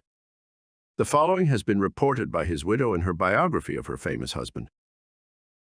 He had been for 2 weeks striving to decipher the somewhat obscure impression of a fossil fish on the stone slab in which it was preserved. Weary and perplexed, he put his work aside at last and tried to dismiss it from his mind. Shortly after, he waked one night persuaded that while asleep, he had seen his fish with all the missing features perfectly restored. But when he tried to hold and make fast the image, it escaped him. Nevertheless, he went early to the Jardin des Plantes, thinking that on looking anew at the impression, he should see something which would put him on the track of his vision. In vain, the blurred record was as black as ever. The next night he saw the fish again, but with no more satisfactory result. When he awoke, it disappeared from his memory as before. Hoping that the same experience might be repeated, on the 3rd night, he placed a pencil and paper beside the bed before going to sleep. Accordingly, toward morning, the fish reappeared in his dream, confusedly at first, but at last with such distinctness that he had no longer any doubt as to its zoological characters. Still half dreaming, in perfect darkness, he traced these characters on the sheet of paper at the bedside. In the morning he was surprised to see in his nocturnal sketch features, which he thought it impossible the fossil itself should reveal. He hastened to the Jardin des Plantes, and with his drawing as a guide, succeeded in chiseling away the surface of the stone under which portions of the fish proved to be hidden. When wholly exposed, it corresponded with his dream and his drawing, and he succeeded in classifying it with ease. An outstanding physician solved the problem of diabetes. Some years ago, I received clipping from a magazine describing the origin of the discovery of insulin. This is the essence of the article as I recall it. About 40 years ago or more, Dr. Frederick Banting, a brilliant Canadian physician and surgeon, was concentrating his attention on the ravages of diabetes. At that time, medical science offered not effective method of arresting the disease. Dr. Banting spent considerable time experimenting and studying the international literature on the subject. One night he was exhausted and fell asleep. While asleep, his subconscious mind instructed him to extract a residue from the degenerated pancreatic duct of dogs. This was the origin of insulin, which has helped millions of people. You will note that Dr. Banting had been consciously dwelling on the problem for some time, seeking a solution, a way out, and his subconscious responded accordingly. It does not follow that you will always get an answer overnight. The answer may not come for some time. Do not be discouraged. Keep on turning the problem over every night to the subconscious mind prior to sleep, as if you had never done it before. One of the reasons for the delay may be that you look upon it as a major problem. You may believe it will take a long time to solve it. Your subconscious mind is timeless and spaceless. Go to sleep believing you have the answer. No, do not postulate the answer in the future. Have an abiding faith in the outcome. Become convinced now as you read this book that there is an answer and a perfect solution for you. How a famous scientist and physicist escaped from a Russian concentration camp. Dr. Lothar von Blankschmidt, a member of the Rocket Society and an outstanding research electronic engineer, gives the following condensed summary of how he used his subconscious mind to free himself from certain death at the hands of brutal guards in a Russian prison camp coal mine. He states as follows: I was a prisoner of war in a coal mine in Russia, and I saw men dying all around me in that prison compound. We were watched over by brutal guards, arrogant officers, and sharp, fast-thinking commissars. After a short medical checkup, a quota of coal was assigned to each person. My quota was 300 pounds per day. In case any man did not fill his quota, his small food ration was cut down, and in a short time he was resting in the cemetery. I started concentrating on my escape. I knew that my subconscious mind would somehow find a way. My home in Germany was destroyed, my family wiped out. All my friends and former associates were either killed in the war or were in concentration camps. I said to my subconscious mind, I want to go to Los Angeles, and you will find the way. I had seen pictures of Los Angeles, and I remembered some of the boulevards very well as some of the buildings. Every day and night I would imagine I was walking down Wilshire Boulevard with an American girl whom I met in Berlin prior to the war. She is now my wife. In my imagination we would visit the stores, ride buses, and eat in restaurants. Every night I made it a special point to drive my imaginary American automobile up and down the boulevards of Los Angeles.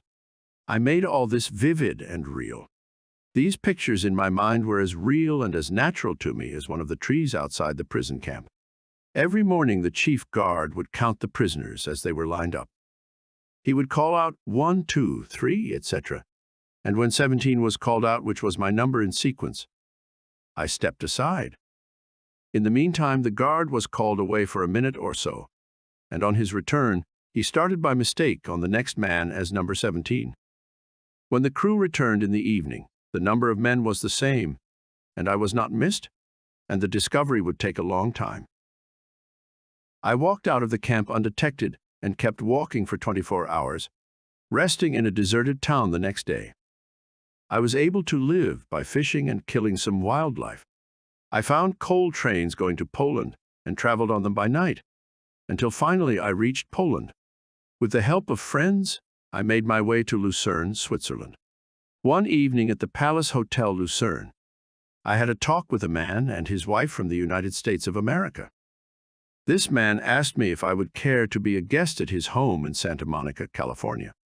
I accepted, and when I arrived in Los Angeles, I found that their chauffeur drove me along Wilshire Boulevard and many other boulevards, which I had imagined so vividly in the long months in the Russian coal mines. I recognized the buildings which I had seen in my mind so often. It actually seemed as if I had been in Los Angeles before. I had reached my goal. I will never cease to marvel at the wonders of the subconscious mind. Truly, it has ways we know not of. How archaeologists and paleontologists reconstruct ancient scenes. These scientists know that their subconscious mind has a memory of everything that has ever transpired. As they study the ancient ruins and fossils, through their imaginative perception, their subconscious mind aids them in reconstructing the ancient scenes. The dead past becomes alive and audible once more. Looking at these ancient temples and studying the pottery, statuary, tools, and household utensils of these ancient times, the scientist tells us of an age when there was no language. Communication was done by grunts, groans, and signs. The keen concentration and disciplined imagination of the scientist awakens the latent powers of his subconscious mind, enabling him to clothe the ancient temples with roofs and surround them with gardens, pools, and fountains. The fossil remains are clothed with eyes, sinews, and muscles, and they again walk and talk. The past becomes the living present, and we find that in mind there is no time or space. Through disciplined, controlled, and directed imagination, you can be a companion of the most scientific and inspired thinkers of all time. How to receive guidance from your subconscious. When you have what you term a difficult decision to make, or when you fail to see the solution to your problem, begin at once to think constructively about it. If you are fearful and worried, you are not really thinking. True thinking is free from fear. Here is a simple technique you can use to receive guidance on any subject. Quiet the mind and still the body. Tell the body to relax. It has to obey you. It has no volition, initiative, or self-conscious intelligence. Your body is an emotional disk which records your beliefs and impressions. Mobilize your attention. Focus your thought on the solution to your problem. Try to solve it with your conscious mind. Think how happy you would be about the perfect solution. Sense the feeling you would have if the perfect answer were yours now. Let your mind play with this mood in a relaxed way, then drop off to sleep. When you awaken and you do not have the answer, get busy about something else. Probably, when you are preoccupied with something else, the answer will come into your mind like toast pops out of a toaster. In receiving guidance from the subconscious mind, the simple way is the best. This is an illustration. I once lost a valuable ring which was an heirloom. I looked everywhere for it and could not locate it. At night I talked to the subconscious in the same manner that I would talk to anyone. I said to it prior to dropping off to sleep, "You know all things. You know where that ring is, and you now reveal to me where it is." In the morning I awoke suddenly with the words ringing in my ear, "Ask Robert." I thought it very strange that I should ask Robert, a young boy about 9 years of age, however. I followed the inner voice of intuition. Robert said, "Oh yes, I picked it up in the yard while I was playing with the boys. I placed it on the desk in my room. I did not think it worth anything, so I did not say anything about it." The subconscious mind will always answer you if you trust it. His subconscious revealed the location of his father's will. A young man who attends my lectures had this experience. His father died and apparently left no will. However, this man's sister told him that their father had confided to her that a will had been executed, which was fair to all. Every attempt to locate the will failed. Prior to sleep, he talked to his deeper mind as follows: "I now turn this request over to the subconscious mind. It knows just where that will is and reveals it to me." Then he condensed his request down to one word, "answer," repeating it over and over again as a lullaby.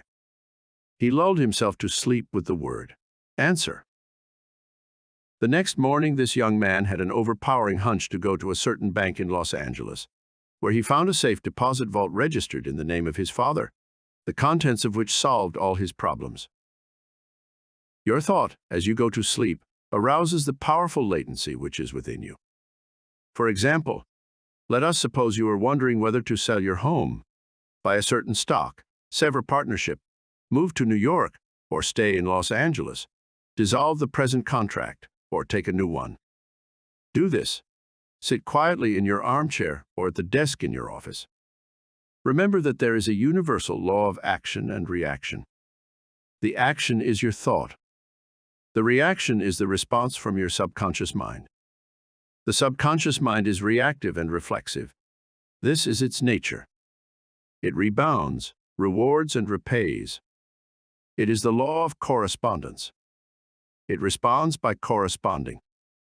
As you contemplate right action, you will automatically experience a reaction or response in yourself, which represents the guidance or answer of your subconscious mind.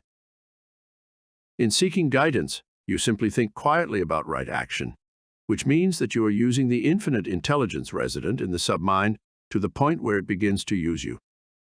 From there on, your course of action is directed and controlled by the subjective wisdom within you, which is all-wise and omnipotent.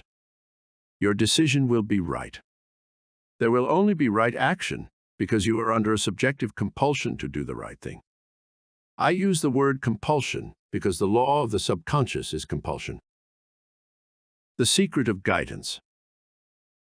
The secret of guidance or right action is to mentally devote yourself to the right answer until you find its response in you. The response is a feeling, an inner awareness, an overpowering hunch whereby you know that you know. You have used the power to the point where it begins to use you. You cannot possibly fail or make one false step while operating under the subjective wisdom within you. You will find that all your ways are pleasantness and all your paths are peace. Highlights to recall. 1. Remember that the subconscious mind has determined the success and wonderful achievements of all great scientific workers. 2. By giving your conscious attention and devotion to the solution of a perplexing problem, your subconscious mind gathers all the necessary information and presents it full blow to the conscious mind. 3. If you are wondering about the answer to a problem, try to solve it objectively. Get all the information you can from research and also from others. If no answer comes, turn it over to your subconscious mind prior to sleep, and the answer always comes. It never fails. 4. You do not always get the answer overnight. Keep on turning your request over to your subconscious until the day breaks and the shadows flee away. 5. You delay the answer by thinking it will take a long time or that it is a major problem. Your subconscious has no problem. It knows only the answer. 6. Believe that you have the answer now. Feel the joy of the answer and the way you would feel if you had the perfect answer. Your subconscious will respond to your feeling. 7. Any mental picture, backed by faith and perseverance, will come to pass through the miracle-working power of your subconscious. Trust it, believe in its power, and wonders will happen as you pray. 8.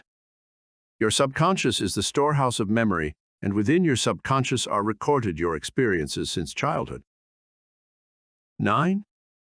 Scientists meditating on ancient scrolls, temples, fossils, etc., are able to reconstruct scenes of the past and make them alive today. Their subconscious mind comes to their aid. 10. Turn over your request for a solution to your subconscious prior to sleep. Trust it and believe in it, and the answer will come. It knows all and sees all, but you must not doubt or question its powers. 11. The action is your thought, and the reaction is the response of your subconscious mind. If your thoughts are wise, your actions and decisions will be wise. 12. Guidance comes as a feeling, an inner awareness, an overpowering hunch whereby you know that you know. It is an inner sense of touch. Follow it. Chapter 13, Your Subconscious and the Wonders of Sleep. You spend about 8 out of every 24 hours, or 1/3 of your entire life, in sleep. This is an inexorable law of life. This also applies to the animal and vegetable kingdoms. Sleep is a divine law, and many answers to our problems come to us when we are sound asleep upon the bed. Many people have advocated the theory that you get tired during the day, that you go to sleep to rest the body, and that a reparative process takes place while you sleep. Nothing rests in sleep. Your heart, lungs, and all your vital organs functions while you are asleep. If you eat prior to sleep, the food is digested and assimilated also. Your skin secretes perspiration, and your nails and hair continue to grow. Your subconscious mind never rests or sleeps. It is always active, controlling all your vital forces. The healing process takes place more rapidly while you are asleep, as there is no interference from your conscious mind. Remarkable answers are given to you while you are asleep. Why we sleep. Dr. John Bigelow, a famous research authority on sleep. Dr. John Bigelow, The Mystery of Sleep, New York and London. Harper Brothers, 1903, demonstrated that at night while asleep, you receive impressions showing that the nerves of the eyes, ears, nose, and taste buds are active during sleep, and also that the nerves of your brain are quite active. He says that the main reason we sleep is because the nobler part of the soul is united by abstraction to our higher nature and becomes a participant in the wisdom and foreknowledge of the gods. Dr. Bigelow states also, the results of my studies have not only strengthened my convictions that the supposed exemption from customary tolls and activities was not the final purpose of sleep, but have also made clearer to my mind the conviction that no part of a man's life deserves to be considered more indispensable to its symmetrical and perfect spiritual development than while he is separated from the phenomenal world in sleep. Prayer, a form of sleep. Your conscious mind gets involved with vexations, strife and contentions of the day, and it is very necessary to withdraw periodically from sense evidence and the objective world, and commune silently with the inner wisdom of your subconscious mind. By claiming guidance, strength, and greater intelligence in all phases of your life, you will be enabled to overcome all difficulties and solve your daily problems. This regular withdrawal from sense evidence and the noise and confusion of everyday living is also a form of sleep. You become asleep to the world of the senses and alive to the wisdom and power of your subconscious mind. Startling effects of sleep deprivation. Lack of sleep can cause you to become irritable, moody, and depressed. Dr. George Stevenson of the National Association for Mental Health says, "I believe it can safely be said that all human beings a minimum of 6 hours sleep to be healthy. Most people need more. Those who think they can get along on less are fooling themselves." Medial research scholars, investigating sleep processes and deprivation of sleep, point out that severe insomnia has preceded psychotic breakdown in some instances. Remember, you are spiritually recharged during sleep, and adequate sleep is essential to produce joy and vitality in life. You need more sleep. Robert O'Brien, in an article, "Maybe You Need More Sleep," in an issue of the Reader's Digest, reports the following experiments on sleep. For the last 3 years, experiments have been in progress at Walter Reed Army Institute of Research in Washington, D.C. Subjects, more than 100 military and civilian volunteers, have been kept awake for as long as 4 days. Thousands of tests have measured the effects on their behavior and personality. Results of these tests have given scientists astonishingly new insights into the mysteries of sleep. They now know that the tired brain apparently craves sleep so hungrily that it will sacrifice anything to get it. After only a few hours of sleep loss, fleeting stolen naps called lapses, or microsleep, occurred at the rate of 3 or 4 an hour.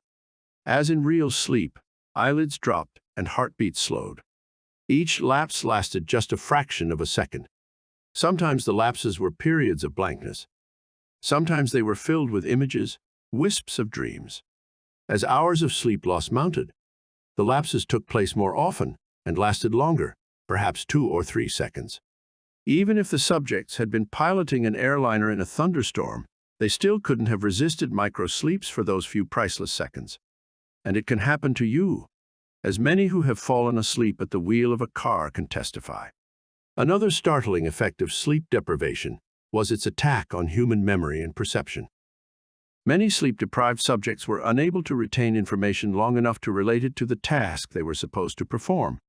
They were totally befuddled in situations requiring them to hold several factors in mind and act on them, as a pilot must when he skillfully integrates wind direction, airspeed, altitude, and glide path to make a safe landing. Sleep brings counsel. A young lady in Los Angeles who listens to my morning radio talks told me that she had been offered a lucrative position in New York City at twice her present salary. She was wondering whether to accept or not, and prayed prior to sleep as follows: "The creative intelligence of my subconscious mind knows what is best for me. Its tendency is always lifeward, and it reveals to me the right decision which blesses me and all concerned. I give thanks for the answer which I know will come to me." She repeated this simple prayer over and over again as a lullaby prior to sleep, and in the morning she had a persistent feeling that she should not accept the offer. She rejected the offer, and subsequent events verified that her inward sense of knowing, because the company went bankrupt a few months following their offer of employment to her. The conscious in may be correct on the facts objectively known, but the intuitive faculty of her subconscious mind saw the failure of the concern in question and prompted her accordingly. Saved from certain disaster.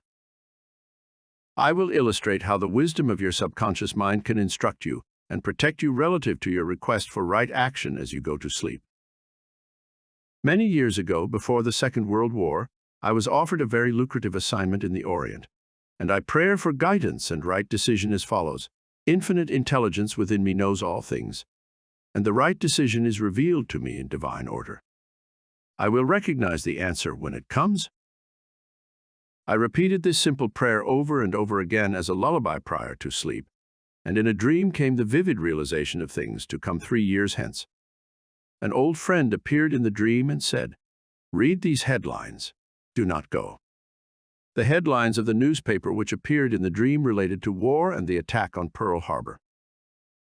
Occasionally, the writer dreams literally. The aforementioned dream was undoubtedly a dramatization of the subconscious mind, which projected a person whom I trusted and respected. To some, a warning may come in the form of a mother who appears in a dream.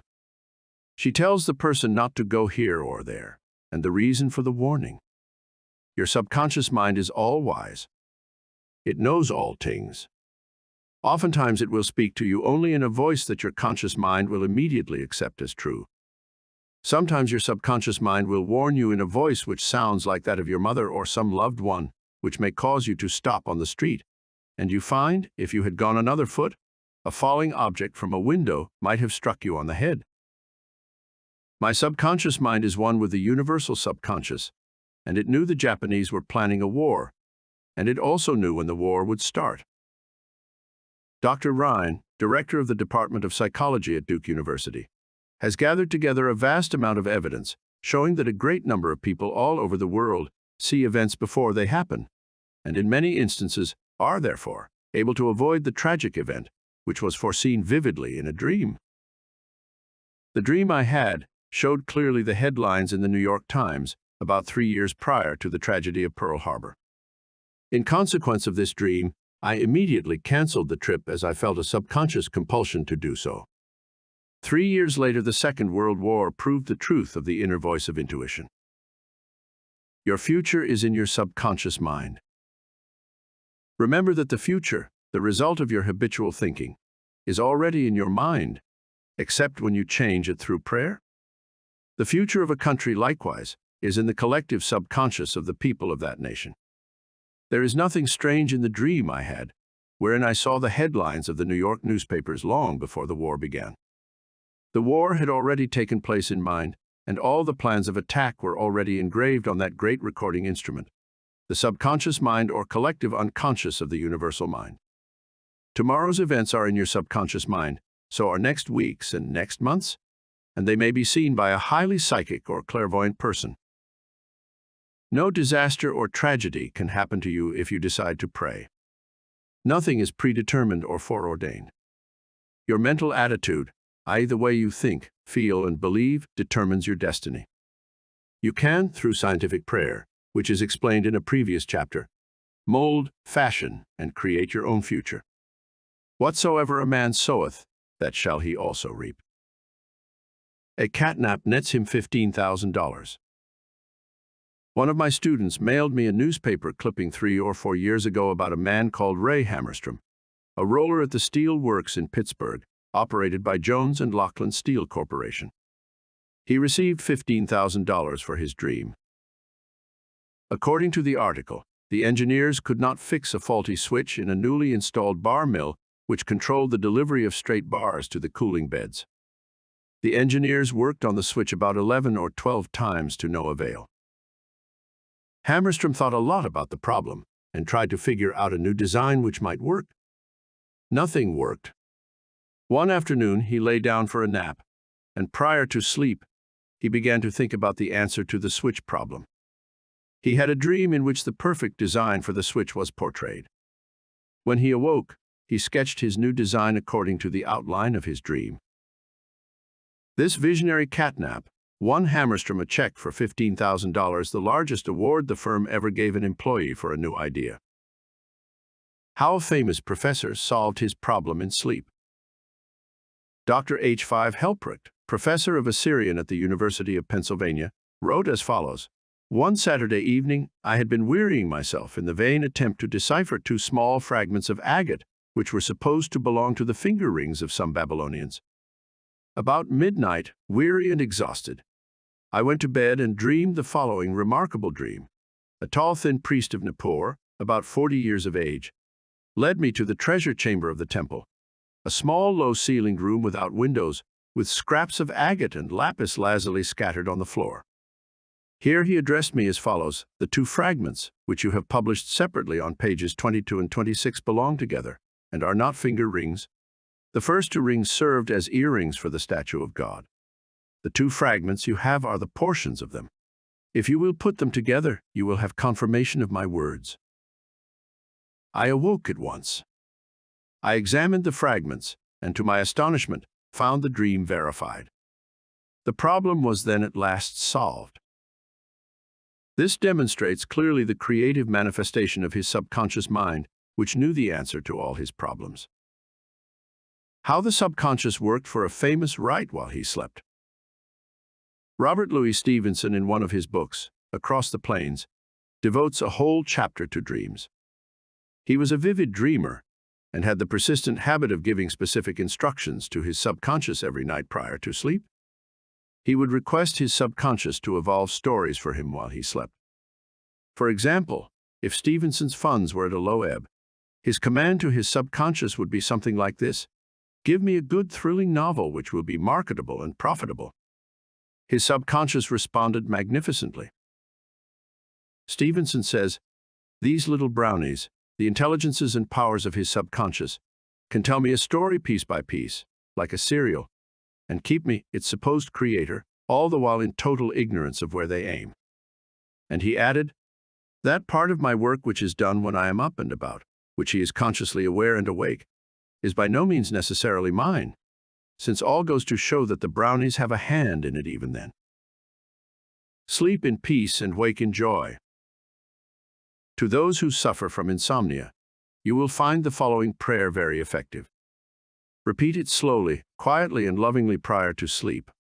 My toes are relaxed, my ankles are relaxed, my abdominal muscles are relaxed, my heart and lungs are relaxed, my hands and arms are relaxed, my neck is relaxed, my brain is relaxed, my face is relaxed, my eyes are relaxed, my whole mind and body are relaxed.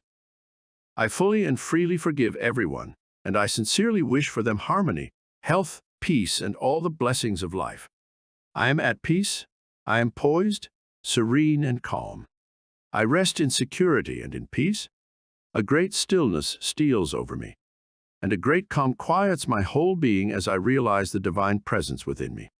I know that the realization of life and love heals me. I wrap myself in the mantle of love and fall asleep filled with goodwill for all. Throughout the night, peace remains with me, and in the morning I shall be filled with life and love. A circle of love is drawn around me. I will fear no evil, for thou art with me. I sleep in peace, I wake in joy, and in him I live, move, and have my being. Summary of your aids to the wonders of sleep. 1. If you are worried that you will not wake up on time, suggest to your subconscious mind prior to sleep the exact time you wish to arise, and it will awaken you. It needs no clock. Do the same thing with all problems. There is nothing too hard for your subconscious. 2. Your subconscious never sleeps. It is always on the job. It controls all your vital functions. Forgive yourself and everyone else before you go to sleep, and healing will take place much more rapidly. 3. Guidance is given you while you are asleep, sometimes in a dream. The healing currents are also released, and in the morning you feel refreshed and rejuvenated. 4. When troubled by the vexations and strife of the day, still the wheels of your mind and think about the wisdom and intelligence lodged in your subconscious mind, which is ready to respond to you. This will give you peace, strength, and confidence. 5. Sleep is essential for peace of mind and health of body. Lack of sleep can cause irritation, depression, and mental disorders. You need 8 hours sleep. 6. Medical research scholars point out that insomnia precedes psychotic disorders. 7. You are spiritually recharged during sleep.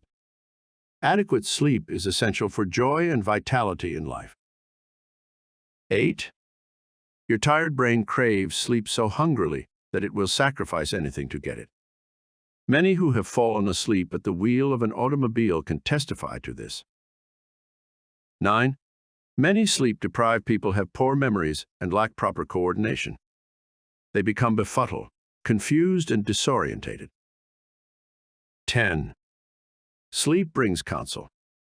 Prior to sleep, claim that the infinite intelligence of your subconscious mind is guiding and directing you. Then, watch for the lead which comes, perhaps on awakening. 11. Trust your subconscious completely. Know that its tendency is always lifeward. Occasionally, your subconscious answers you in a very vivid dream and a vision in the night. You can be forewarned in a dream in the same way as the author of this book was warned.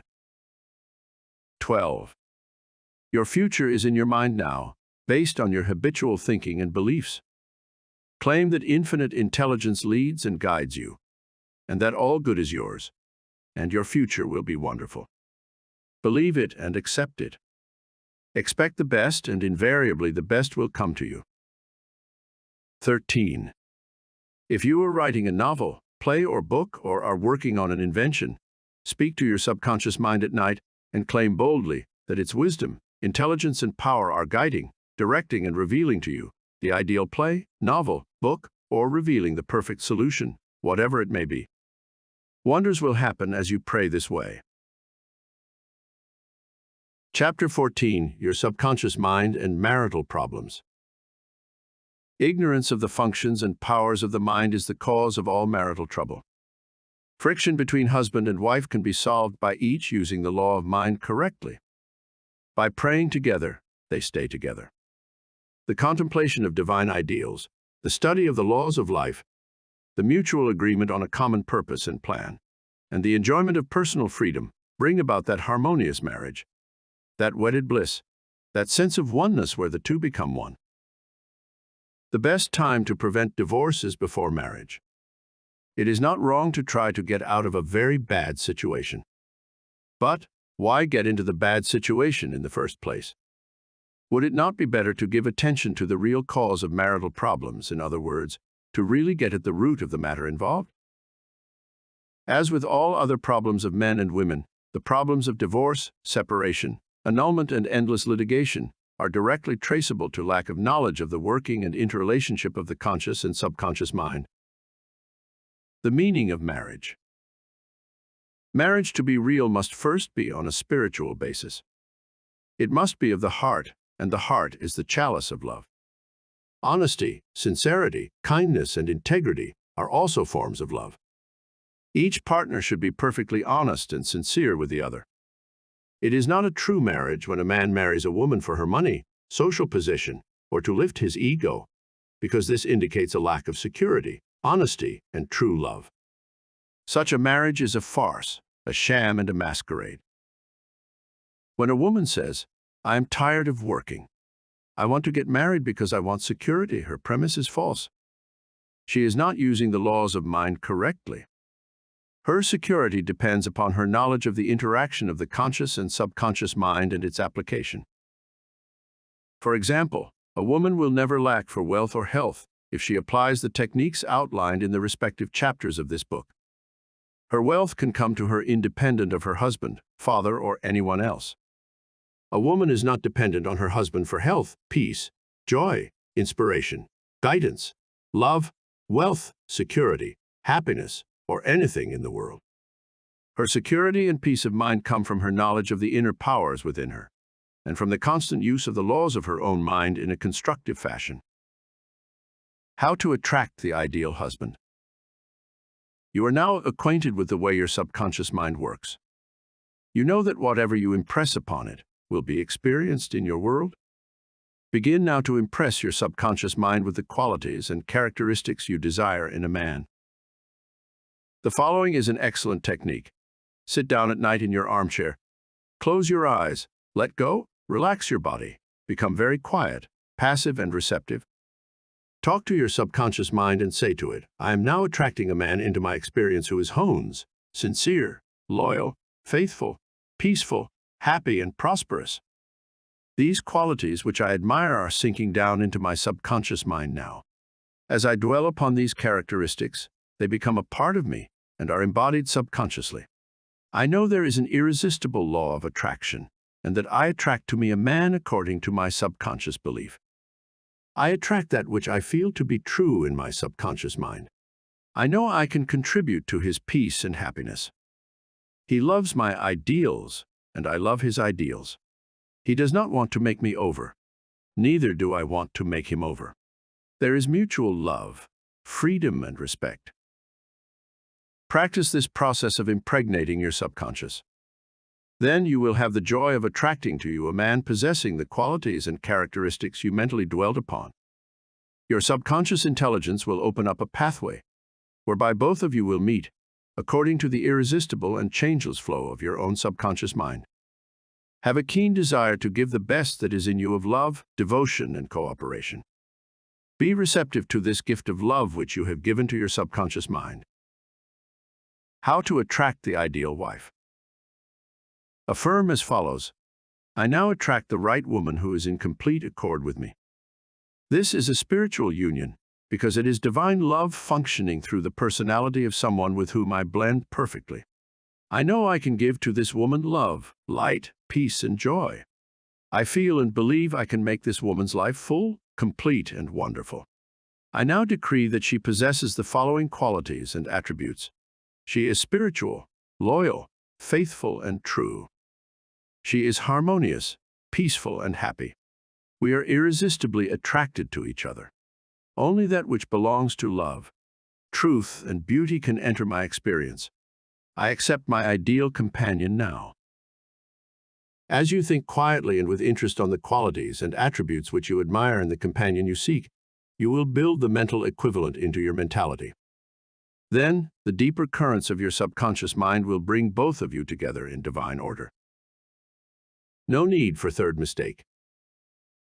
Recently, a teacher said to me, I have had 3 husbands and all 3 have been passive, submissive, and dependent on me to make all decisions and govern everything. Why do I attract such type men?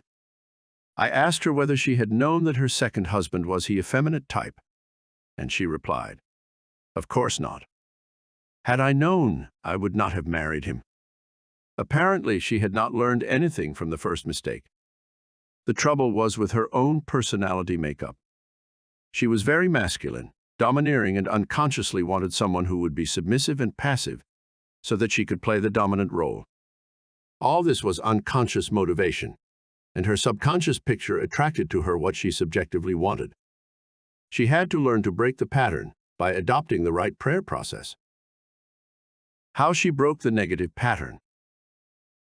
The above-mentioned woman learned a simple truth. When you believe you can have the type of man you idealize, it is done unto you as you believe. The following is the specific prayer she used to break the old subconscious pattern and attract to her the ideal mate. I am building into my mentality the type of man I deeply desire. The man I attract for a husband is strong, powerful, loving, very masculine, successful, honest, loyal, and faithful. He finds love and happiness with me. I love to follow where he leads. I know he wants me, and I want him. I am honest, sincere, loving, and kind. I have wonderful gifts to offer him. They are goodwill, a joyous heart, and a healthy body. He offers me the same. It is mutual. I give and I receive. Divine intelligence knows where this man is, and the deeper wisdom of my subconscious mind is now bringing both of us together in its own way, and we recognize each other immediately. I release this request to my subconscious mind, which knows how to bring my request to pass. I give thanks for the perfect answer. She prayed in the above manner night and morning, affirming these truths and knowing that through frequent occupation of the mind, she would reach the mental equivalent of that which she sought. The answer to her prayer. Several months went by. She had a great number of dates and social engagements, none of which was agreeable to her. When she was about to question, waver, doubt, and vacillate, she reminded herself that the infinite intelligence was bringing it to pass in its own way, and that there was nothing to be concerned about. Her final decree in her divorce proceedings was granted, which brought her a great sense of release and mental freedom. Shortly afterwards, she went to work as a receptionist in a doctor's office. She told me that the minute she saw the physician, she knew he was the man she was praying about. Apparently, he knew it too, because he proposed to her the first week she was in the office, and their subsequent marriage was ideally happy. This physician was not the passive or submissive type, but was a real man, a former football player, an outstanding athlete, and was a deeply spiritual man, though he was completely devoid of any sectarian or denominational affiliation. She got what she prayed for because she claimed it mentally until she reached the point of saturation. In other words, she mentally and emotionally united with her idea, and it became a part of her in the same way that an apple becomes a part of her bloodstream. Should I get a divorce? Divorce is an individual problem. It cannot be generalized. In some cases, of course, there never should have been a marriage. In some cases, divorce is not the solution, no more so than marriage is the solution for a lonely man. Divorce may be right for one person and wrong for another.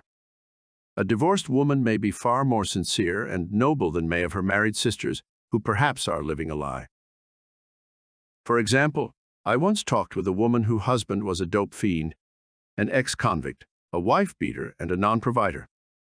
She had been told it was wrong to get a divorce. I explained to her that marriage is of the heart. If two hearts blend harmoniously, lovingly, and sincerely, that is the ideal marriage. The pure action of the heart is love. Following this explanation, she knew what to do. She knew in her heart that there is no divine law which compelled her to be browbeaten, intimidated, and beaten because someone said, "I pronounce you man and wife."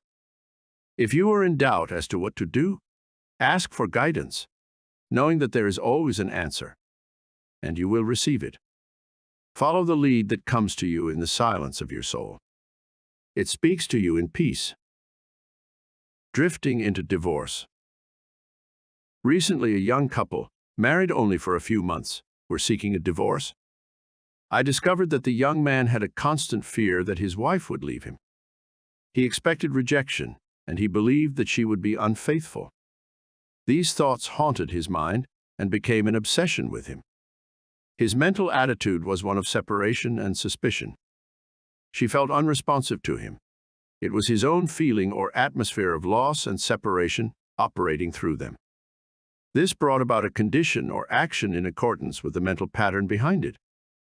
There is a law of action and reaction, or cause and effect. The thought is the action, and the response of the subconscious mind is the reaction. His wife left home and asked for a divorce, which is what he feared and believed she would do. Divorce begins in the mind. Divorce takes place first in the mind. The legal proceedings follow after. These two young people were full of resentment, fear, suspicion, and anger. These attitudes weaken, exhaust, and debilitate the whole being. They learned that hate divides and that love unites. They began to realize what they had been doing with their minds. Neither one of them knew the law of mental action, and they were misusing their minds and bringing on chaos and misery. These two people went back together at my suggestion and experimented with prayer therapy. They began to radiate love, peace, and goodwill to each other. Each one practiced radiating harmony, health, peace, and love to the other, and they alternated in the reading of the Psalms every night. Their marriage is growing more beautiful every day. The nagging wife. Many times the reason the wife nags is because she gets no attention. Oftentimes it is a craving for love and affection. Give your wife attention and show your appreciation. Praise and exalt all her many good points. There is also the nagging type of woman who wants to make the man conform to her particular pattern. This is about the quickest way in the world to get rid of a man. The wife and the husband must cease being scavengers, always looking at the petty faults or errors in each other. Let each give attention and praise for the constructive and wonderful qualities in the other. The brooding husband. If a man begins to brood, grows morbid against his wife because of the things she said or did, He is, psychologically speaking, committing adultery.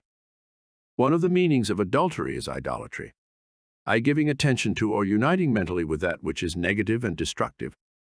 When a man is silently resenting his wife and is full of hostility toward her, he is unfaithful.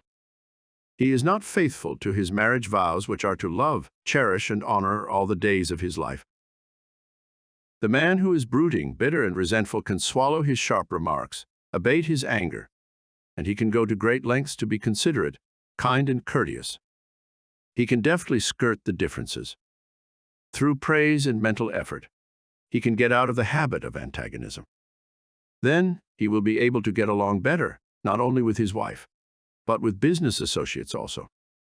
Assume the harmonious state, and eventually you will find peace and harmony. The great mistake. A great mistake is to discuss your marital problems or difficulties with neighbors and relatives.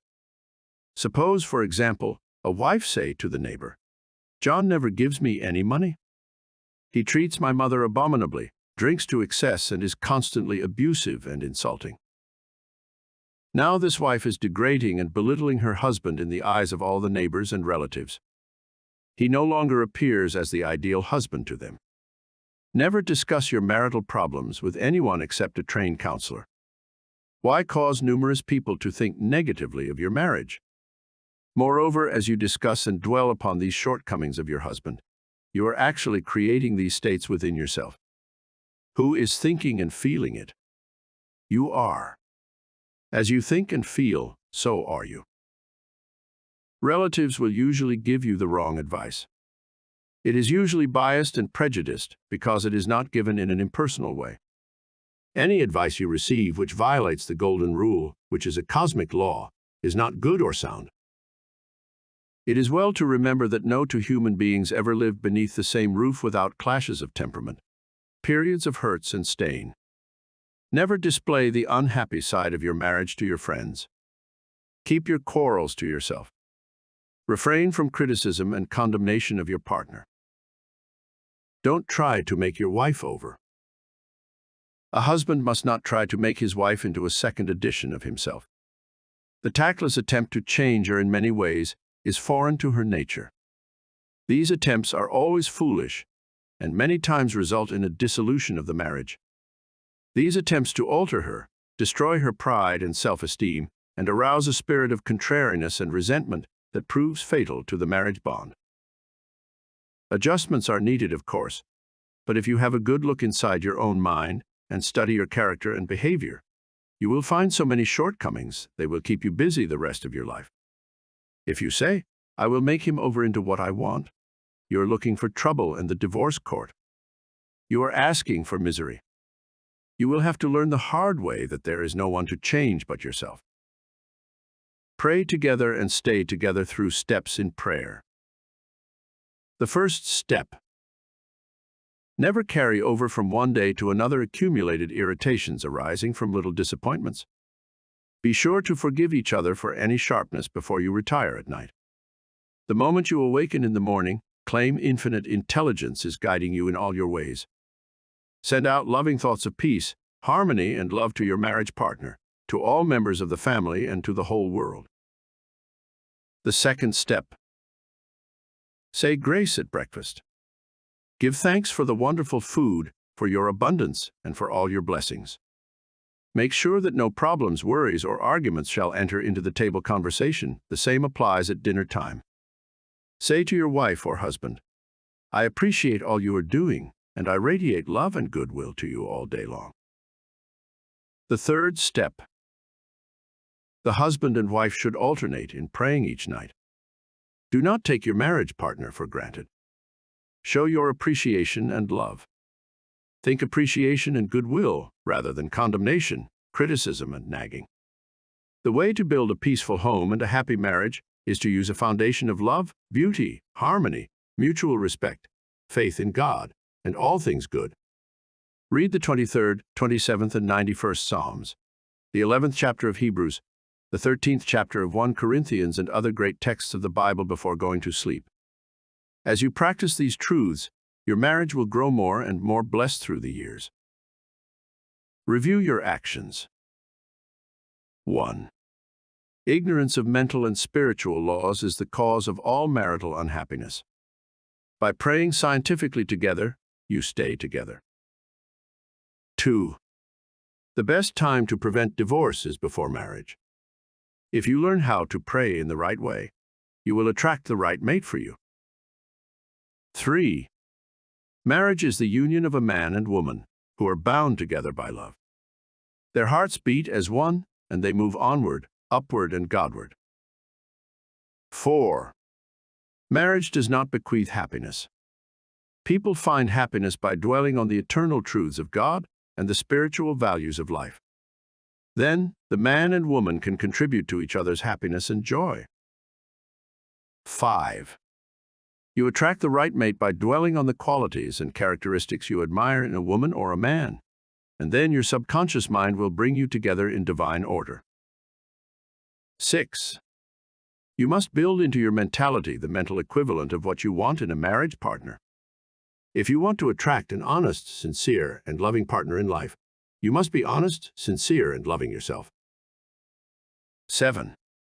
You do not have to repeat mistakes in marriage. When you really believe you can have the type of man or woman you idealize, it is done unto you as you believe.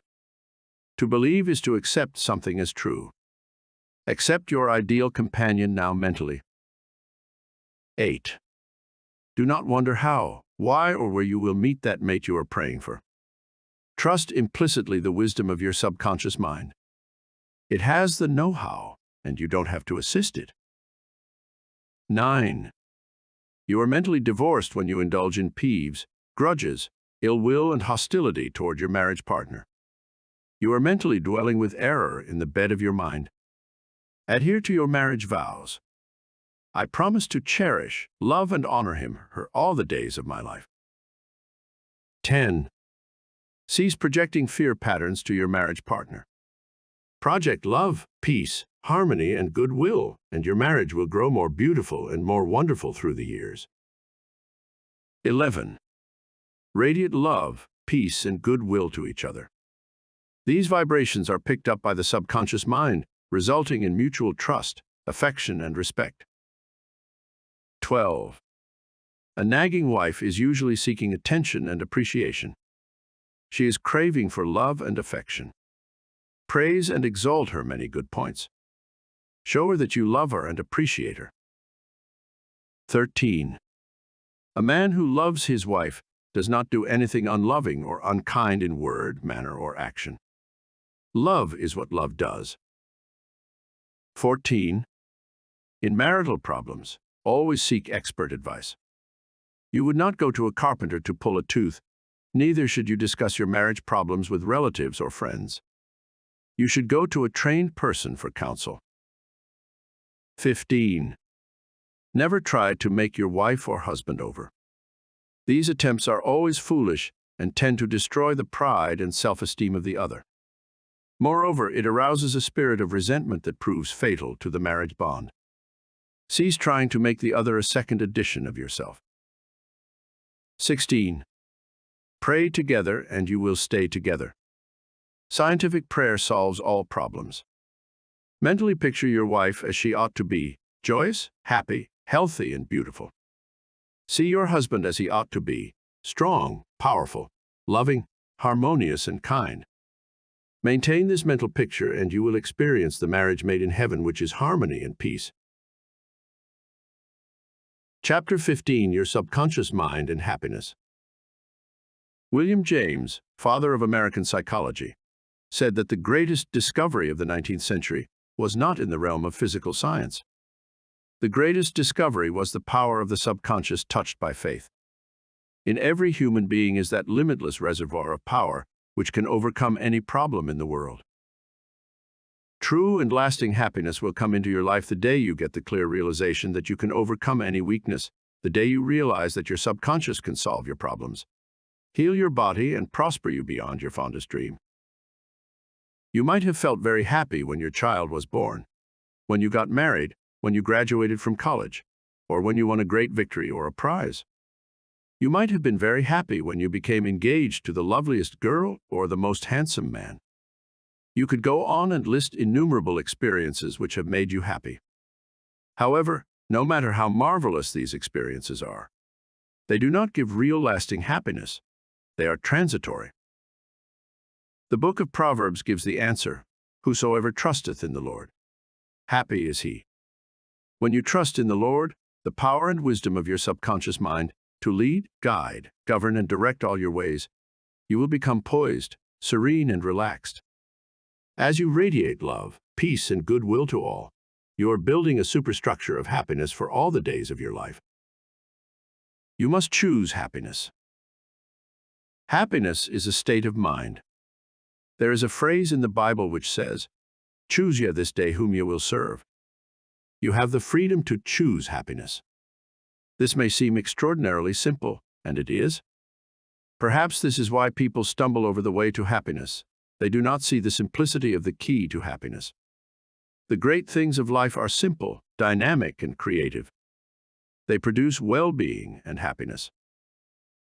St. Paul reveals to you how you can think your way into a life of dynamic power and happiness in these words: "Finally, brethren, whatsoever things are true, whatsoever things are honest, whatsoever things are just, whatsoever things are pure, whatsoever things are lovely, whatsoever things are of good report, if there be any virtue, and if there be any praise, think on these things." Phil 4:8. How to choose happiness. Begin now to choose happiness. This is how you do it. When you open your eyes in the morning, say to yourself, "Divine order takes charge of my life today and every day. All things work together for good for me today. This is a new and wonderful day for me. There will never be another day like this one. I am divinely guided all day long, and whatever I do will prosper. Divine love surrounds me, enfolds me, and enwraps me, and I go forth in peace. Whenever my attention wanders away from that which is good and constructive, I will immediately bring it back to the contemplation of that which is lovely and of good report. I am a spiritual and mental magnet, attracting to myself all things which bless and prosper me. I am going to be a wonderful success in all my undertakings today. I am definitely going to be happy all day long." Start each day in this manner. Then you will be choosing to be a joyous person. He made it a habit to be happy. A number of years ago, I stayed for about a week in a farmer's house in Connemara on the west coast of Ireland. He seemed to be always singing and whistling and was full of humor. I asked him the secret of happiness, and his reply was, "It is a habit of mine to be happy. Every morning when I awaken and every night before I go to sleep, I bless my family, the crops, the cattle, and I thank God for the wonderful harvest." This farmer had made a practice of this for over 40 years. As you know, thoughts repeated regularly and systematically sink into the subconscious mind and become habitual. He discovered that happiness is a habit. You must desire to be happy. There is one very important point about being happy. You must sincerely desire to be happy. There are people who have been depressed, dejected, and unhappy so long that were they suddenly made happy by some wonderful, good, joyous news, they would actually be like the woman who said to me, "It is wrong to be so happy." They have been so accustomed to the old mental patterns that they do not feel at home being happy. They long for the former, depressed, unhappy state. I knew a woman in England who had rheumatism for many years. She would pat herself on the knee and say, "My rheumatism is bad today. I cannot go out. My rheumatism keeps me miserable." This dear elderly lady got a lot of attention from her son, daughter, and the neighbors. She really wanted her rheumatism. She enjoyed her misery, as he called it. This woman did not really want to be happy. I suggested a curative procedure for her. I wrote down some biblical verses and told her that if she gave attention to these truths, her mental attitude would undoubtedly change and would result in her faith and confidence being restored to health. She was not interested. There seems to be a peculiar mental morbid streak in many people, whereby they seem to enjoy being miserable and sad. Why choose unhappiness? Many people choose unhappiness by entertaining these ideas. Today is a black day. Everything is going to be wrong. I am not going to succeed. Everyone is against me. Business is bad, and it is going to get worse. I'm always late. I never get the breaks. He can, but I can't. If you have this attitude of mind first thing in the morning, you will attract all these experiences to you, and you will be very unhappy. Begin to realize that the world you live in is determined by what goes on in your mind. Marcus Aurelius, the great Roman philosopher and sage, said, "A man's life is what his thoughts make of it." Emerson, America's foremost philosopher, said, "A man is what he thinks all day long." The thoughts you habitually entertain in your mind have the tendency to actualize themselves in physical conditions. Make certain you do not indulge in negative thoughts, defeatist thoughts, or unkind, depressing thoughts. Recall frequently to your mind that you can experience nothing outside your own mentality. If I had $1 million, I would be happy. I have visited many men in mental institutions who were millionaires, but they insisted they were penniless and destitute. They were incarcerated because of psychotic, paranoid, and manic depressive tendencies. Wealth in and of itself will not make you happy. On the other hand, it is not a deterrent to happiness. Today, there are many people trying to buy happiness through the purchase of radios, television sets, automobiles, a home in the country, a private yacht, and a swimming pool, but happiness cannot be purchased or procured in that way. The kingdom of happiness is in your thought and feeling. Too many people have the idea that it takes something artificial to produce happiness. Some say, if I were elected mayor, made president of the organization, promoted to general manager of the corporation, I would be happy. The truth is that happiness is a mental state. None of these positions mentioned will necessarily bequeath happiness. Your strength, joy, and happiness consist in finding out the law of divine order and right action lodged in your subconscious mind, and by applying these principles in all phases of your life. He found happiness to be the harvest of a quiet mind. Lecturing in San Francisco some years ago, I interviewed a man who was very unhappy and dejected over the way his business was going. He was the general manager. His heart was filled with resentment toward the vice president and the president of the organization. He claimed that they opposed him. Because of this internal strife, business was declining. He was receiving no dividends or stock bonuses. This is how he solved his business problem. The first thing in the morning he affirmed quietly as follows: all those working in our corporation are honest, sincere, cooperative, faithful, and full of goodwill to all. They are mental and spiritual links in the chain of this corporation's growth, welfare, and prosperity. I radiate love, peace, and goodwill in my thoughts, words, and deeds to my two associates, and to all those in the company. The president and the vice president of our company are divinely guided in all their undertakings. The infinite intelligence of my subconscious mind makes all decisions through me. There is only right action in all our business transactions and in our relationship with each other. I send the messengers of peace, love, and goodwill before me to the office. Peace and harmony reign supreme in the minds and hearts of all those in the company, including myself. I now go forth into a new day, full of faith, confidence, and trust.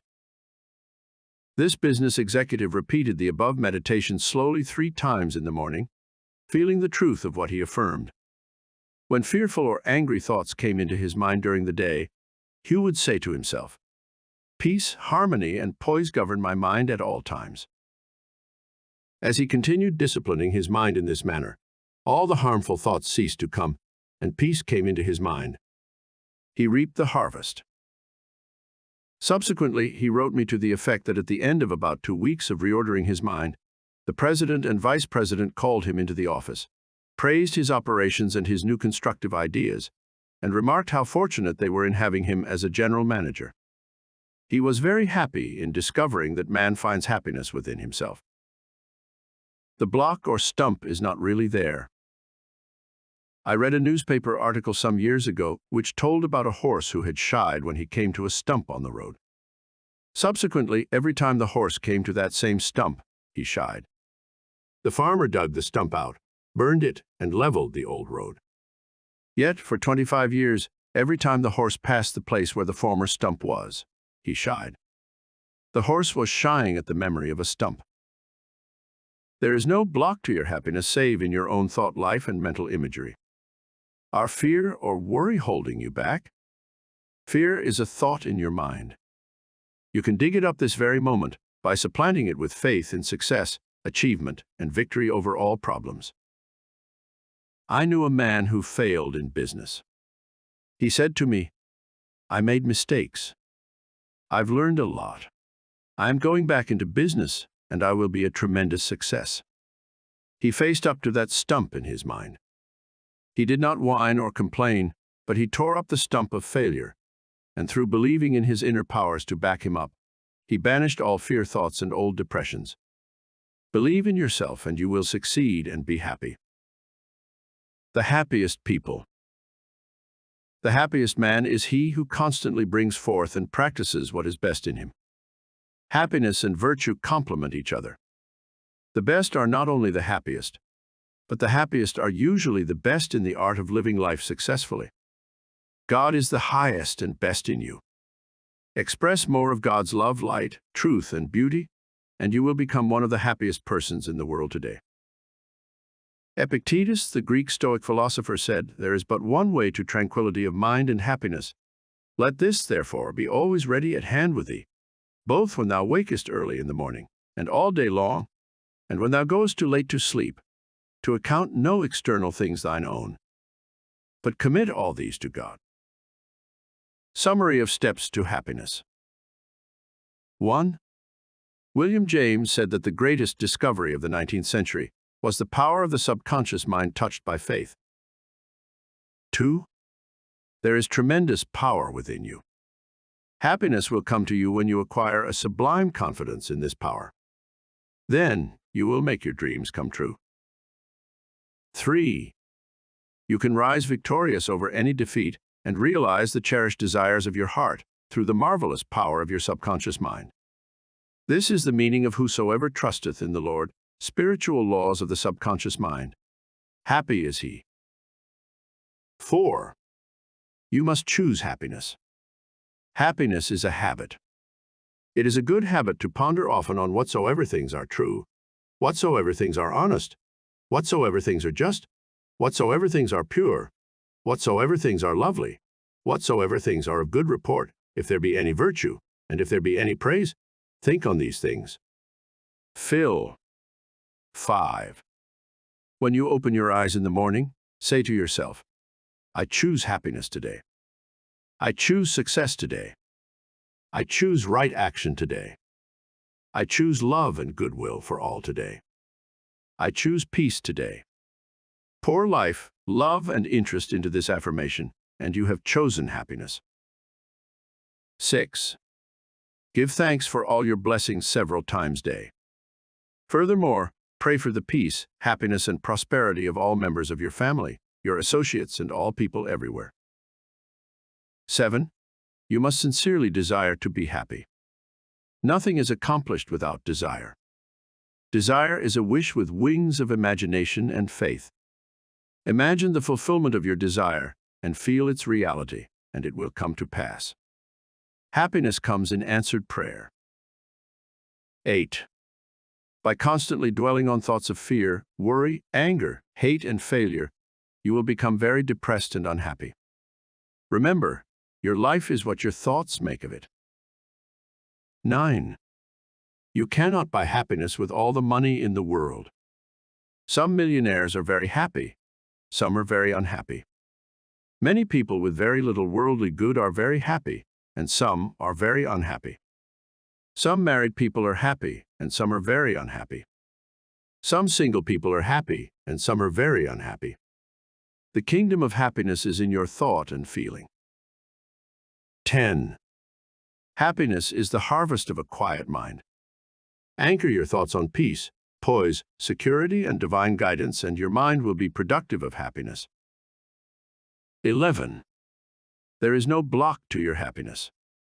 External things are not causative. These are effects, not cause. Take your cue from the only creative principle within you. Your thought is cause, and new cause produces a new effect. Choose happiness. 12. The happiest man is he who brings forth the highest and the best in him. God is the highest and best in him, for the kingdom of God is within. Chapter 16, Your Subconscious Mind and Harmonious Human Relations. In studying this book, you learn that your subconscious mind is a recording machine which faithfully reproduces whatever you impress upon it. This is one of the reasons for the application of the golden rule in human relations. Matthew 7:12 says, "All things whatsoever you would that men should do unto you, do ye even so to them." This quotation has outer and inner meanings. You are interested in its inner meaning from the standpoint of your subconscious mind, which is, as you would the men should think about you, think you about them in like manner. As you would that men should feel about you, feel you also about them in like manner. As you would want men to act toward you, act you toward them in like manner. For example, you may be polite and courteous to someone in your office, but when his back is turned, you are very critical and resentful toward him in your mind. Such negative thoughts are highly destructive to you. It is like taking poison. You are actually taking mental poisons, which rob you of vitality, enthusiasm, strength, guidance, and goodwill. These negative thoughts and emotions sink down into your subconscious and cause all kinds of difficulties and maladies in your life. The master key to happy relationships with others. Judge not, that ye be not judged. For with that judgment ye judge, ye shall be judged. And with what measure ye mete, it shall be measured to you again. Matthew 2. A study of these verses and the application of the inner truths therein contained represent the real key to harmonious relations. To judge is to think, to arrive at a mental verdict or conclusion in your mind. The thought you have about the other person is your thought, because you are thinking it. Your thoughts are creative, therefore. You actually create in our own experience what you think and feel about the other person. It is also true that the suggestion you give to another, you give to yourself, because your mind is the creative medium. This is why it is said, "For with what judgment ye judge, ye shall be judged." When you know this law and the way your subconscious mind works, you are careful to think, feel, and act right toward the other. These verses teach you about the emancipation of man and reveal to you the solution to your individual problems. And with what measure ye mete, it shall be measured to you again. The good you do for others comes back to you in like measure, and the evil you do returns to you by the law of your own mind. If a man cheats and deceives another, he is actually cheating and deceiving himself. His sense of guilt and mood of loss inevitably will attract loss to him in some way, at some time. His subconscious records his mental act and reacts according to the mental intention or motivation. Your subconscious mind is impersonal and unchanging, neither considering persons nor respecting religious affiliations or institutions of any kind. It is neither compassionate nor vindictive. The way you think, feel, and act toward others returns at least upon yourself. The daily headlines made him sick. Begin now to observe yourself. Observe your reactions to people, conditions, and circumstances. How do you respond to the events and news of the day? It makes not difference if all the other people were wrong and you alone were right. If the news disturbs you, it is your evil, because your negative emotions robbed you of peace and harmony. A woman wrote me about her husband, saying that he goes into a rage when he reads what certain newspaper columnists write in the newspaper. She added that his constant reaction of anger and suppressed rage on his part brought on bleeding ulcers, and his physician recommended an emotional reconditioning. I invited this man to see me, and I explained to him the way his mind functions, indicating how emotionally immature it was to get angry when others write articles with which he disapproves or disagrees.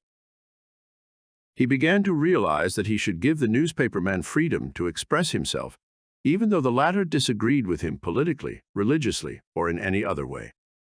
In the same manner, the journalist would give him freedom to write a letter to the newspaper disagreeing with his published statements. He learned that he could disagree without being disagreeable. He awakened to the simple truth that it is never what a person says or does that affects him. It is his reaction to what is said or done that matters.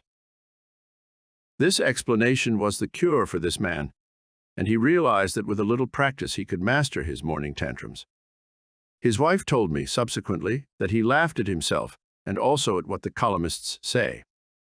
They no longer have power to disturb, annoy, or irritate him. His ulcers have disappeared due to his emotional poise and serenity. I hate women, but I like men. A private secretary was very bitter towards some of the girls in her office because they were gossiping about her, and as he said, spreading vicious lies about her. She admitted that she did not like women. She said, "I hate women, but I like men." I discovered also that she spoke to the girls who were under her in the office in a very haughty, imperious, and irritable tone of voice. She pointed out that they took delight in making things difficult for her. There was a certain pomposity in her way of speaking, and I could see where her tone of voice would affect some people unpleasantly. If all the people in the office of factory annoy you, isn't it a possibility that the vibration, annoyance, and turmoil may be due to some subconscious pattern or mental projection from you? We know that a dog will react ferociously if you hate or fear dogs. Animals pick up your subconscious vibrations and react accordingly. Many undisciplined human beings are just as sensitive as dogs, cats, and other animals. I suggested a process of prayer to this private secretary who hated women, explaining to her that when she began to identify herself with spiritual virtues and commenced to affirm the truths of life, her voice, mannerisms, and hatred of women would completely disappear. She was surprised to know that the emotion of hatred shows up in a person's speech, actions, in his writings, and in all phases of his life. She ceased reacting in the typical resentful and angry way. She established a pattern of prayer, which she practiced regularly, systematically, and conscientiously in the office. The prayer was as follows: I think, speak, and act lovingly, quietly, and peacefully. I now radiate love, peace, tolerance, and kindness to all the girls who criticized me and gossiped about me. I anchor my thoughts on peace, harmony, and goodwill to all. Whenever I am about to react negatively, say firmly to myself, I am going to think, speak, and act from the standpoint of the principle of harmony, health, and peace within myself. Creative intelligence leads, rules, and guides me in all my ways. The practice of this prayer transformed her life, and she found that all criticism and annoyance ceased. The girls became co-workers and friends along life's journey. She discovered that there is no one to change but myself. His inner speech held back his promotion. One day a salesman came to see me and described his difficulties in working with the sales manager of his organization. He had been with the company 10 years and had received no promotion or recognition of any kind. He showed me his sales figures, which were greater proportionately than the other men in the territory. He said that his sales manager did not like him, that he was unjustly treated, and that at conferences the manager was rude to him and at times ridiculed his suggestions. I explained that undoubtedly the cause was to a great degree within himself, and that his concept and belief about his superior bore witness to the reaction of this man. The measure we meet shall be measured to us again. His mental measure or concept of the sales manager was that he was mean and cantankerous. He was filled with bitterness and hostility toward the executive. On his way to work, he conducted a vigorous conversation with himself filled with criticism, mental arguments, recriminations, and denunciations of his sales manager. What he gave out mentally, he was inevitably bound to get back. This salesman realized that his inner speech was highly destructive because of the intensity and force of his silent thoughts and emotions, and personally conducted mental condemnation and vilification of the sales manager entered into his own subconscious mind. This brought about the negative response from his boss, as well as creating many other personal, physical, and emotional disorders. He began to pray frequently as follows: I am the only thinker in my universe. I am responsible for what I think about my boss. My sales manager is not responsible for the way I think about him. I refuse to give power to any person, place, or thing to annoy me or disturb me. I wish health, success, peace of mind, and happiness for my boss. I sincerely wish him well, and I know he is divinely guided in all his ways. He repeated this prayer out loud, slowly, quietly, and feelingly, knowing that his mind is like a garden, and that whatever he plants in the garden will come forth like seeds after their kind. I also taught him to practice mental imagery prior to sleep in this way. He imagined that his sales manager was congratulating him on his fine work, on his zeal and enthusiasm, and on his wonderful response from customers. He felt the reality of all this, felt his handshake, heard the tone of his voice, and saw him smile. He made a real mental movie, dramatizing it to the best of his ability. Night after night, he conducted this mental move, knowing that his subconscious mind was the receptive plate on which his conscious imagery would be impressed. Gradually, by a process of what may be termed mental and spiritual osmosis, the impression was made on his subconscious mind, and the expression automatically came forth. The sales manager subsequently called him up to San Francisco, congratulated him, and gave him a new assignment as division sales manager over 100 men, with a big increase in salary. He changed his concept and estimate of his boss, and the latter responded accordingly. Becoming emotionally mature. What the other person says or does cannot really annoy or irritate you, except you permit him to disturb you. The only way he can annoy you is through your own thought. For example, if you get angry, you have to go through 4 stages in your mind. You begin to think about what he said. You decide to get angry and generate an emotion of rage. Then you decide to act. Perhaps you talk back and react in kind. You see that the thought, emotion, reaction, and action all take place in your mind. When you become emotionally mature, you do not respond negatively to the criticism and resentment of others. To do so would mean that you had descended to that state of low mental vibration and become one with the negative atmosphere of the other. Identify yourself with your aim in life and do not permit any person, place, or thing to deflect you from your inner sense of peace, tranquility, and radiant health. The meaning of love in harmonious human relations.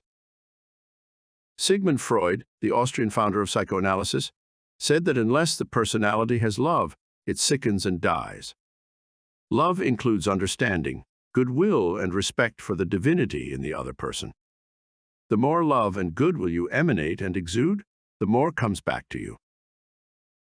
If you puncture the other fellow's ego and would his estimate of himself, you cannot gain his goodwill.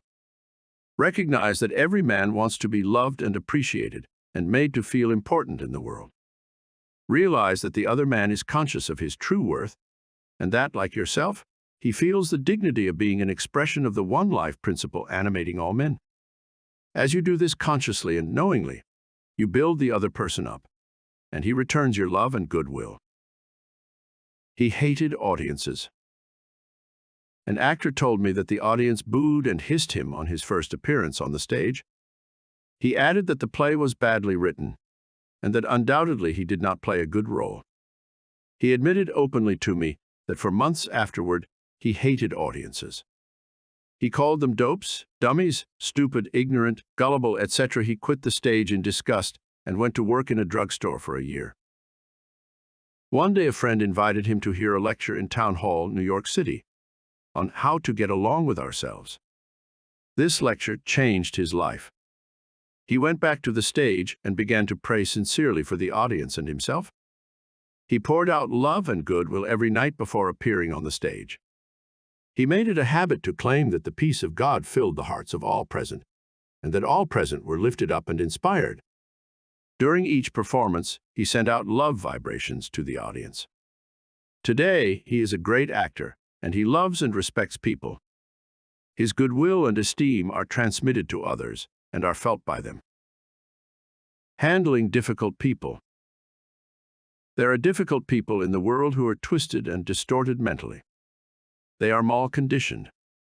Many are mental delinquents, argumentative, uncooperative, cantankerous, cynical, and sour on life. They are sick psychologically. Many people have deformed and distorted minds, probably warped during childhood. Many have congenital deformities. You would not condemn a person who had tuberculosis, nor should you condemn a person who is mentally ill. No one, for example, hates or resents a hunchback. There are many mental hunchbacks. You should have compassion and understanding. To understand all is to forgive all. Misery loves company. The hateful, frustrated, distorted, and twisted personality is out of tune with the infinite. He resents those who are peaceful, happy, and joyous. Usually he criticizes, condemns, and vilifies those who have been very good and kind to him. His attitude is this: why should they be so happy when he is so miserable? He wants to drag them down to his own level. Misery loves company. When you understand this, you remain unmoved, calm, and dispassionate. The practice of empathy in human relations. A girl visited me recently stating that she hated another girl in her office. She gave her reason that the other girl was prettier, happier, and wealthier than she, and in addition, was engaged to the boss of the company where they worked. One day after the marriage had taken place, the crippled daughter, by a former marriage, of the woman whom she hated came into the office. The child put her arms around her mother and said, "Mommy, Mommy, I love my new daddy. Look what he gave me." She showed her mother a wonderful new toy. She said to me, "My heart went out to that little girl, and I knew how happy she must feel. I got a vision of how happy this woman was. All of a sudden, I felt love for her, and I went into the office, wished her all the happiness in the world, and I meant it."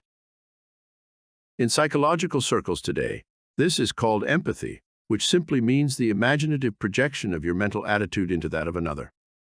She projected her mental mood or the feeling of her heart into that of the other woman, and began to think and look out through the other woman's brain.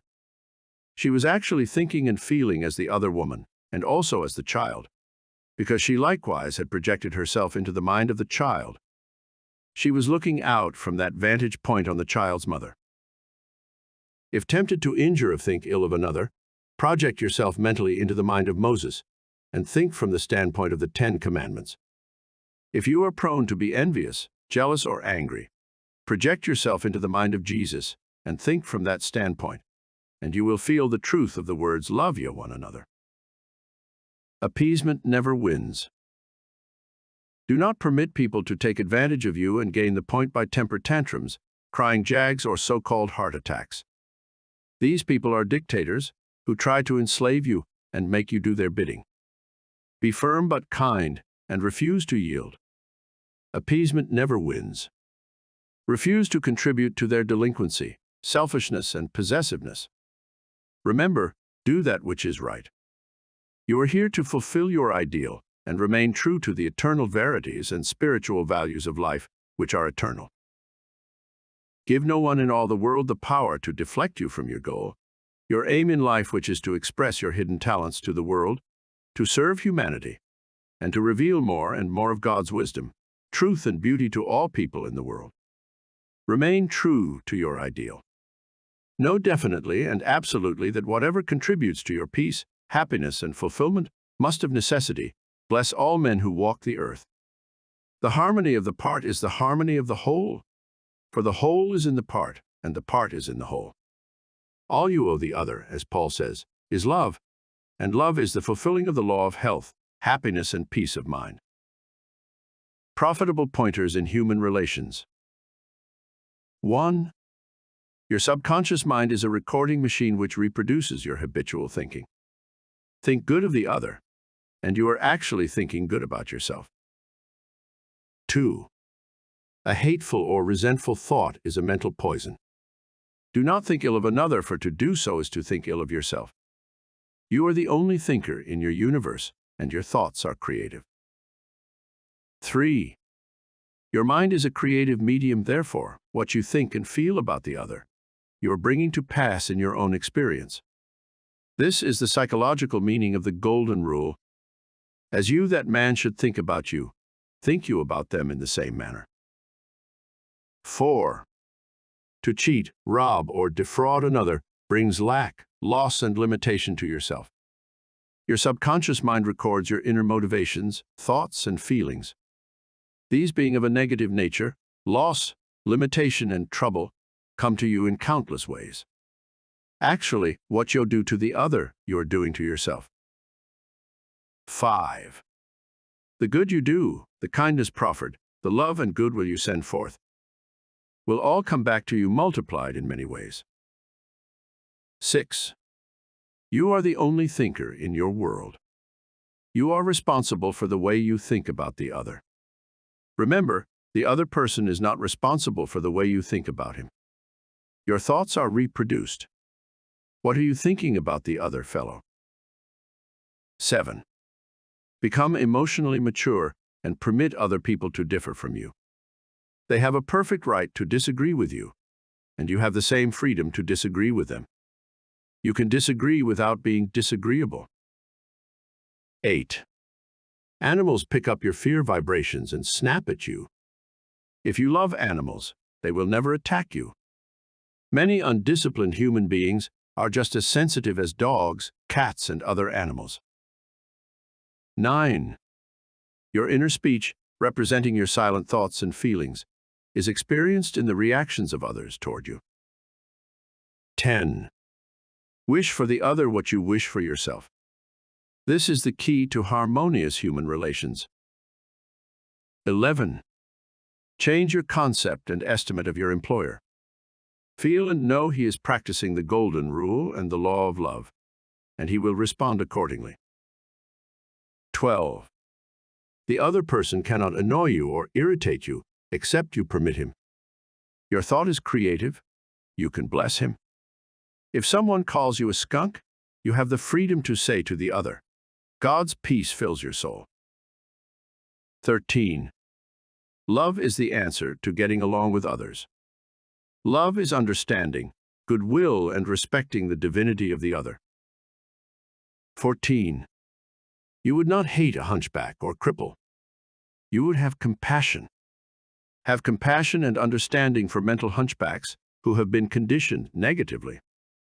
To understand all is to forgive all. 15. Rejoice in the success, promotion, and good fortune of the other. In doing so, you attract good fortune to yourself. 16. Never yield to emotional scenes and tantrums of others. Appeasement never wins. Do not be a doormat. Adhere to that which is right. Stick to your ideal, knowing that the mental outlook which gives you peace, happiness, and joy is right, good, and true. What blesses you, blesses all. All you owe any person in the world is love, and love is wishing for everyone what you wish for yourself, health, happiness, and all the blessings of life. Chapter 17, How to Use Your Subconscious for Forgiveness. Life plays no favorites. God is life, and this life principle is flowing through you this moment. God loves to express himself as harmony, peace, beauty, joy, and abundance through you. This is called the will of God, or the tendency of life. If you set up resistance in your mind to the flow of life through you, this emotional congestion will get snarled up in your subconscious mind and cause all kinds of negative conditions. God has nothing to do with unhappy or chaotic conditions in the world. All these conditions are brought about by man's negative and destructive thinking. Therefore, it is silly to blame God for your trouble or sickness. Many persons habitually set up mental resistance to the flow of life by accusing and reproaching God for the sin, sickness, and suffering of mankind. Others cast blame on God for their pains, aches, loss of loved ones, personal tragedies, and accidents. They are angry at God, and they believe he is responsible for their misery. As long as people entertain such negative concepts about God, they will experience the automatic negative reactions from their subconscious minds. Actually, such people do not know that they are punishing themselves. They must see the truth, find release, and give up all condemnation, resentment, and anger against anyone or any power outside themselves. Otherwise, they cannot go forward into a healthy, happy, or creative activity. The minute these people entertain a God of love in their minds and hearts, and when they believe that God is the loving Father who watches over them, cares for them, guides them, sustains and strengthens them, this concept and belief about God, or the life principle, will be accepted by their subconscious mind, and they will find themselves blessed in countless ways. Life always forgives you. Life forgives you when you cut your finger. The subconscious intelligence within you sets about immediately to repair it. New cells build bridges over the cut. Should you take some tainted food by error, Life forgives you and causes you to regurgitate it in order to preserve you. If you burn your hand, the life principle reduces the edema and congestion and gives you new skin, tissue, and cells. Life holds no grudges against you, and it is always forgiving you. Life brings you back to health, vitality, harmony, and peace if you cooperate by thinking in harmony with nature. Negative, hurtful memories, bitterness, and ill will clutter up and impede the free flow of the life principle in you. How he banished that feeling of guilt. I knew a man who worked every night until about 1 o'clock in the morning. He paid no attention to his two boys or his wife. He was always too busy working hard. He thought people should pat him on the back because he was working so arduously and persistently past midnight every night. He had a blood pressure over 200 and was full of guilt. Unconsciously, he proceeded to punish himself by hard work, and he completely ignored his children. A normal man does not do that. He is interested in his boys and in their development. He does not shut his wife out of his world. I explained to him why he was working so arduously. There is something eating you inside, otherwise you would not act this way. You are punishing yourself, and you have to learn to forgive yourself. He did have a deep sense of guilt. It was toward a brother. I explained to him that God was not punishing him, but that he was punishing himself. For example, if you misuse the laws of life, you will suffer accordingly. If you put your hand on a naked charged wire, you will get burned. The forces in nature are not evil. It is your use of them that determines whether they have a good or evil effect. Electricity is not evil. It depends on how you use it, whether to burn down a structure or light up a home. The only sin is ignorance of the law, and the only punishment is the automatic reaction of man's misuse of the law. If you misuse the principle of chemistry, you may blow up the office or the factory. If you strike your hand on a board, you may cause your hand to bleed. The board is not for that purpose. Its purpose may be to lean upon or to support your feet. This man realized that God does not condemn or punish anyone, and that all his suffering was due to the reaction of his submind to his own negative and destructive thinking. He had cheated his brother at one time, and the brother had now passed on. Still, he was full of remorse and guilt. I asked him, "Would you cheat your brother now?" He said, "No." "Did you feel you were justified at the time?" His reply was, "Yes." "But you would not do it now?" he added. "No, I am helping others to know how to live." I added the following comment: "You have a greater reason and understanding now. Forgiveness is to forgive yourself. Forgiveness is getting your thoughts in line with the divine law of harmony. Self-condemnation is called hell, bondage and restriction. Forgiveness is called heaven, harmony and peace." The burden of guilt and self-condemnation was lifted from his mind, and he had a complete healing. The doctor tested his blood pressure, and it had become normal. The explanation was the cure. A murderer learned to forgive himself. A man who murdered his brother in Europe visited me many years ago. He was suffering from great mental anguish and torture, believing that God must punish him. He explained that his brother had been having an affair with his wife, and that he had shot him on the spur of the moment. This had happened about 15 years previous to his interview with me. In the meantime, this man had married an American girl and had been blessed with 3 lovely children. He was in a position where he helped many people, and he was a transformed man. My explanation to him was that physically and psychologically, he was not the same man who shot his brother, since scientists inform us that every cell of our bodies changes every 11 months. Moreover, mentally and spiritually, he was a new man. He was now full of love and goodwill for humanity. The old man who committed the crime 15 years before was mentally and spiritually dead. Actually, he was condemning an innocent man. This explanation had a profound effect upon him, and he said it was as if a great weight had been lifted from his mind. He realized the significance of the following truth in the Bible. "Come now, let us reason together, saith the Lord. Though your sins be as scarlet, they shall be as white as snow. Though they be red like crimson, they shall be as wool. Isaiah 1:18. Criticism cannot hurt you without your consent.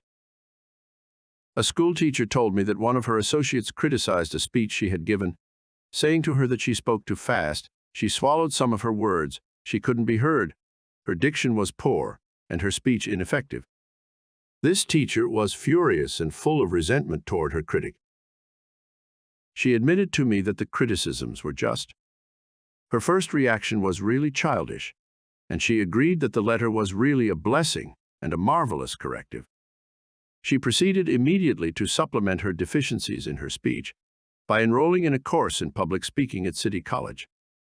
She wrote and thanked the writer of the note for her interest, expressing appreciation for her conclusions and findings, which enabled the teacher to correct the matter at once. How to be compassionate. Suppose none of the things mentioned in the letter had been true of the teacher. The latter would have realized that her class material had upset the prejudices, superstitions, or narrow sectarian beliefs of the writer of the note, and that a psychologically ill person was simply pouring forth her resentment because a psychological boil had been hurt. To understand this fact is to be compassionate. The next logical step would be to pray for the other person's peace, harmony, and understanding. You cannot be hurt when you know that you are master of your thoughts, reactions, and emotions.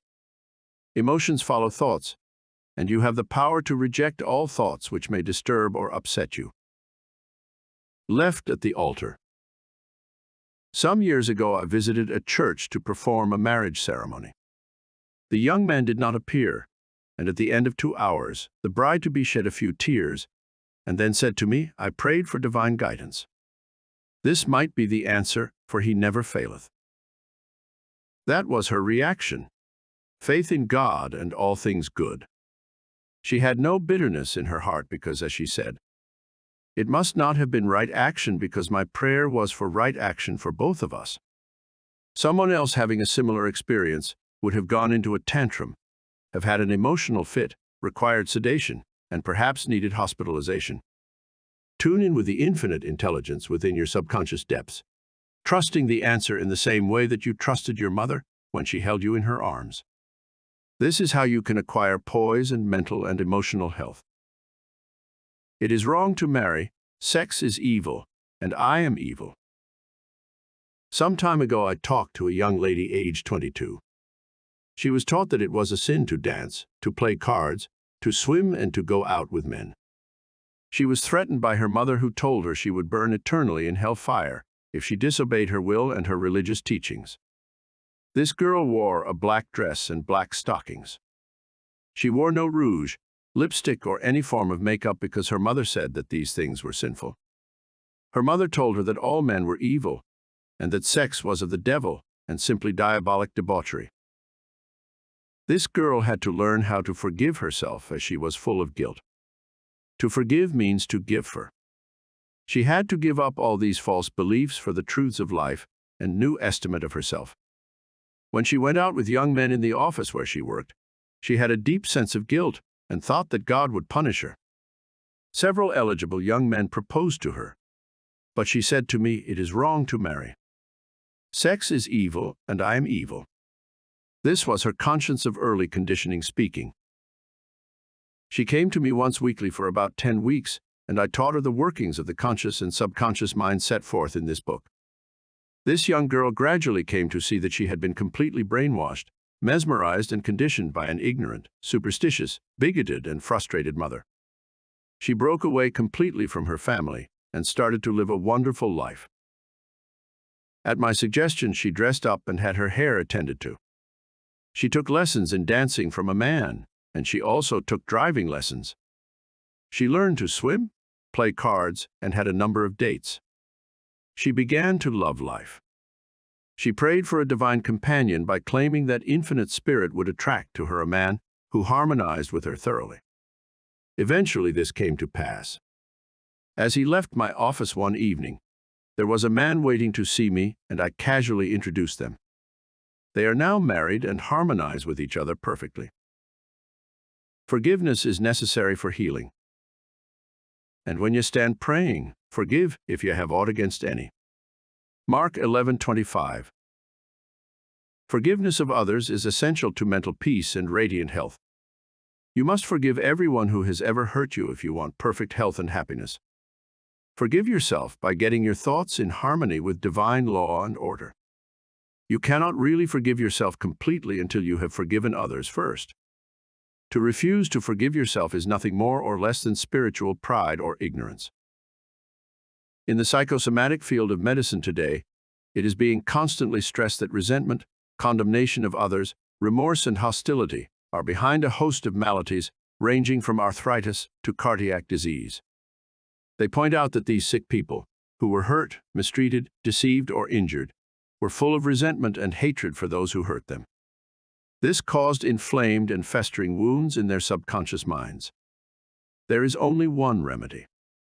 They have to cut out and discard their hurts, and the one and only sure way is by forgiveness. Forgiveness is love in action. The essential ingredient in the art of forgiveness is the willingness to forgive.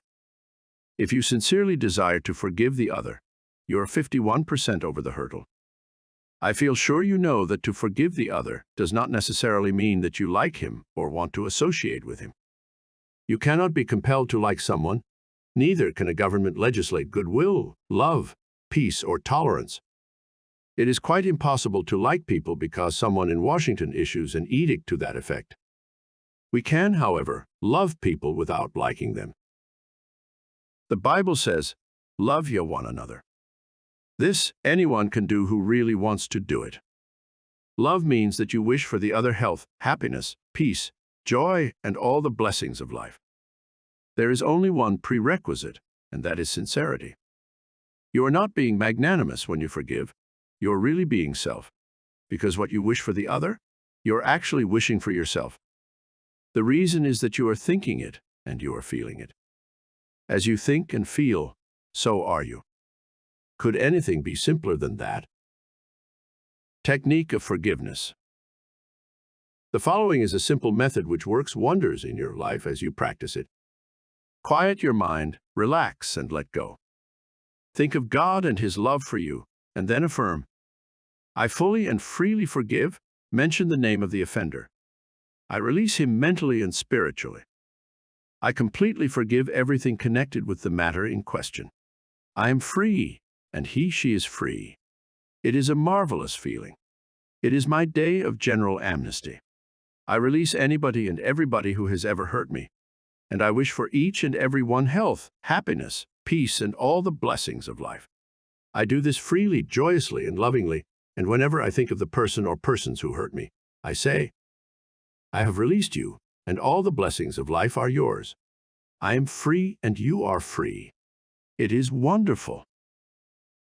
The great secret of true forgiveness is that once you have forgiven the person, it is unnecessary to repeat the prayer. Whenever the person comes to your mind, or the particular hurt happens to enter your mind, wish the delinquent well and say, "Peace be to you." Do this as often as the thought enters your mind.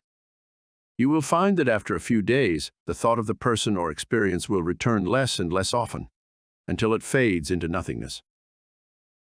The acid test for forgiveness. There is an acid test for gold. There is also an acid test for forgiveness. If I should tell you something wonderful about someone who has wronged you, cheated you, or defrauded you, and you sizzled at hearing the good news about this person, the roots of hatred would still be in your subconscious mind, playing havoc with you. Let us suppose you had a painful abscess on your jaw a year ago, and you told me about it. I would casually ask you if you had any pain now. You would automatically say, "Of course not. I have memory of it, but no pain." That is the whole story. You may have a memory of the incident, but no sting or hurt anymore. This is the acid test, and you must meet it psychologically and spiritually otherwise.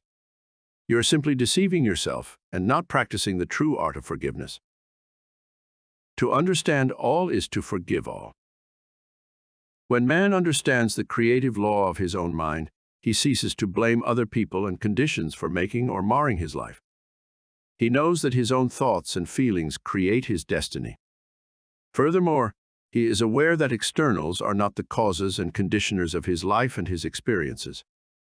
To think that others can march your happiness, that you are the football of a cruel fate, that you must oppose and fight others for a living, all these and others like them, are untenable when you understand that thoughts are things. The Bible says the same thing. For as a man thinketh in his heart, so is he. Proverbs. Summary of your aids to forgiveness. 1. God or life is no respecter of persons. Life plays no favorites. Life or God seems to favor you when you align yourself with the principle of harmony, health, joy, and peace. 2. God or life never sends disease, sickness, accident, or suffering. We bring these things on ourselves by our own negative thinking based upon the law as we sow. So shall we reap. 3. Your concept of God is the most important thing in your life. If you really believe in a God of love, your subconscious mind will respond in countless blessings to you. Believe in a God of love. 4. Life or God holds no grudge against you. Life never condemns you. Life heals a severe cut on your hand. Life forgives you if you burn your finger. It reduces the edema and restores the part to wholeness and perfection. 5. Your guilt complex is a false concept of God and life. God or life does not punish or judge you. You do this to yourself by your false beliefs, negative thinking, and self-condemnation. 6. God or life does not condemn or punish you. The forces of nature are not evil. The effect of their use depends on how you use the power within you. You can use electricity to kill someone or to light the house. You can use water to drown a child or quench his thirst. Good and evil come right back to the thought and purpose in man's own mind. 7. God or life never punishes. Man punishes himself by his false concepts of God, life, and the universe. His thoughts are creative, and he creates his own misery. 8. If another criticizes you, and these faults are within you, rejoice, give thanks, and appreciate the comments. This gives you the opportunity to correct the particular fault. 9. You cannot be hurt by criticism when you know that you are master of your thoughts, reactions, and emotions. This gives you the opportunity to pray and bless the other, thereby blessing yourself. 10. When you pray for guidance and right action, take what comes. Realize it is good and very good. Then there is no cause for self-pity, criticism, or hatred. 11. There is nothing good or bad, but thinking makes it so. There is no evil in sex, the desire for food, wealth, or true expression. It depends on how you use these urges, desires, and aspirations. Your desire for food can be met without killing someone for a loaf of bread. 12. Resentment, hatred, ill will, and hostility are behind a host of maladies. Forgive yourself and everybody else by pouring out love, life, joy, and goodwill to all those who have hurt you. Continue until such time as you meet them in your mind and you are at peace with them. 13. To forgive is to give something for. Give love, peace, joy, wisdom, and all the blessings of life to the other, until there is no sting left in your mind. This is really the acid test of forgiveness. 14. Let us suppose you had an abscess in your jaw about a year ago. It was very painful. Ask yourself if it is painful now. The answer is negative. Likewise, if someone has hurt you, lied about and vilified you, and said all manner of evil about you, is your thought of that person negative? Do you sizzle when he or she comes into your mind? If so, the roots of hatred are still there, playing havoc with you and your good. The only way is to wither them with love by wishing for the person all the blessings of life, until you can meet the person in your mind, and you can sincerely react without benediction of peace and goodwill. This is the meaning of forgive until 70 times 7. Chapter 18. How your subconscious removes mental blocks. The solution lies within the problem. The answer is in every question. If you are presented with a difficult situation and you cannot see your way clear, the best procedure is to assume that infinite intelligence within your subconscious mind knows all and sees all, has the answer, and is revealing it to you now. Your new mental attitude that the creative intelligence is bringing about a happy solution will enable you to find the answer. Rest assured that such an attitude of mind will bring order, peace, and meaning to all your undertakings. How to break or build a habit. You are a creature of habit. Habit is the function of your subconscious mind. You learn to swim, ride a bicycle, dance, and drive a car by consciously doing these things over and over again until they establish tracks in your subconscious mind.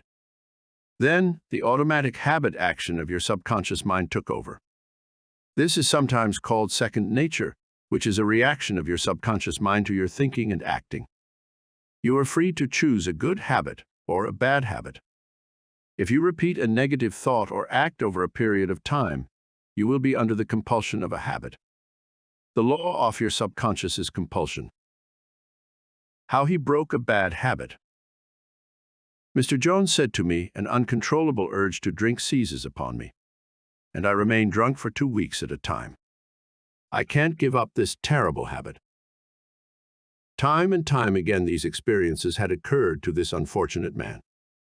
He had grown into the habit of drinking to excess. Although he had started drinking of his own initiative, he also began to realize that he could change the habit and establish a new one. He said that while through his willpower he was able to suppress his desires temporarily, his continued efforts to suppress the many urges only made matters worse. His repeated failures convinced him that he was hopeless and powerless to control his urge or obsession. This idea of being powerless operated as a powerful suggestion to his subconscious mind and aggravated his weakness, making his life a succession of failures. I taught him to harmonize the functions of the conscious and subconscious mind.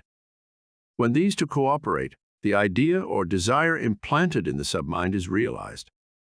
His reasoning mind agreed that if the old habit path or track had carried him into trouble, he could consciously form a new path to freedom, sobriety, and peace of mind. He knew that his destructive habit was automatic, but since it was acquired through his conscious choice, he realized that if he had been conditioned negatively, he also could be conditioned positively. As a result, he ceased thinking of the fact that he was powerless to overcome the habit. Moreover, he understood clearly that there was no obstacle to his healing other than his own thought. Therefore, there was no occasion for great mental effort or mental coercion. The power of his mental picture. This man acquired a practice of relaxing his body and getting into a relaxed, drowsy, meditative state. Then he filled his mind with the picture of the desired end, knowing his subconscious mind could bring it about the easiest way. He imagined his daughter congratulating him on his freedom and saying to him, "Daddy, it's wonderful to have you home." He had lost his family through drink. He was not allowed to visit them, and his wife would not speak to him. Regularly, systematically, he used to sit down and meditate in the way outlined. When his attention wandered, he made it a habit to immediately recall the mental picture of his daughter with her smile, and the scene of his home, enlivened by her cheerful voice. All this brought about a reconditioning of his mind. It was a gradual process. He kept it up. He persevered, knowing that sooner or later he would establish a new habit pattern in his subconscious mind. I told him that he could liken his conscious mind to a camera, that his subconscious mind was the sensitive plate on which he registered and impressed the picture. This made a profound impression on him, and his whole aim was to firmly impress the picture on his mind and develop it there. Films are developed in the dark. Likewise, mental pictures are developed in the darkroom of the subconscious mind. Focused attention. Realizing that his conscious mind was simply a camera, he used no effort. There was no mental struggle. He quietly adjusted his thoughts and focused his attention on the scene before him, until he gradually became identified with the picture. He became absorbed in the mental atmosphere, repeating the mental movie frequently. There was no room for doubt that a healing would follow. When there was any temptation to drink, he would switch his imagination from any reveries of drinking bouts to the feeling of being at home with his family. He was successful because he confidently expected to experience the picture he was developing in his mind. Today, he is president of a multi-million-dollar concern and is radiantly happy. He said a jinx was following him. Mr. Block said that he had been making an annual income of $20,000, but for the past 3 months, all doors seemed to jam tightly. He brought clients up to the point where they were about to sign on the dotted line. And then at the 11th hour, the door closed. He added that perhaps a jinx was following him. In discussing the matter with Mr. Block, I discovered that 3 months previously, he had become very irritated, annoyed, and resentful toward a dentist who, after he had promised to sign a contract, had withdrawn at the last moment. He began to live in the unconscious fear that other clients would do the same, thereby setting up a history of frustration, hostility, and obstacles. He gradually built up in his mind a belief in obstruction and last-minute cancellations until a vicious circle had been established. What I fear most has come upon me. Mr. Block realized that the trouble was in his own mind and that it was essential to change his mental attitude. His run of so-called misfortune was broken in the following way.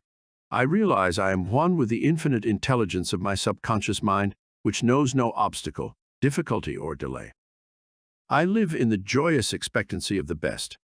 My deeper mind responds to my thoughts. I know that the work of the infinite power of my subconscious cannot be hindered. Infinite intelligence always finishes successfully whatever it begins. Creative wisdom works through me, bringing all my plans and purposes to completion. Whatever I start, I bring to a successful conclusion. My aim in life is to give wonderful service, and all those whom I contact are blessed by what I have to offer. All my work comes to full fruition in divine order.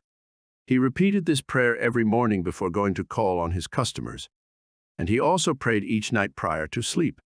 In a short time, he had established a new habit pattern in his subconscious mind, and he was back in his old accustomed stride as a successful salesman. How much do you want what you want? A young man asked Socrates how he could get wisdom. Socrates replied, "Come with me."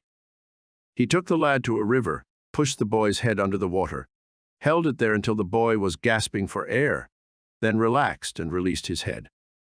When the boy regained his composure, he asked him, "What did you desire most when you were underwater?" "I wanted air," said the boy.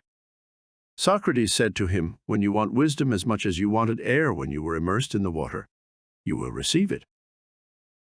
Likewise, when you really have an intense desire to overcome any block in your life, and you come to a clear-cut decision that there is a way out and that is the course you wish to follow, then victory and triumph are assured. If you really want peace of mind and inner calm, you will get it regardless of how unjustly you have been treated, or how unfair the boss has been, or what a mean scoundrel someone has proved to be.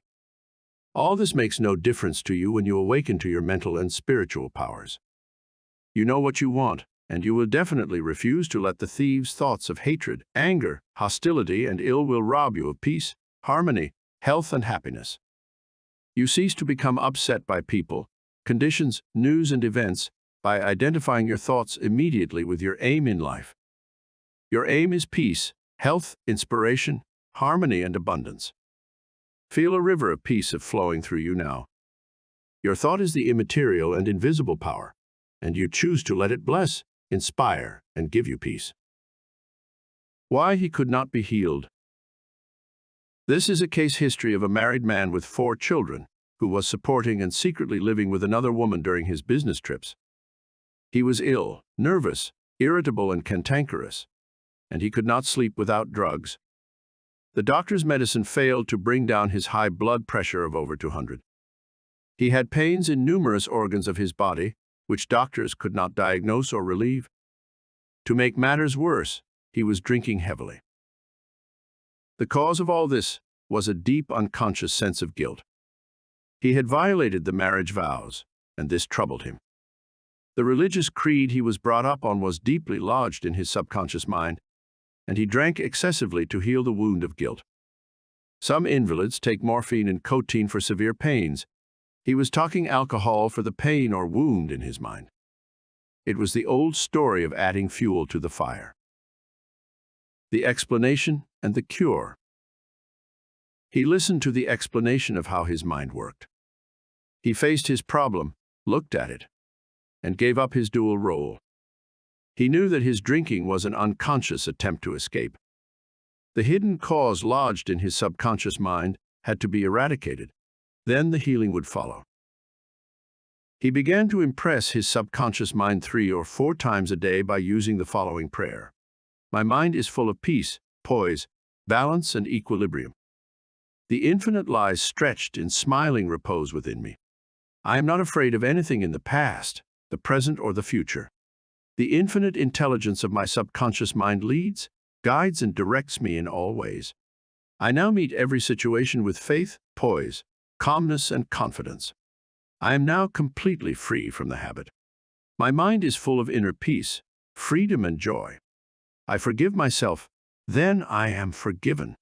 Peace, sobriety, and confidence reign supreme in my mind.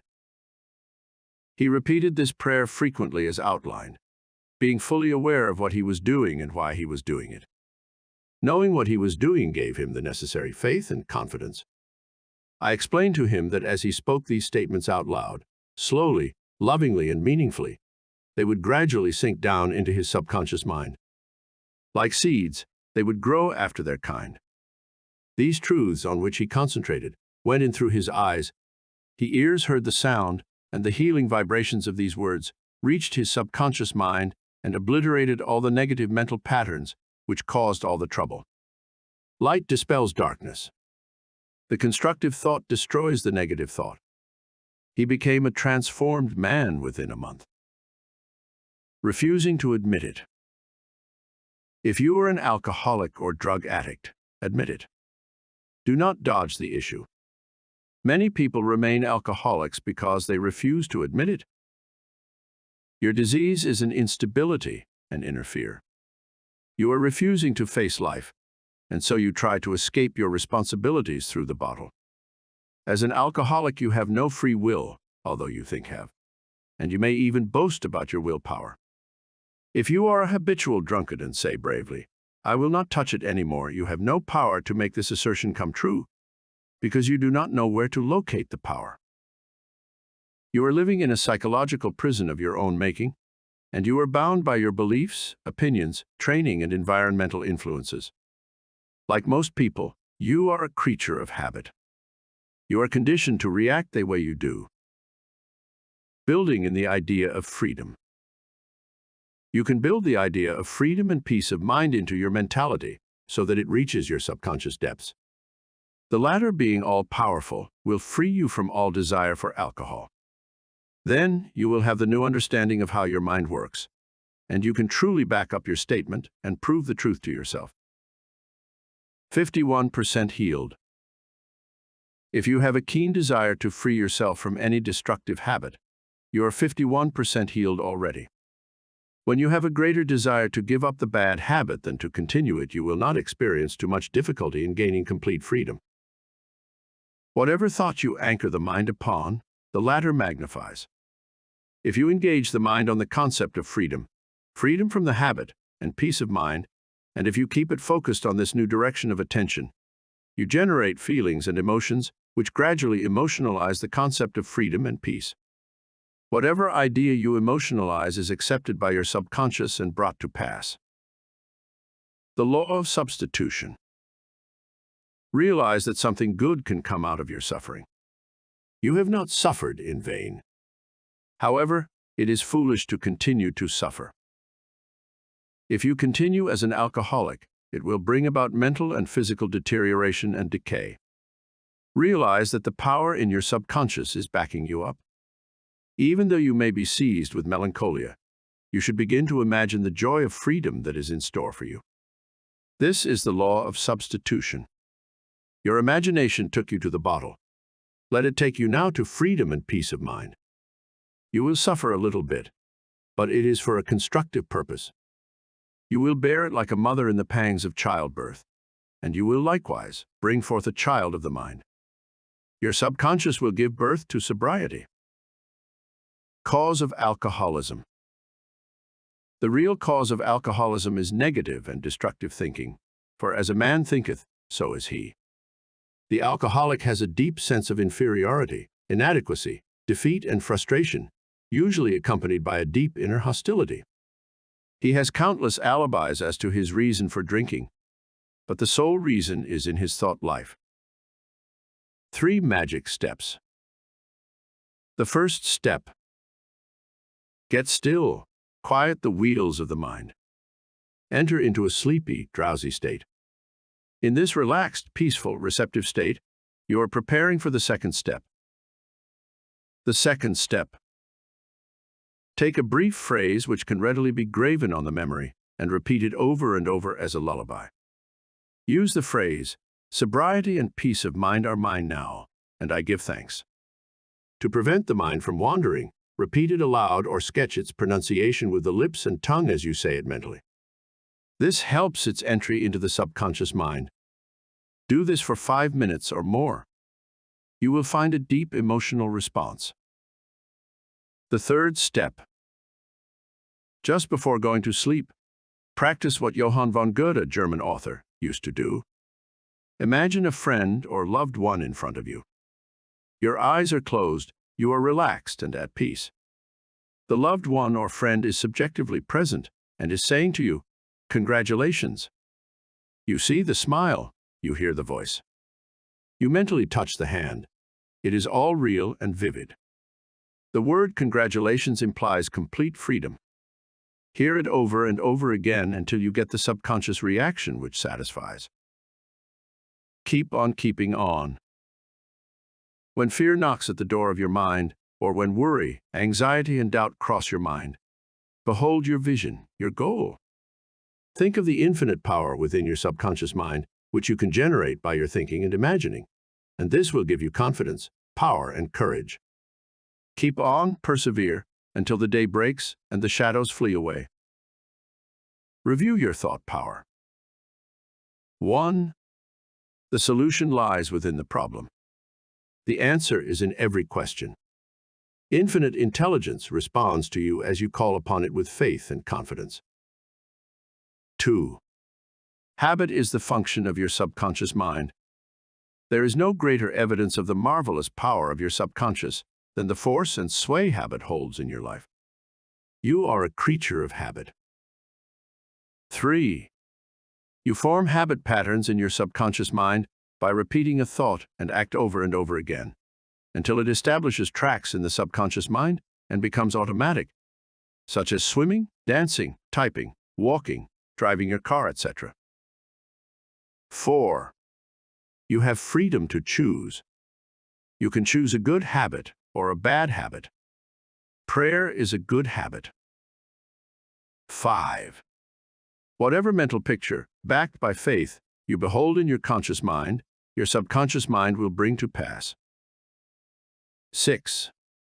The only obstacle to your success and achievement is your own thought or mental image.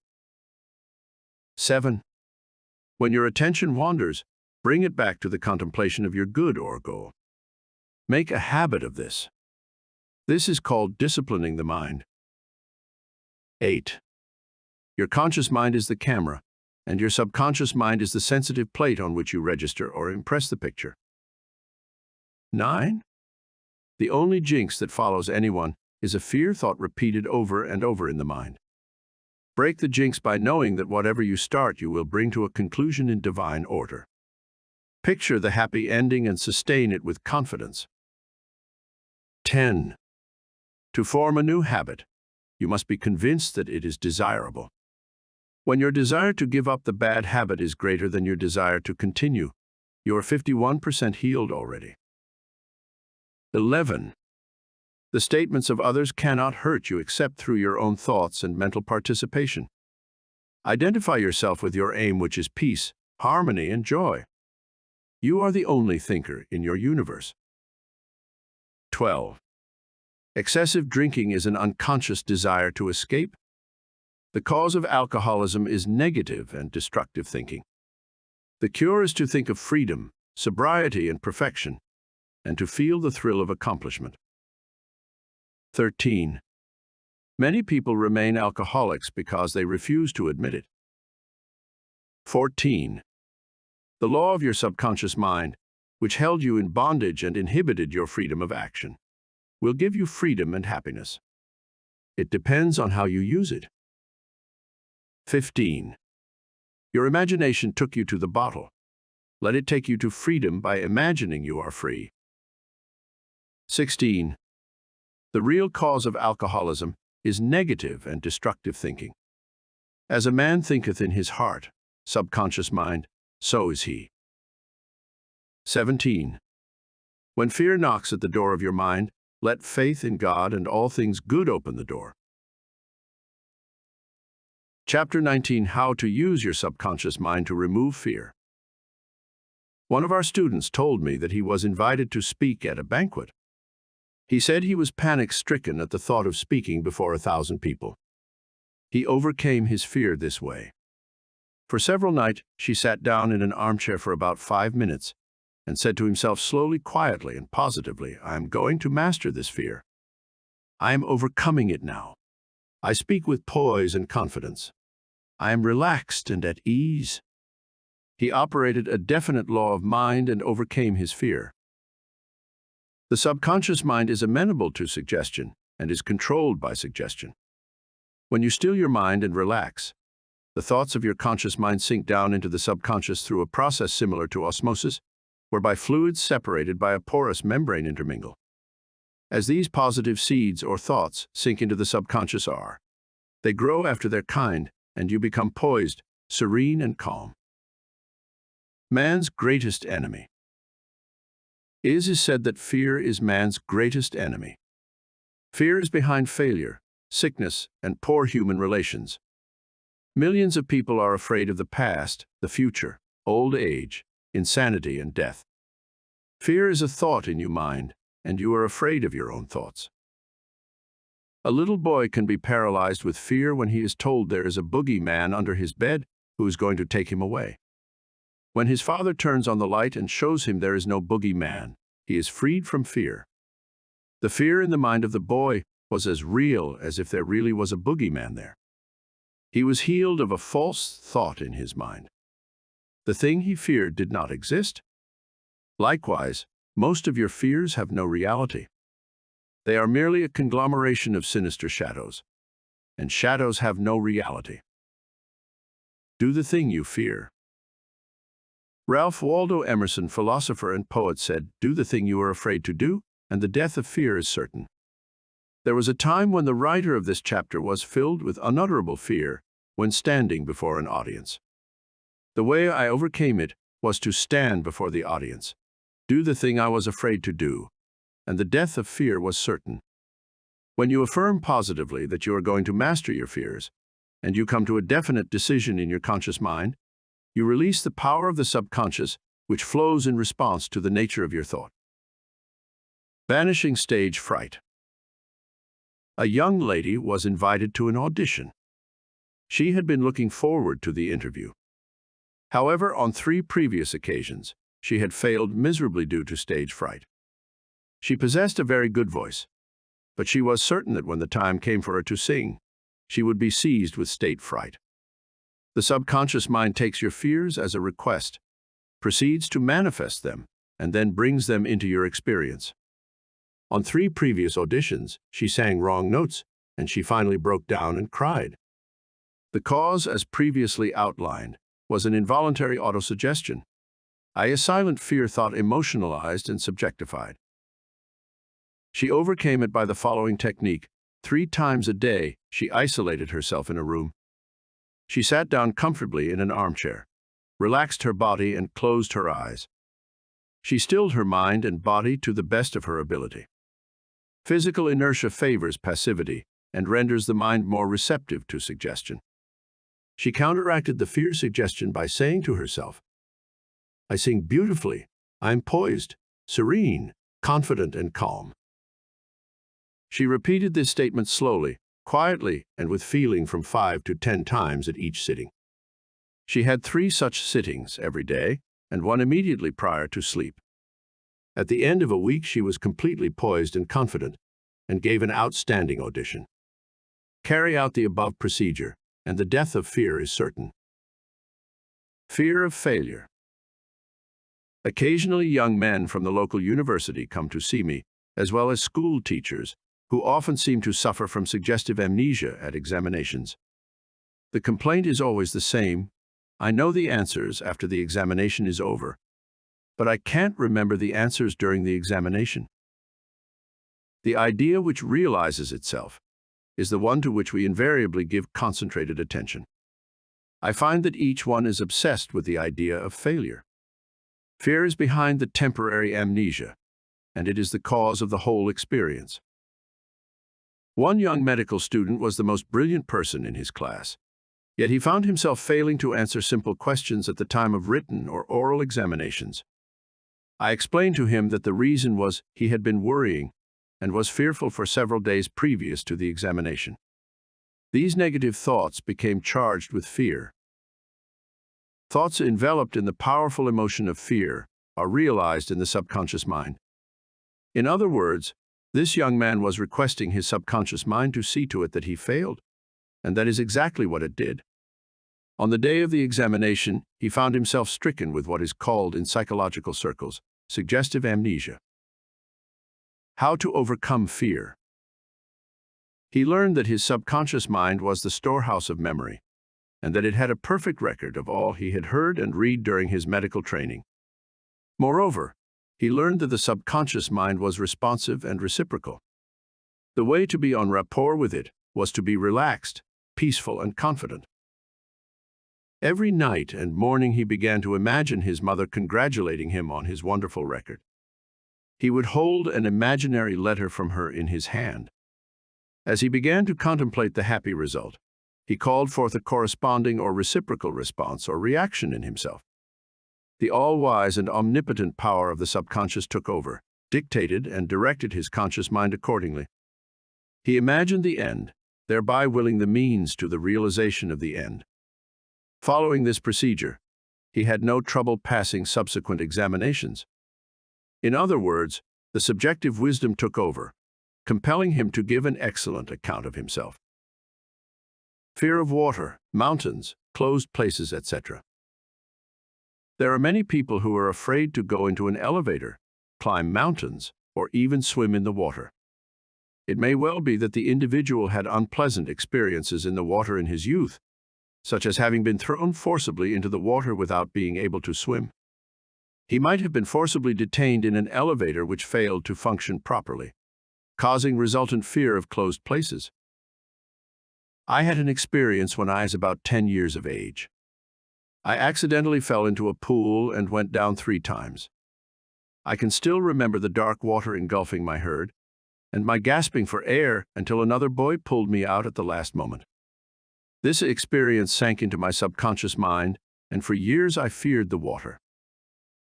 An elderly psychologist said to me, "Go down to the swimming pool, look at the water, and say out loud in strong tones, 'I'm going to master you. I can dominate you.'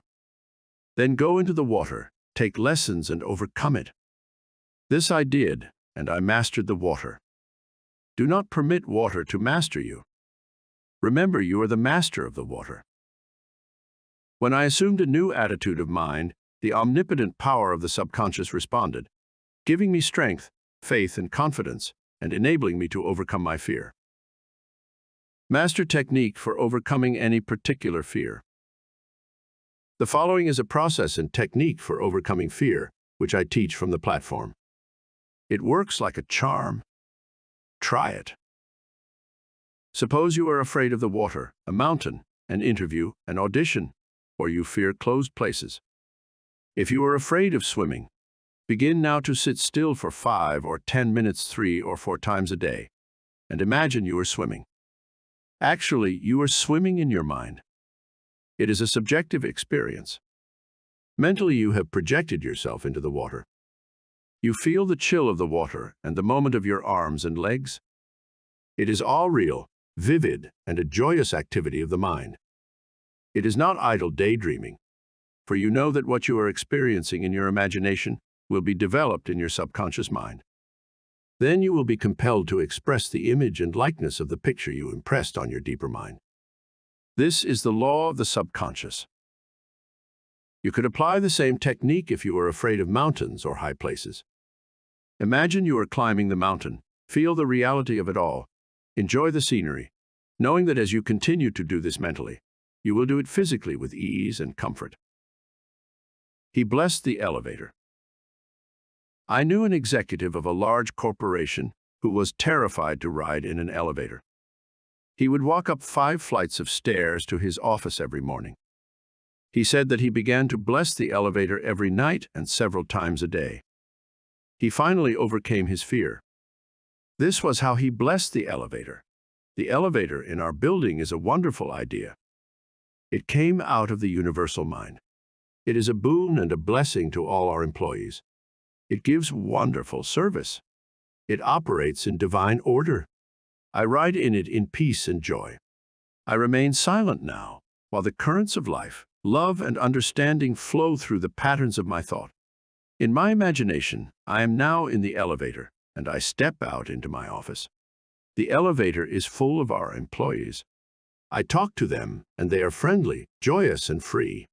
It is a wonderful experience of freedom, faith, and confidence. I give thanks. He continued this prayer for about 10 days, and on the 11th day, he walked into the elevator with other members of the organization and felt completely free. Normal and abnormal fear. Man is born with 2 fears, the fear of falling and the fear of noise. These are a sort of alarm system given you by nature as a means of self-preservation. Normal fear is good. You hear an automobile coming down the road, and you step aside to survive. The momentary fear of being run over is overcome by your action. All other fears were given to you by parents, relatives, teachers, and all those who influenced your early years. Abnormal fear. Abnormal fear takes place when man lets his imagination run riot. I knew a woman who was invited to go on a trip around the world by plane. She began to cut out of the newspapers all reports of airplane catastrophes. She pictured herself going down in the ocean, being drowned, etc. This is abnormal fear. Had she persisted in this, she would undoubtedly have attracted what she feared most. Another example of abnormal fear is that of a businessman in New York who was very prosperous and successful. He had his own private mental motion picture of which he was the director. He would run this mental movie of failure, bankruptcy, empty shelves, and no bank balance until he sank into a deep depression. He refused to stop this morbid imagery and kept reminding his wife that this can't last. There will be a recession. I feel sure we will go bankrupt, etc. His wife told me that he finally did go into bankruptcy, and all the things he imagined and feared came to pass. The things he feared did not exist, but he brought them to pass by constantly fearing, believing, and experiencing financial disaster. Job said, "The thing I feared has come upon me." There are people who are afraid that something terrible will happen to their children, and that some dreadful catastrophe will befall them. When they read about an epidemic or rare disease, they live in fear that they will catch it, and some imagine they have the disease already. All of this is abnormal fear. The answer to abnormal fear. Move mentally to the opposite. To stay at the extreme of fear is stagnation, plus mental and physical deterioration. When fear arises, there immediately comes with it a desire for something opposite to the thing feared. Place your attention on the thing immediately desired.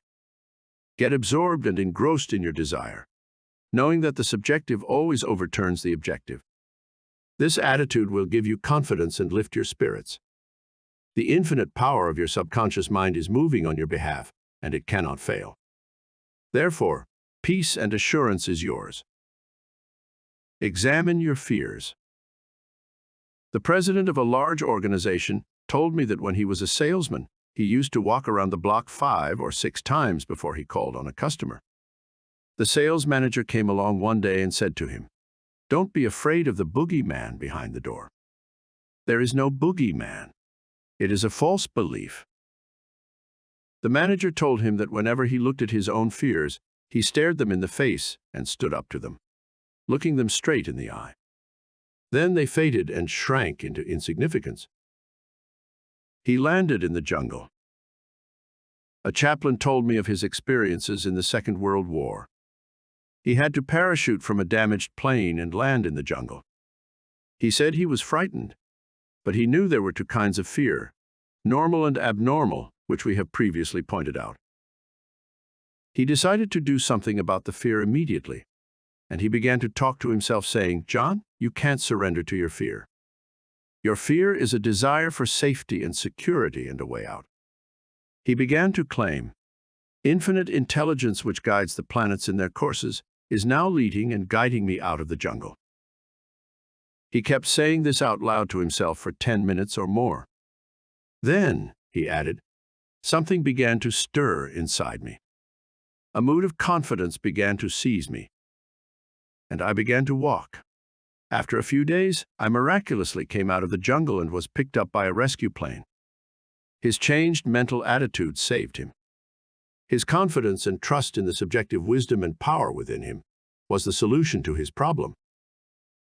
He said, "Had I begun to bemoan my fate and indulge my fears, I would have succumbed to the monster fear and probably would have died of fear and starvation." He dismissed himself. The general manager of an organization told me that for 3 years he feared he would lose his position. He was always imagining failure. The thing he feared did not exist, save as a morbid, anxious thought in his own mind. His vivid imagination dramatized the loss of his job until he became nervous and neurotic. Finally, he was asked to resign. Actually, he dismissed himself. His constant negative imagery and fear suggestions to his subconscious mind caused the latter to respond and react accordingly. It caused him to make mistakes and foolish decisions, which resulted in his failure as a general manager. His dismissal would never have happened if he had immediately moved to the opposite in his mind. They plotted against him. During a recent world lecture tour, I had a 2-hour conversation with a prominent government official. He had a deep sense of inner peace and serenity. He said that all the abuse he receives politically from newspapers and the opposition party never disturb him.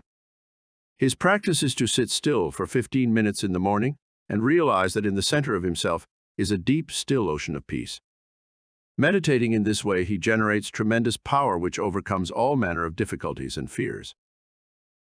Sometime previously, a colleague called him at midnight and told him a group of people were plotting against him. This is what he said to his colleague: "I'm going to sleep now in perfect peace. You can discuss it with me at 10 a.m. tomorrow."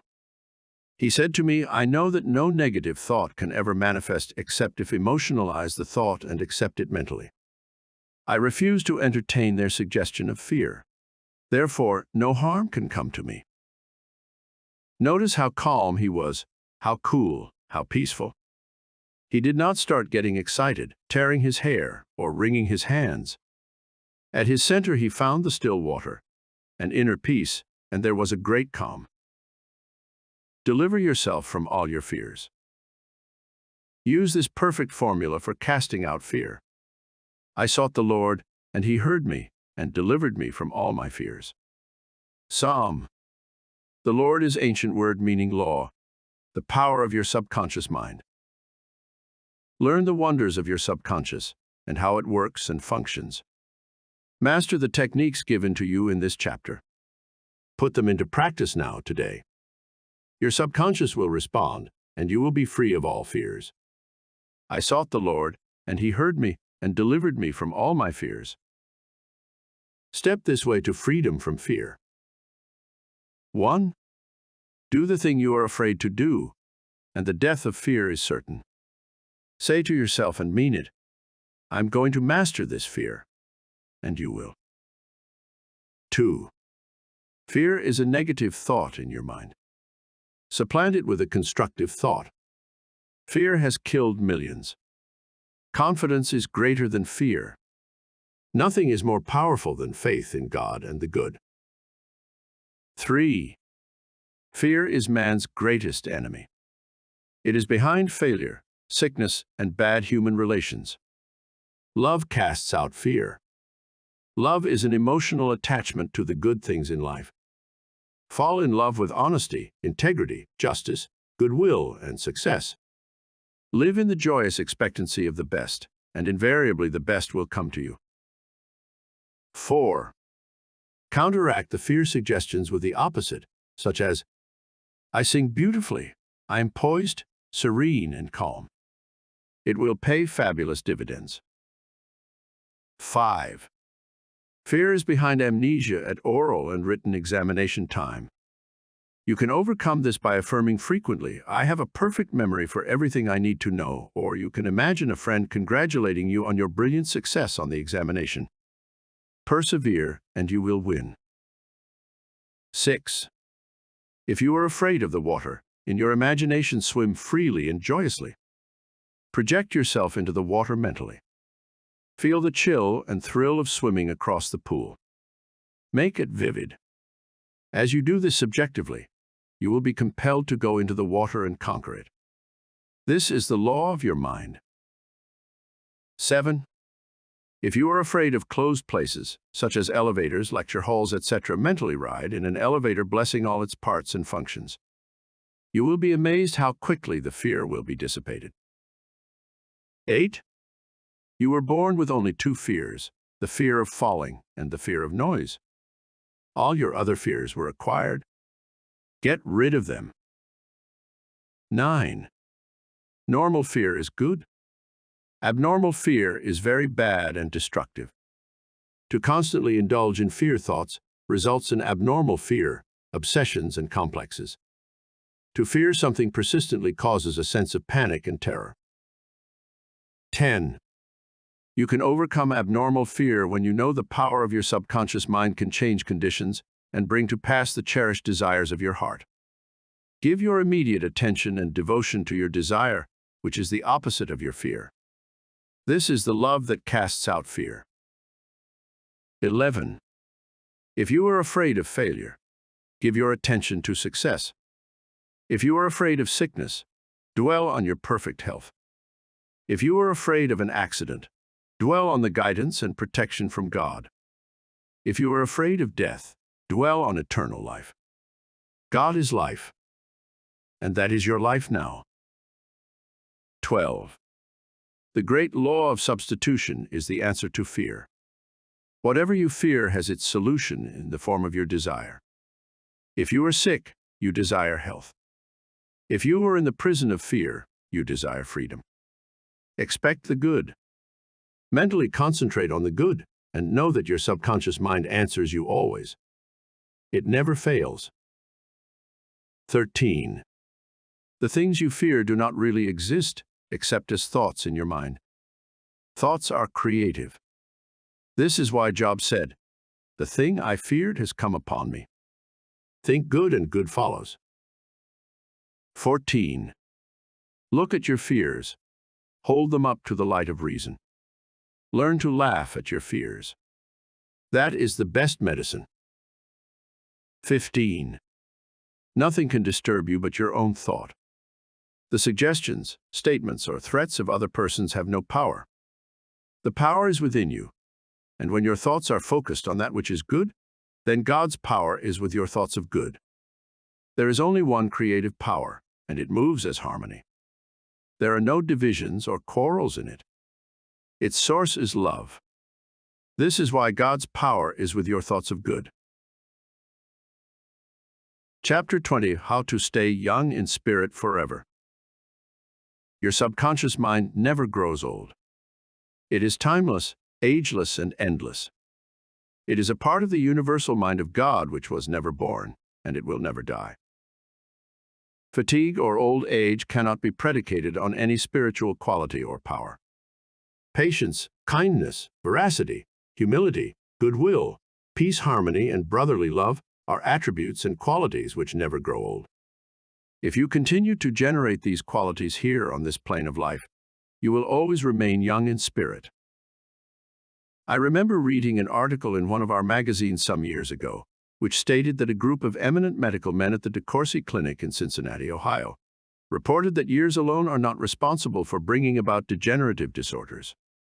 These same physicians stated that is the fear of time, not time itself, that has a harmful aging effect on our minds and bodies, and that the neurotic fear of the effects of time may well be the cause of premature aging.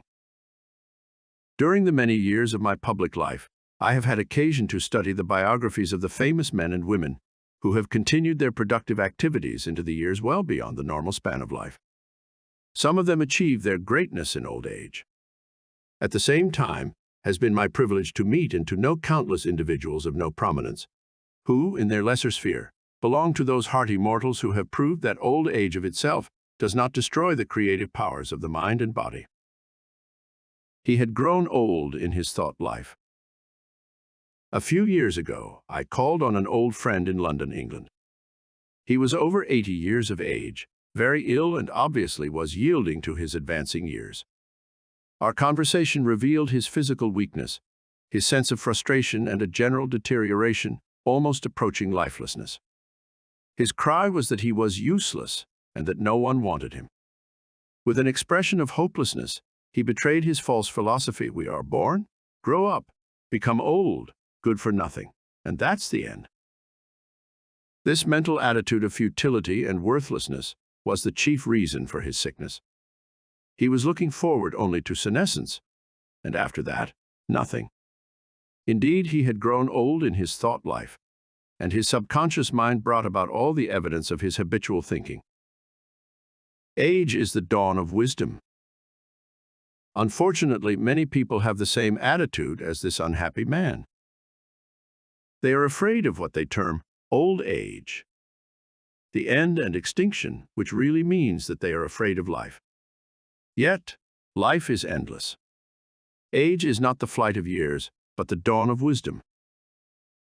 Wisdom is an awareness of the tremendous spiritual powers in your subconscious mind and the knowledge of how to apply these powers to lead a full and happy life.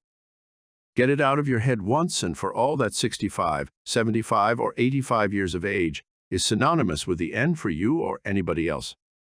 It can be the beginning of a glorious, fruitful, active, and most productive life pattern, better than you have ever experienced. Believe this, expect it, and your subconscious will bring it to pass. Welcome the change. Old age is not a tragic occurrence.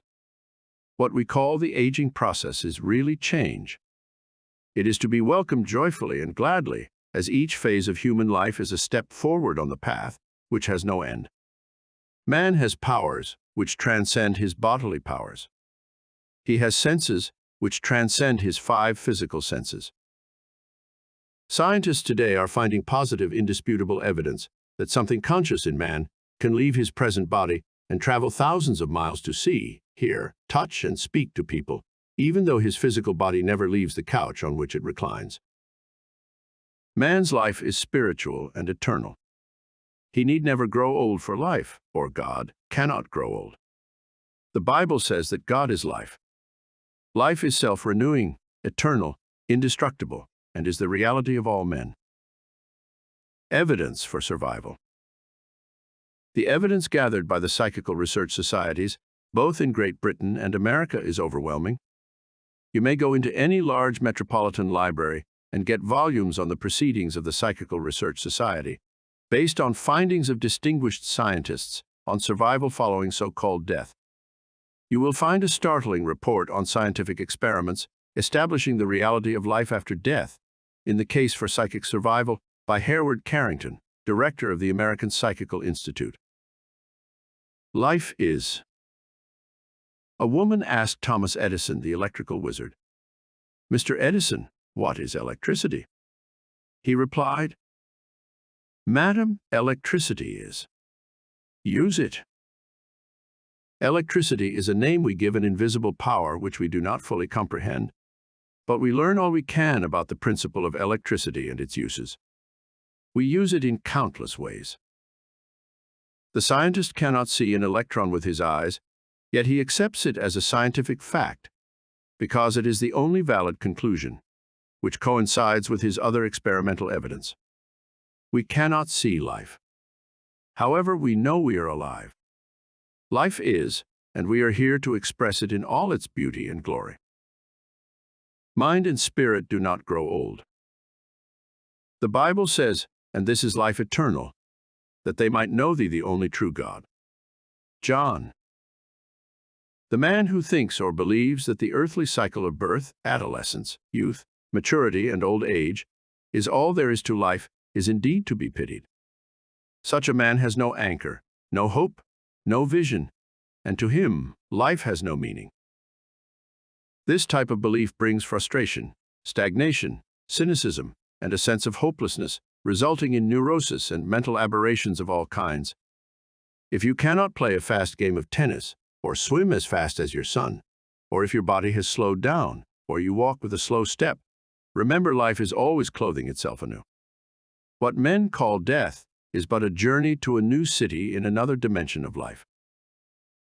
I say to men and women in my lectures that they should accept what we call old age gracefully. Age has its own glory, beauty, and wisdom, which belong to it. Peace, love, joy, beauty, happiness, wisdom, goodwill, and understanding are qualities which never grow old or die. Ralph Waldo Emerson, poet and philosopher, said, "We do not count a man's years until he has nothing else to count." Your character, the quality of your mind, your faith, and your convictions are not subject to decay. You are as young as you think you are. I give public lectures in Caxton Hall, London, England, every few years, and following one of these lectures, a surgeon said to me, "I am 84 years of age. I operate every morning, visit patients in the afternoons, and I write for medical and other scientific journals in the evening." His attitude was that he was as useful as he believed himself to be, and that he was as young as his thoughts. He said to me, "It's true what you said. Man is as strong as he thinks he is, and as valuable as he thinks he is." This surgeon has not surrendered to advancing years. He knows that he is immortal. His final comment to me was, "If I should pass on tomorrow, I would be operating on people in the next dimension, not with a surgeon's scalpel, but with mental and spiritual surgery." Your gray hairs are an asset. Don't ever quit a job and say, "I'm retired, I am old, I am finished." That would be stagnation, death, and you would be finished. Some men are old at 30, while others are young at 80. The mind is the master weaver, the architect, the designer, and the sculptor. George Bernard Shaw as active at 90, and the artistic quality of his mind had not relaxed from active duty. I meet men and women who tell me that some employers almost slam the door in their faces when they say they are over 40. This attitude on the part of the employers is to be considered cold, callous, evil, and completely void of compassion and understanding. The total emphasis seems to be on youth. You must be under 35 years of age to receive consideration. The reasoning behind this is certainly very shallow. If the employer would stop and think, he would realize that the man or woman was not selling his age or gray hair. Rather, he was willing to give of his talents, his experience, and his wisdom gathered through years of experience in the marketplace of life. Age is an asset.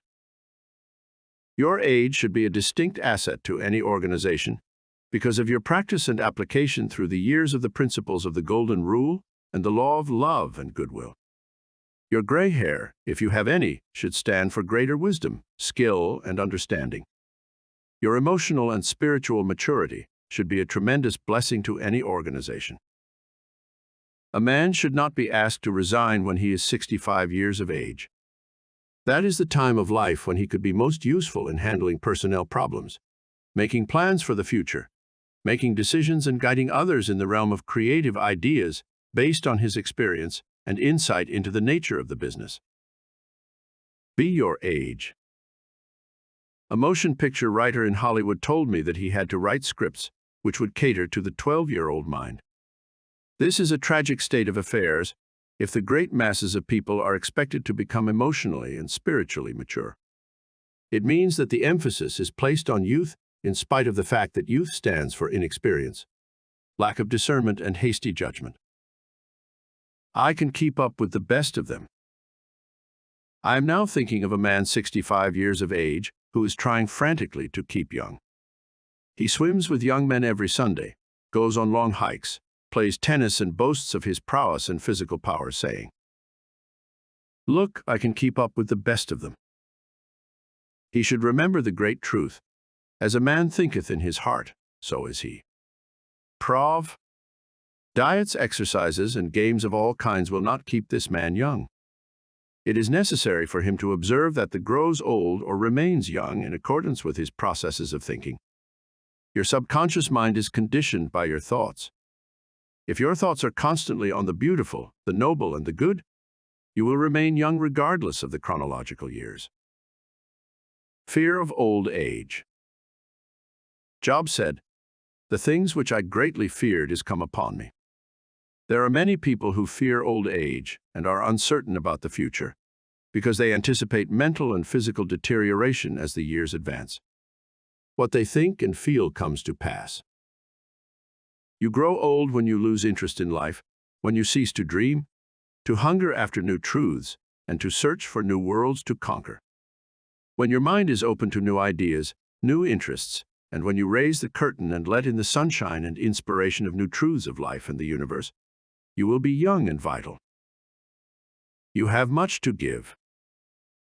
If you are 65 or 95 years of age, realize you have much to give. You can help stabilize, advise, and direct the younger generation. You can give the benefit of your knowledge, your experience, and your wisdom. You can always look ahead, for at all times you are gazing into infinite life. You will find that you can never cease to unveil the glories and wonders of life. Try to learn something new every moment of the day, and you will find your mind will always be young. 110 years old. Some years ago, while lecturing in Bombay, India, I was introduced to a man who said he was 110 years old. He had the most beautiful face I have ever seen. He seemed transfigured by the radiance of an inner light. There was a rare beauty in his eyes, indicating he had grown old in years with gladness, and with no indicating that his mind had dimmed its lights. Retirement, a new venture. Be sure that your mind never retires. It must be a parachute which is no good unless it opens up. Be open and receptive to new ideas. I have seen men of 65 and 70 retire. They seemed to rot away, and in a few months passed on. They obviously felt that life was at an end. Retirement can be a new venture, a new challenge, a new path, the beginning of the fulfillment of a long dream. It is inexpressibly depressing to hear a man say, "What shall I do now that I am retired?" He is saying, in effect, "I am mentally and physically dead. My mind is bankrupt of ideas." All this is a false picture. The real truth is that you can accomplish more at 90 than you did at 60. Because each day you are growing in wisdom and understanding of life and the universe through your new studies and interest. He graduated to a better job. An executive who lives near me was forced to retire a few months ago because he had reached the age of 65. He said to me, "I look upon my retirement as promotion from kindergarten to the first grade." He philosophized in this manner. He said that when he left high school, he went up the ladder by going to college. He realized this was a step forward in his education and understanding of life in general. Likewise, he added, now he could do the things he had always wanted to do, and therefore, his retirement was still another step forward on the ladder of life and wisdom. He came to the wise conclusion that he was no longer going to concentrate on making a living. Now he was going to give all his attention to living life. He is an amateur photographer, and he took additional courses on the subject. He took a trip around the world and took movies of famous places. He now lectures before various groups, lodges, and clubs and is in popular demand. There are countless ways of taking an interest in something worthwhile outside yourself. Become enthusiastic over new creative ideas, make spiritual progress, and continue to learn and to grow. In this manner you remain young in heart, because you are hungering and thirsting after new truths, and your body will reflect your thinking at all times.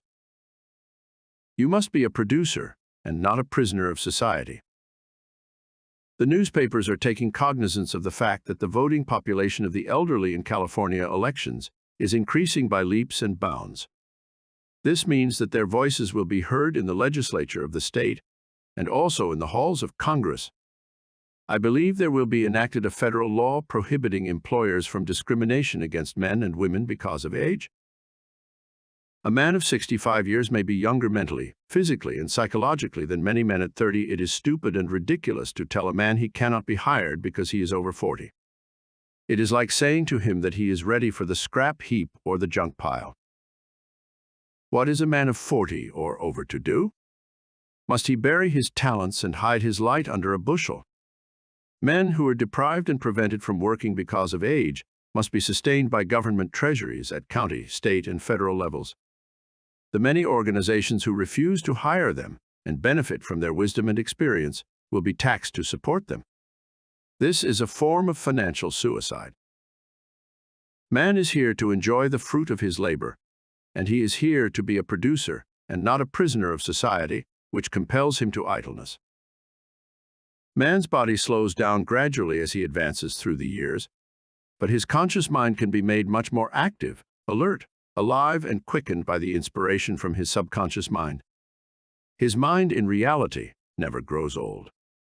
Job said, "Oh, that I were as in months past, as in the days when God preserved me, when his candle shined upon my head, and when by his light I walked through darkness, as I was in the days of my youth, when the secret of God was upon my tabernacle." Job 4. Secret of youth. To recapture the days of your youth, feel the miraculous, healing, self-renewing power of your subconscious mind moving through your whole being. Know and feel that you are inspired, lifted up, rejuvenated, revitalized, and recharged spiritually. You can bubble over with enthusiasm and joy, as in the days of your youth, for the simple reason that you can always mentally and emotionally recapture the joyous state. The candle which shines upon your head is divine intelligence and reveals to you everything you need to know. It enables you to affirm the presence of your good, regardless of appearances. You walk by the guidance of your subconscious mind because you know that the dawn appears and the shadows flee away. Get a vision. Instead of saying, "I am old," say, "I am wise in the way of the divine life." Don't let the corporation, newspapers, or statistics hold a picture before you of old age, declining years, decrepitude, senility, and uselessness. Reject it, for it is a lie. Refuse to be hypnotized by such propaganda. Affirm life, not death. Get a vision of yourself as happy, radiant, successful, serene, and powerful. Your mind does not grow old. Former President Herbert Hoover, now 88 years old, is very active and is performing monumental work. I interviewed him a few years ago in his suite at the Waldorf Astoria, New York City. I found him healthy, happy, vigorous, and full of life and enthusiasm.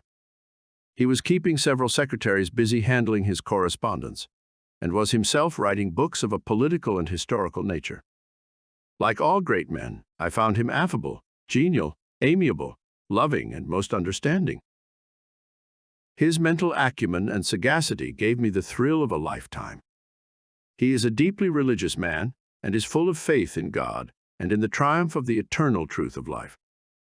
He was subjected to a barrage of criticism and condemnation in the years of the Great Depression, but he weathered the storm and did not grow old in hatred, resentment, ill will, and bitterness. On the contrary, he went into the silence of his soul and, communing with the divine presence within him, he found peace, which is the power at the heart of God. His mind active at 99. My father learned the French language at 65 years of age and became an authority on it at 70. He made a study of Gaelic when he was over 60 and became an acknowledged and famous teacher of the subject. He assisted my sister in a school of higher learning and continued to do so until he passed away at 99. His mind was as clear at 99 as it was when he was 20. Moreover, his handwriting and his reasoning powers had improved with age. Truly, you are as old as you think and feel. We need our senior citizens. Marcus Porcius Cato, the Roman patriot, learned Greek at 80. Madame Ernestine Schumann-Heink, the great German-American contralto, reached the pinnacle of her musical success after she became a grandmother. It is wonderful to behold the accomplishments of the oldsters. General Douglas MacArthur, Harry S. Truman, General Dwight David Eisenhower, and American financier Bernard Baruch are interesting, active, and contributing their talents and wisdom to the world. The Greek philosopher Socrates learned to play musical instruments when he was 80 years old. Michelangelo was painting his greatest canvases at 80. At 80, C.O.'s Simonides won the prize for poetry.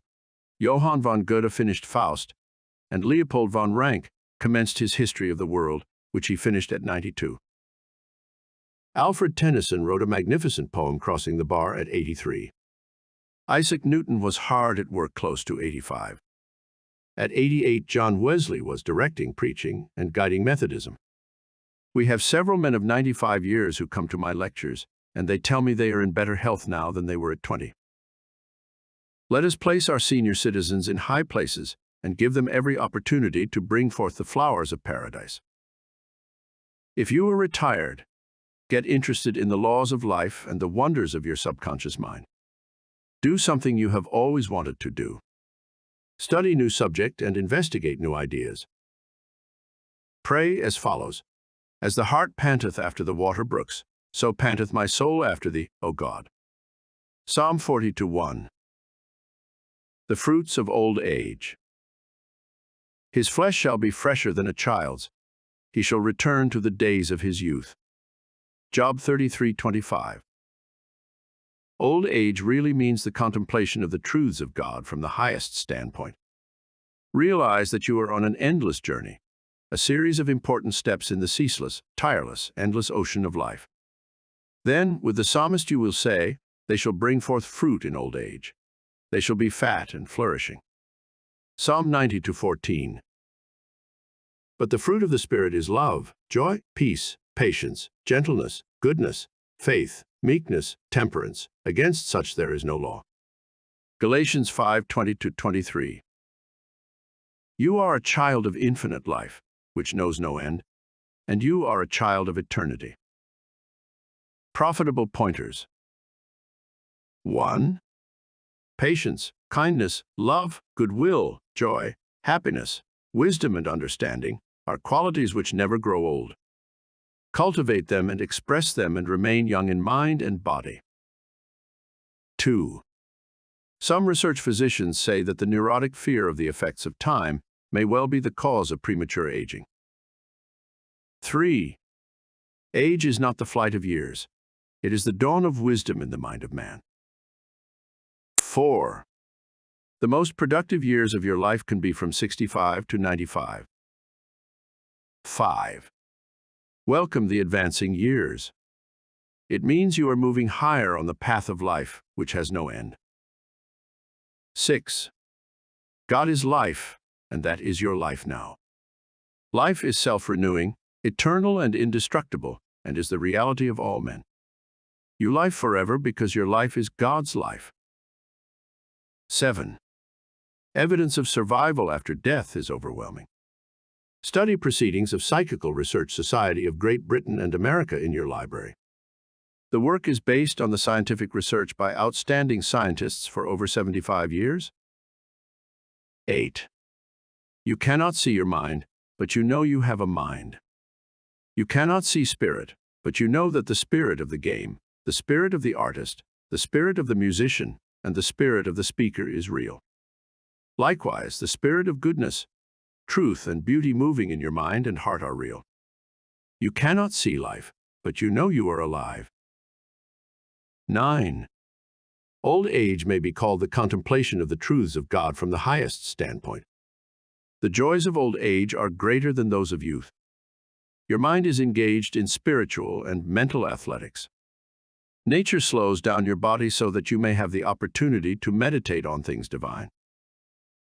10.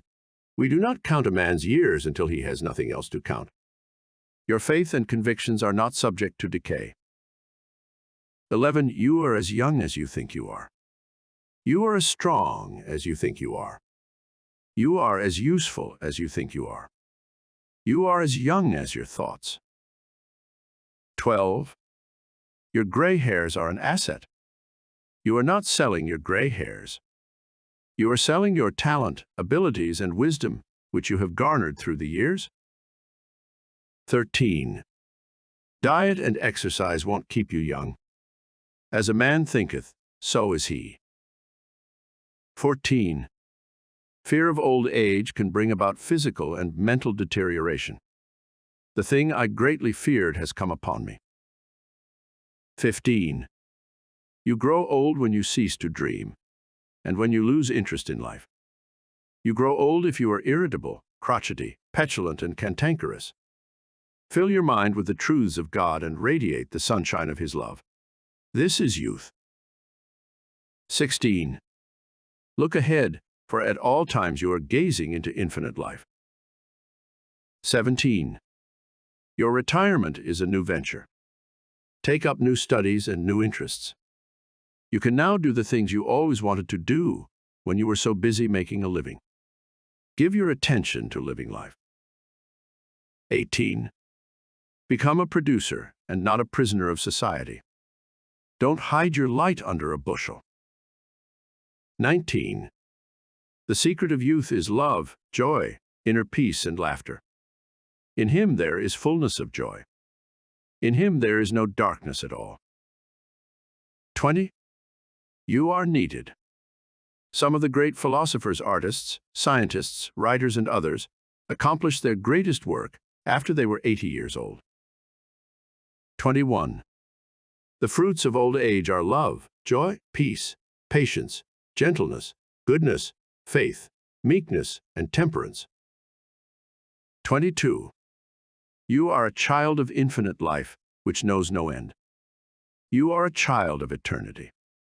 You are wonderful. This recording of The Power of Your Subconscious Mind by Joseph Murphy was presented by David DeAngelis.